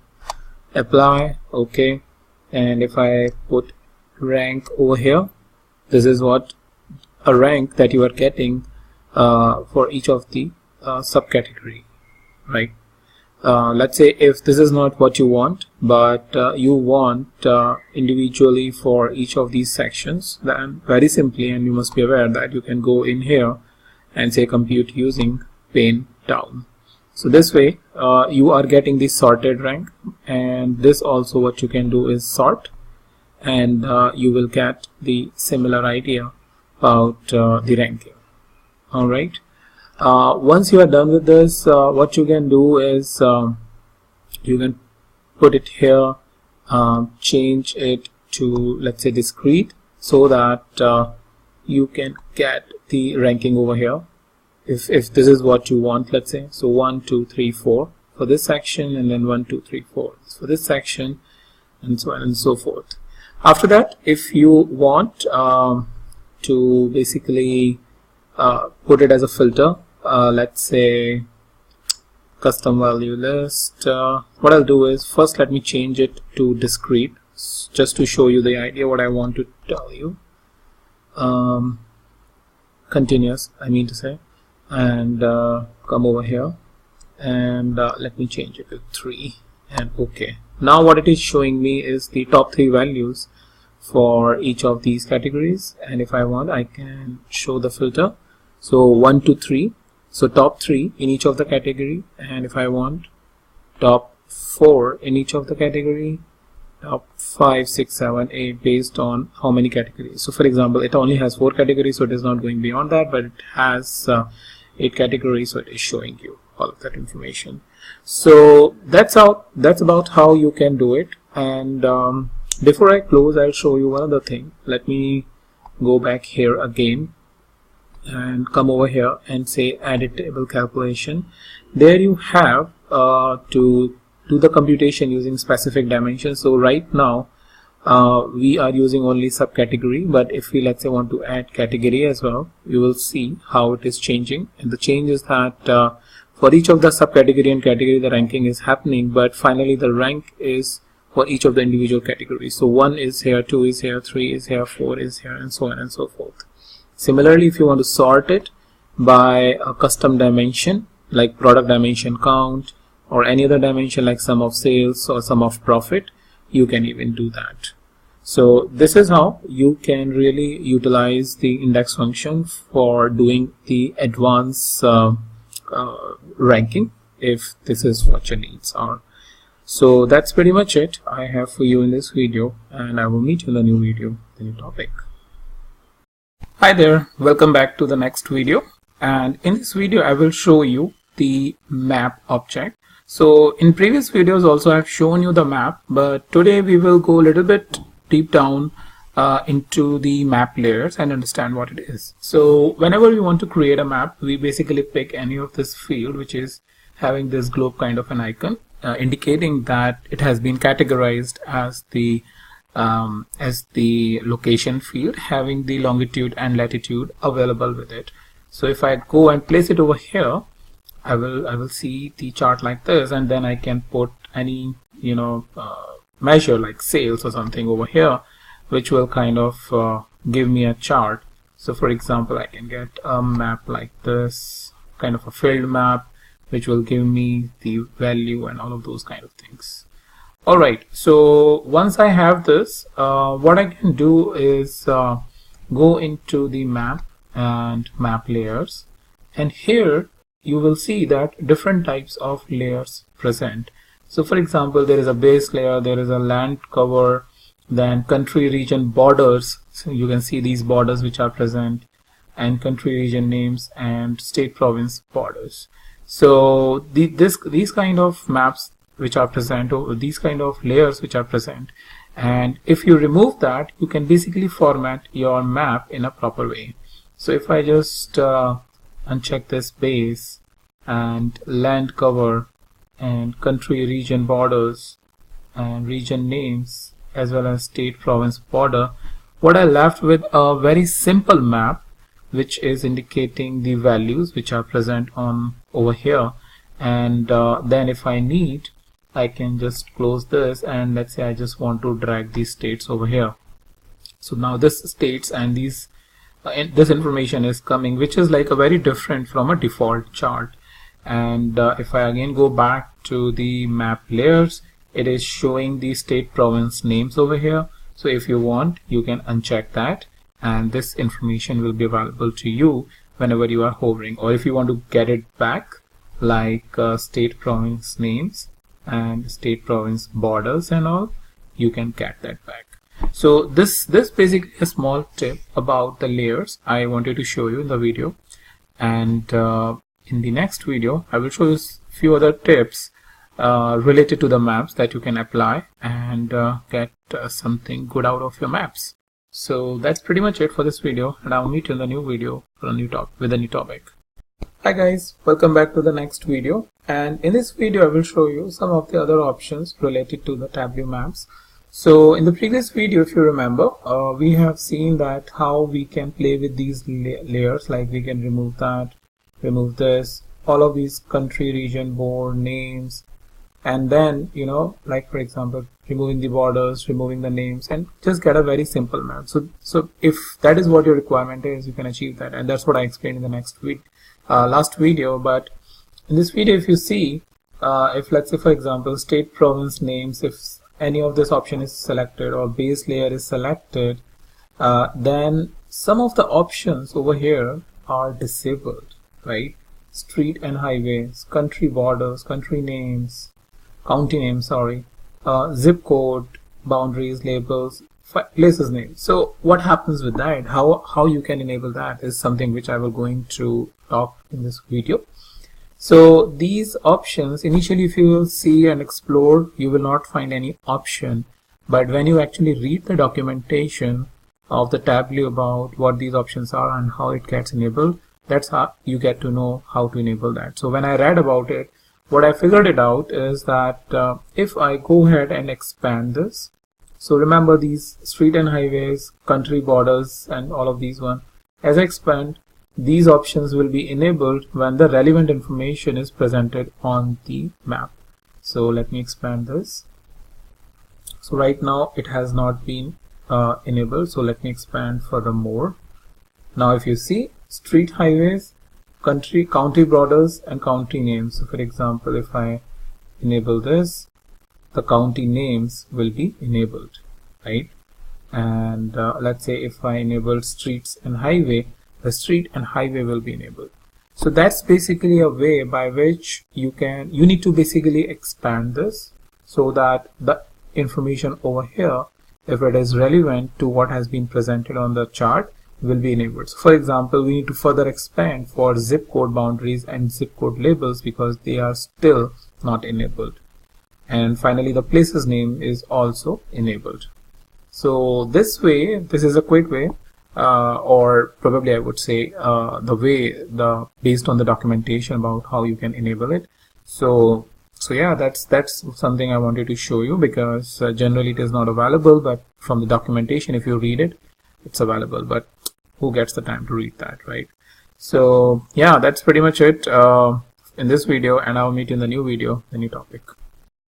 Hi there, welcome back to the next video, and in this video I will show you some other tips related to the Tableau maps. So in the previous two videos we have talked about how you can play with the map layers, how you can enable these map layers, and in this video let's little bit talk about the styles which is present. So for example, we have normally or by default the light style, But if you want to change to a normal style, you can change to a normal style, which is not very different from style. As well as if you want a high contrast chart, you can have a dark layout. So this you would have seen in many dashboards which have been presented on the Tableau public. They used a very high contrast color to make an impact. So this is how, basically, using this style, you can use the high impact dashboard by having a high contrast using the dark style. If you have a requirement that you want to change the color over here, well, you can go into colors, right? And let's say you want to use red, or you want to use this orange, dark orange maybe, or maybe like blue, and whatever your needs is basically you can do that. Apart from that, if you see, the borders are automatic. If you don't want, you can choose none and border will be disabled. And if I want a specific color also, I can choose the color and make it as per my needs so that my users can clearly see what my chart is. Similarly, if you see wash out does nothing, but it just washes out what has been written over here. So if I just increase it, it completely washed it out what's over here. So based on how much you want to wash it out, you can use this property and make the adjustment.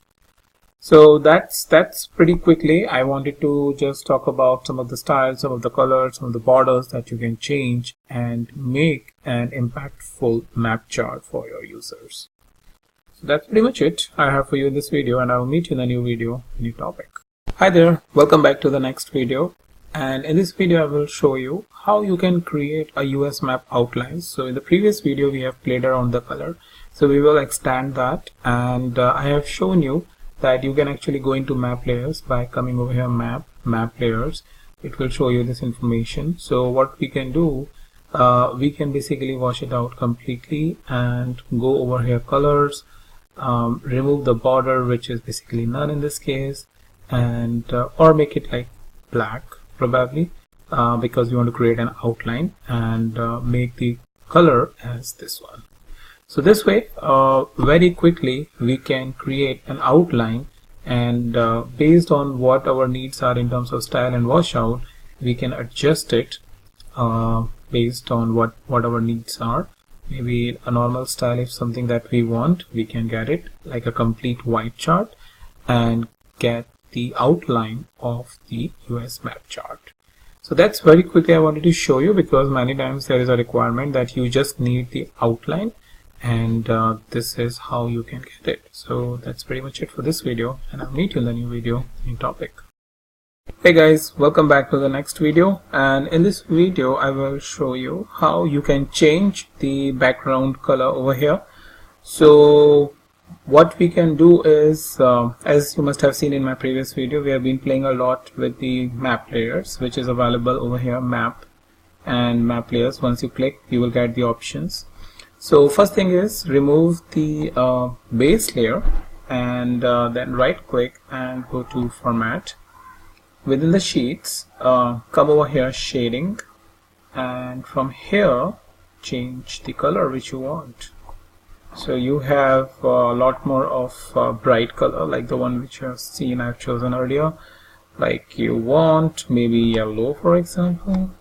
Well, you can get it, but it's very bright. So depending on what your needs are, you can go ahead and do the change. The only thing is keeping it in mind that when you are in map layers, you just remove the base layer. If you are not removing that, then it will not come. And apart from this, you can call it kind of a minimalistic, because all the other things are gone. You just have the map for the United States with the background color that you want. So that's pretty quickly I wanted to show you in this video about how you can do the background color change with these properties. And now I will meet you in the new video, the new topic. Hey guys, welcome back to the next video, and in this video I will show you how you can create the world map outline within Tableau. So If that is what your need is, let's take the country value. I'm using the world indicators, which gets supplied with the Tableau as a sample data source. So I'm bringing the countries over here, and from here, just to remove these circles and get it filled, for our outline, I am taking the map, filled map. Once we are here, what we can do is we can change the color based on what our needs are. So maybe let's say if you want black color, and let's say on border, to create a better outline kind of thing, let's take red because the contrast is good and you can easily see. So once we are done, the main thing now is change the background. So to do that, let's go to map layers, and over here remove the base layer, and once it is done, right click, come to format, and within the for the sheet, come to the shading, and from the pane you can choose the color for the background. So this way you can create a very high impact outline for your map chart based on what your needs are, what kind of background color you need, what kind of border color you need. You can get it by doing these settings.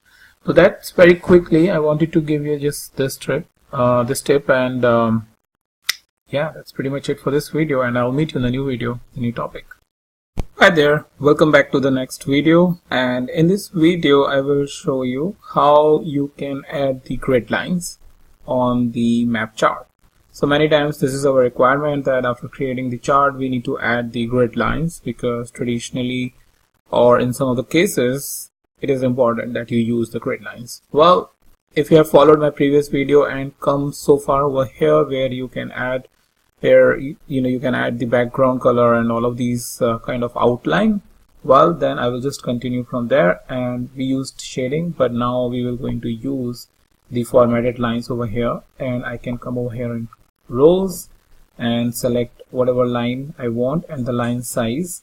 So let me choose this line, and let's take the red line to make it similar to our outline. Similarly, if I want on the columns, that means the vertical lines, I will come over here, choose the line over here, and then my desired color which I want. So this way very quickly I can add the type of line, the line size, the color and color of my choice, and create a grid lines on top of the map chart. So that's pretty quickly. I just wanted to show you one of the property of the map chart about how you can add the grid lines, and that's pretty much it. And if you need all of these videos directly in your inbox, then go ahead and subscribe to my channel and you will get all of these videos directly in your inbox. Hi there, welcome back to the next video. And in this video I will show you how you can use the inbuilt data layers within the Tableau maps. So whenever you are working with your maps like this, I am having the country, state and city over here, and then using the sum of sales as a size, but I want an additional data layers which Tableau has especially for United States. So let me first show you the different data layers. So I'm here in map layers. Over here you have data layer, if you see. So data layer is present over here, and before we add data layer, let's just remove all of these so that layer is properly shown. So I am using, let's say, population. So this population layer will be present over here, and you have the option that you want this layer by state, county, zip code, block group. So for now I'm good with state, let's say, and here are the different options that I can choose based on my needs, and I can have that level of color coding, and I have my dimensions and measures that are shown over here. So this way I can have a beautiful way of understanding the population from the current year perspective, as well as when we are plotting the sum of sales, we will get some ideas about how it is performing as compared to the population. So that's pretty quickly. I just wanted to show you about this option, the data layer. and show you how you can use it over here on the map, especially for US map. So that's pretty much it, and if you like this video, then go ahead and hit the like button, and if you want all of these videos directly in your inbox, then just go ahead and subscribe this. Hey guys, welcome back to the next video, and in this video I will show you how you can create the dual axis map chart within Tableau. Alright, so first thing is, let's take the state, and once we take the state, that's what we got. Alright, so let's get a filled map. Alright, and over here let's take our sales and profit. So what we are basically doing over here is we will let's say take the sales in the background and put profit on top of it, or vice versa. It really depends on what your needs are. So let's go ahead and take the sales over here on the details, and here what we get is basically the sales, what the sales is, and based on what your colors are, you can actually put sales on color. I think that makes more sense. And over here you have the options by which you can choose. So I always like red green, like a classic red green one. Clearly indicates, so that's what I like, and clearly tells me which is profitable, which is not so profitable. Alright, so now if I want the profit on top of this, what I can do is I will duplicate this chart by holding down my control key and putting latitude over here. So what it does is it creates another chart for me, and this is here, and let me just remove this, and what I can take is now the profit over here, right, on the size maybe, and I can increase the size a little bit so that first of all, just make it automatic and increase the size. I can change the color whatever I want over here so that they are clearly displayed, maybe black. Alright, once I am done with these changes, what I can do is I can come over here and just say dual axis, and this way all of my profit is coming over here, is indicating even though my sales are less or more, what my profit is, right? So this gives a very good idea. For example, like this classic example, you have Texas, sales are somewhere in the middle, but you are in loss when it comes to the profit. So that's how you can basically combine two different measures using the dual axis, and that's what I wanted to show you in this video. So if you found it useful, go ahead and hit the like button, and if you want all of these tips to be there on a daily basis, because I publish all of these videos on a daily basis, then go ahead and subscribe this button by clicking on subscribe button, and all of these notifications will come directly in your inbox. So that's pretty much it, and I'll meet you in the new video, the new topic. Hi there, welcome back to the next video, and in the previous video I've shown you how you can create a dual axis chart so that you have sales and profit on the same chart. Now we will extend this conversation, and let's say if we want to understand based on the profit, how the profit is for the different categories. So we have like if I go down or go up, like product subcat, here you have category, you have subcategory. So maybe for different categories you want to see the profit over here, then how you can see that? Well, for that let me just remove this and let me add category to the color.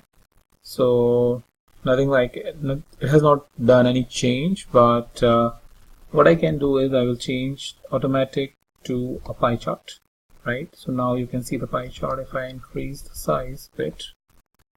Alright, and now I can add profit to my detail over here.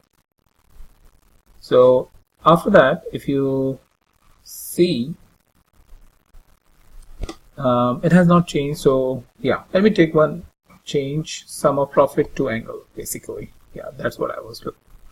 All right, now if you see, the angle has changed, and clearly indicating the different angles. Like for here in California, what is office supplies, what is technology, and what is furniture.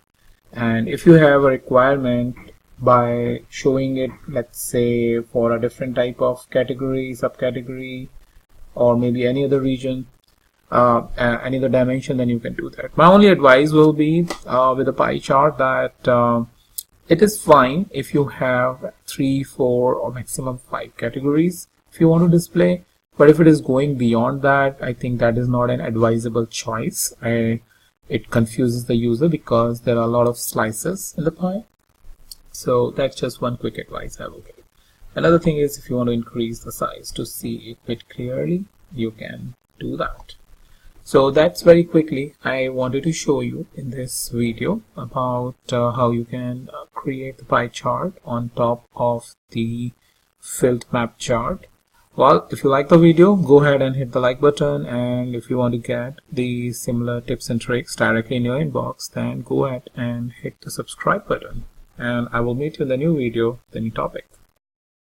Hey guys, welcome back to the next video, and we will extend this conversation. So from the past 2 videos, I have been showing you first how you can create dual axis, and then how you can create this kind of a pie chart on top of the filled map chart. So background of the filled map chart represents the sales. The front end over here is basically, let me put Control Z.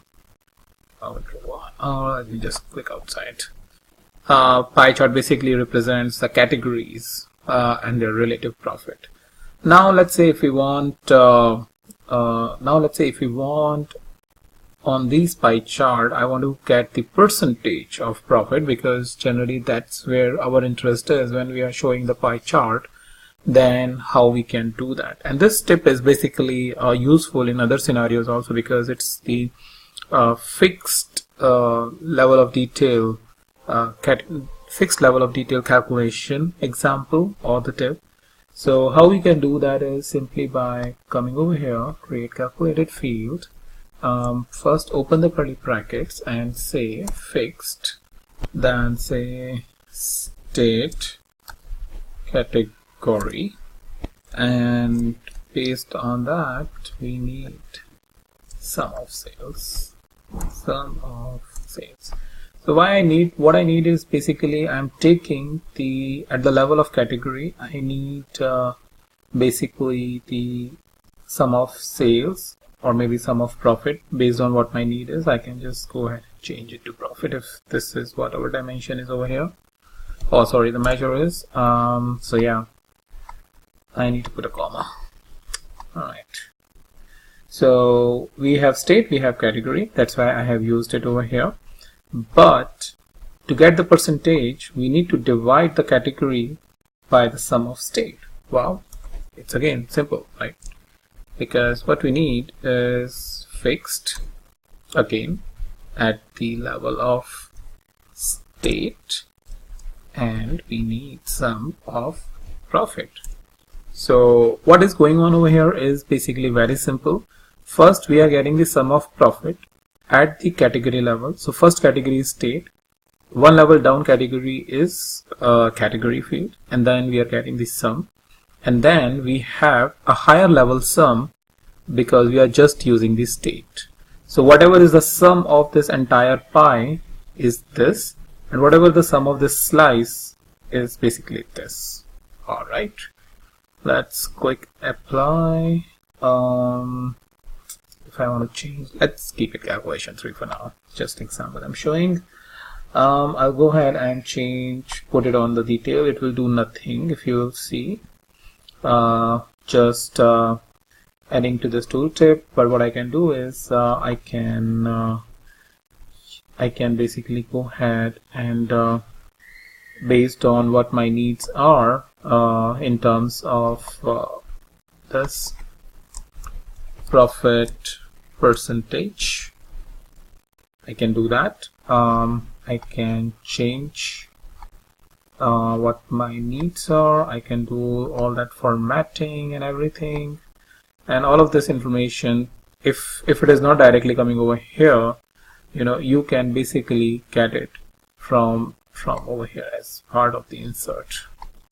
All right, so for now let's click OK, and what we are getting is basically profit percentage. And if you want to format, that you can go in and format, and you can say the percentage, and based on decimal changes it will come to you properly. I was expecting this to come properly, so let's see why it is not coming. Let me go back to this automatic, and after that you have been, and over here I think this is where we need to do the quick change, just 2 percentages, and yeah, we have 49%. So that's pretty quickly how you can get these formatted. But what I mainly wanted to show you is this. This is the fixed level of detail calculation. Initially it's little difficult to understand, but once you get used to it, which I just showed you, that if you have multiple categories or lower level of sum, this is where I'm using it. It's basically a slice of the pie, and this is basically the entire pie. Well, that's how you can get it. So that's pretty much it for you in this video, and I will meet you in the new video, the new topic. But if you like this video, go ahead and hit the like button and subscribe to my channel to get these kind of videos directly in your inbox.